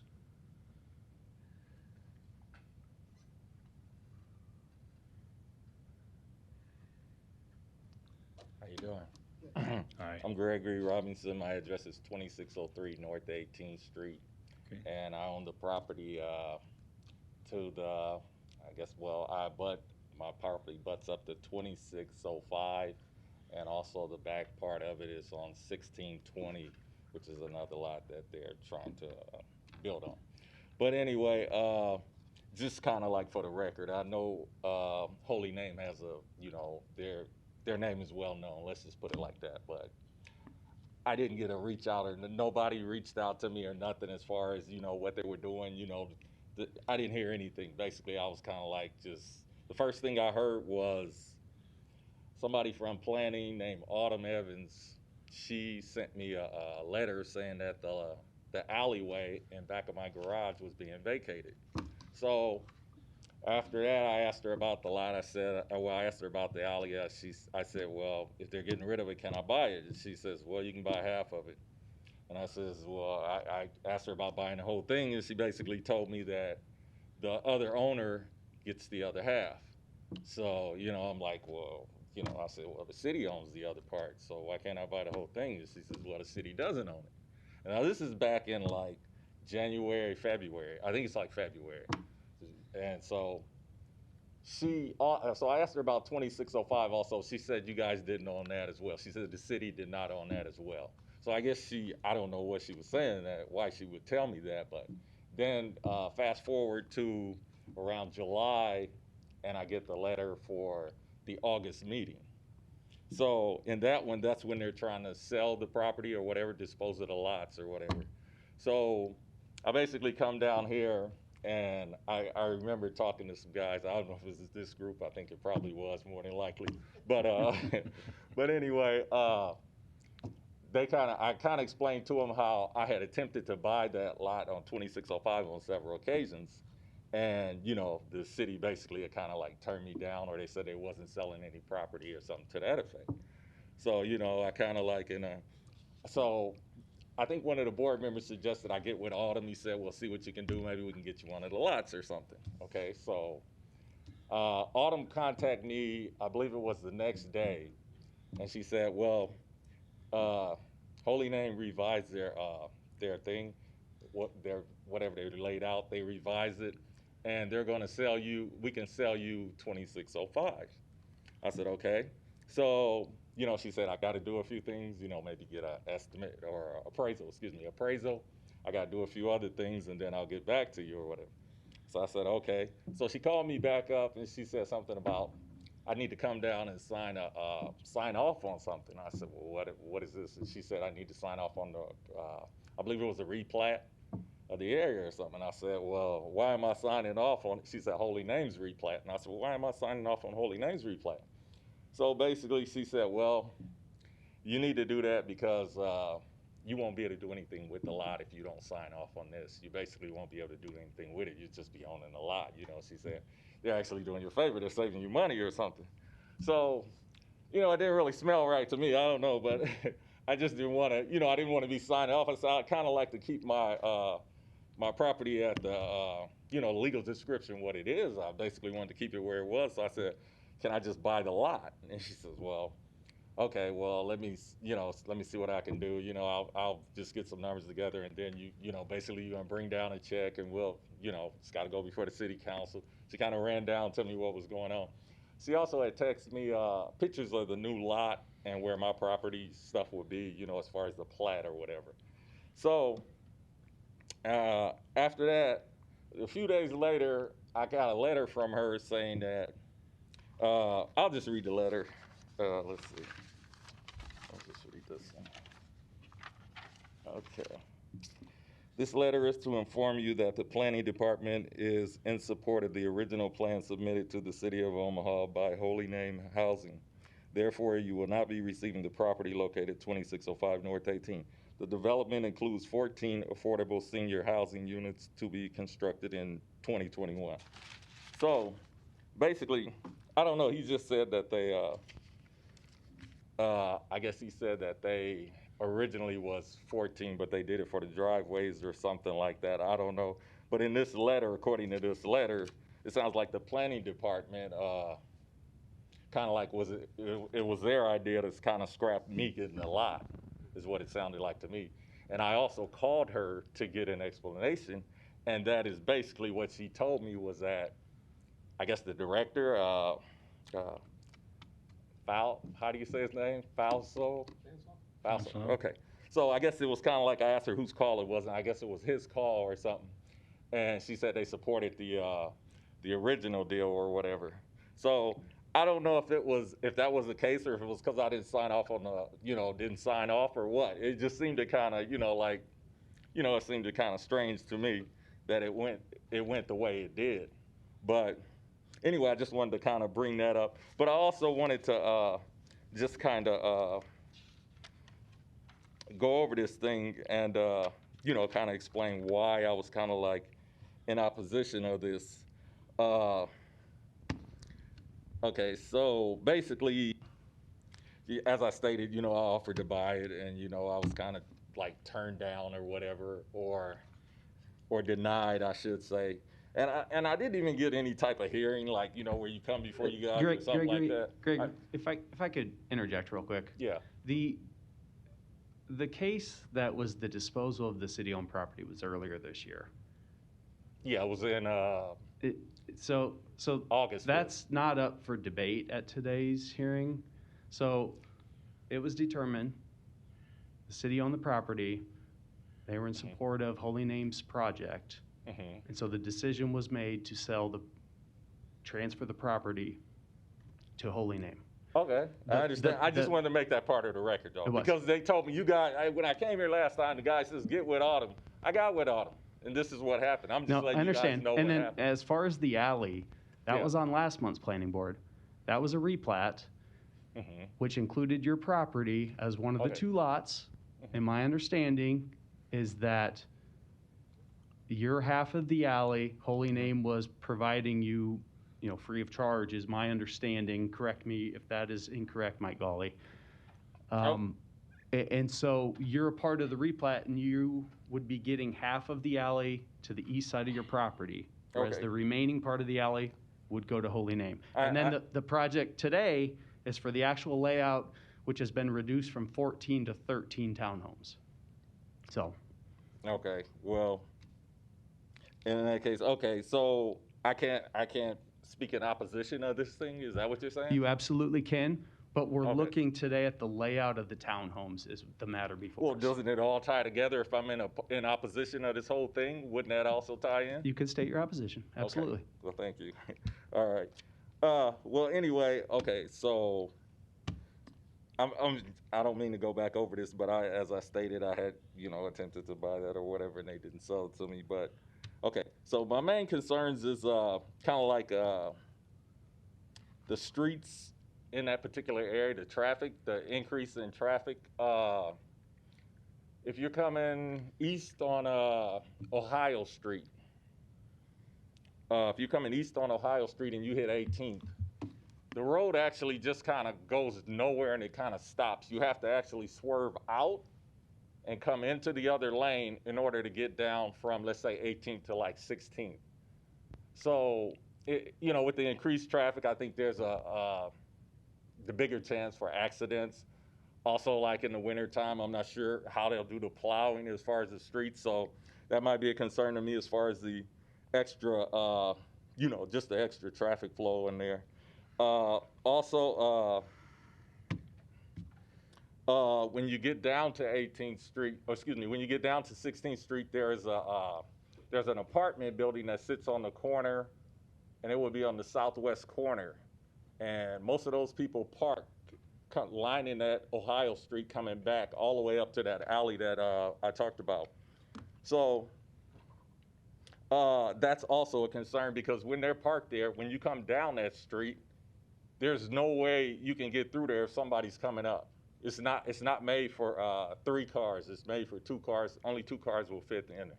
So if they're parked there, only 1 car. And if you're coming off of 16th and you make a right to go west, you'll have to basically either back up if somebody's already committed out there. You'll have to back up or try to do something different, which is also kind of like a hazard and, just a traffic danger.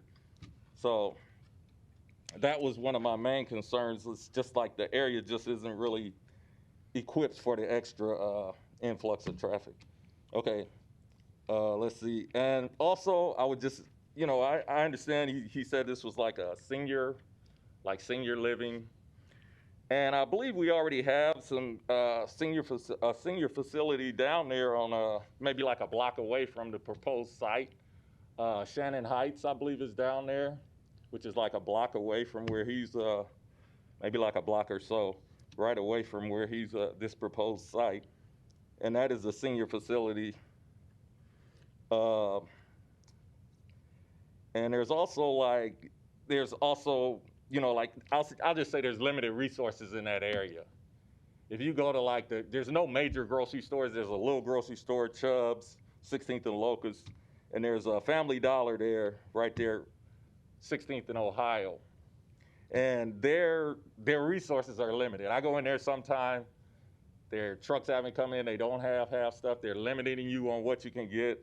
It's kind of tough, and especially with the the whole COVID thing as well. That just made it worse. But they weren't really all that up to par to begin with, if you ask me.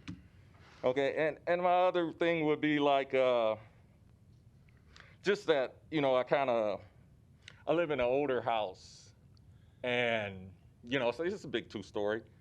And, all this, anytime you do construction, and I know you guys nobody can do anything about this, but I mean, it's just the fact that, these big trucks are going to be coming in and out. There's going to be all kinds of noise. They're going to be shaking the house, rocking through the neighborhoods, tearing up the streets, all of this. That's another opposition I would kind of, I'm opposed to all of that, which I know you guys can't do nothing about that, but I just want to make it part of the thing. Okay. And the other thing is the house kind of butts up to my property. Like I said, the 2605 butts up to my property. So if that does come in there, it eliminates me doing anything over on the north side, basically, depending upon how close he gets to my house. It will basically probably eliminate me doing anything. So that would be a concern of mine as well. And I also feel like this will probably increase my taxes with no real benefit to the neighborhood. I mean, I understand there's a need for senior living, but maybe just not there. And honestly, I'll be honest with you. I wouldn't put my parents down there. If they were living, I wouldn't put them down there.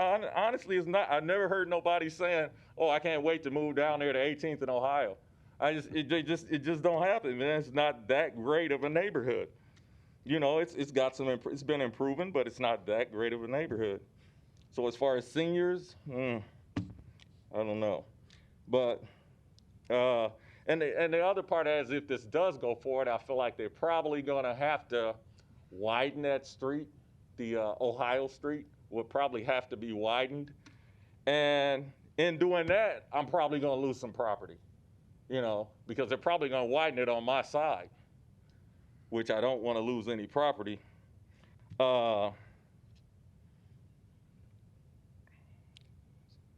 Okay, and the last thing I wanted to say is, okay, I'm the only one down here now. I think the last time there might have been like me and another guy that kind of like protest. But I just want to say that part of that reason is there are people that are opposed to this in the neighborhood, but that neighborhood consists of mainly renters. And when these notices go out, they go out to the owners. And sometimes the renters don't even know about it. You know, so the owners will get it.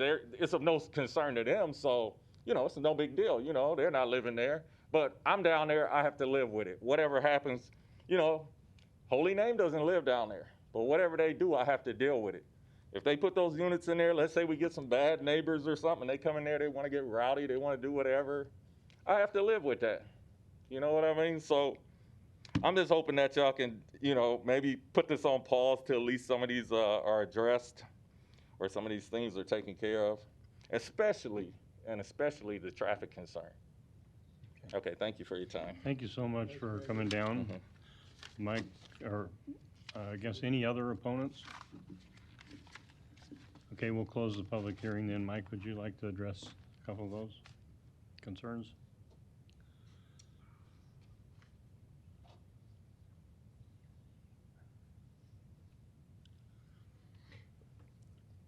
My golly, 4324 4th Street. Most of these concerns have to do with developing abandoned property. And I'll admit that's our mission, is develop abandoned property of North Omaha, transforming it to be used by families, and we do it at a very affordable rate to people.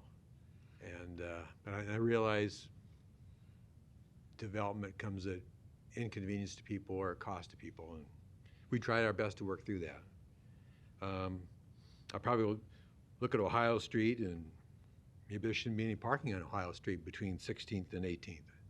You look at the map right there the city provides, and it does look very narrow. So maybe, I don't know what the parking situation's like in Ohio right there. Yeah. So, but that's about all I can really say about it. Okay, thank you. We hear from the department. Yeah, Public Works reviewed this project. They did not have any concerns as far as an increase of traffic or any modifications that are needed to the street infrastructure. Their only comment was compliance with stormwater regulations. Yeah, anytime can be infill housing, affordable housing, we think that, you know, is great for all parts of the city, and we are recommending approval. So I will read the report. Approval of the PUR, subject to submittal of acceptable final PUR plans, including acceptable building elevations prior to City Council. Do we have a motion? A motion for approval of the PUR planned unit redevelopment overlay district, subject to submittal of acceptable final PUR plans, including acceptable building elevations prior to forwarding this request to City Council. Second. We have a motion and a second. Do you take the vote? Morris? Yes. Pate? Yes. Moore? Yes. Mr. Chair? Yes. Motion approved. Thank you again for coming down. Okay, case number 22. I'm sorry, what? Oh, yeah, number 23. C11-20-240. The applicant's Clarity Development. The request is the approval of a PUR planned unit redevelopment overlay district. Location is northwest of 12th and Williams Streets, and we hear from the applicant. Are you still awake? Tom McClay, 3814 Farnham Street, Suite 201. I'd like to take you back to Omaha's founding in 1854. This was here last month for the TIF, the same project we talked about, so I'm just here to answer any questions, mercifully. Thank you. Any other proponents? Any opponents? If not, we'll close the public hearing. We hear from the department. Yeah, so obviously this is another infill project. Talking about density earlier. Yeah. 107 units. You know, there's a combination of different architectural style with the proposed row houses fronting 12th Street that'll have similar roof form and building forms as the surrounding residential neighborhood, and then you'd have the larger 4-story apartment building to the west. You know, it's a really good project as far as incorporating those building styles. We found that to be successful in trying to match the neighborhood and have a fit, but accomplish density in an important area of our city. So staff recommends approval of the PUR, subject to submittal of acceptable final plans prior to city council. Do we have a motion? I'll move approval of the PUR planned unit redevelopment, subject to submittal of an acceptable final plans prior to forwarding the request to city council. We have a motion and a second. Please take a vote. Pate? Yes. Moore? Yes. Morris? Yes. Mr. Chair? Yes. Motion approved. Okay, that concludes our agenda. We have minutes to approve. Move to approve, move to approve the pre-planning minutes from October. Second. We have a motion and a second. Take the vote, please. Moore? Pre-meeting. Pre-meeting minutes. Okay, abstain. No, we need. We can't approve it then. Minutes we can. Okay. Okay. Okay, Okay, so, Morris? Yes. Pate? Yes. Mr. Chair? yes. And now for the meeting. Move to approve the meeting minutes from last month. Do we have a second? Second. The vote, please. Morris? Yes. Pate? Yes. Moore? Abstain. Mr. Chair? Yes. Motion approved. Okay, a motion to adjourn. Move to adjourn. Second. Vote, please. Thank you for your time. Just after the meeting, off the record. Just let us finish for 1 second here. Go ahead. Pate? Yes. Moore? Yes. Morris? Yes. Mr. Chair? Yes. Motion to adjourn at 6:05. Meeting adjourned.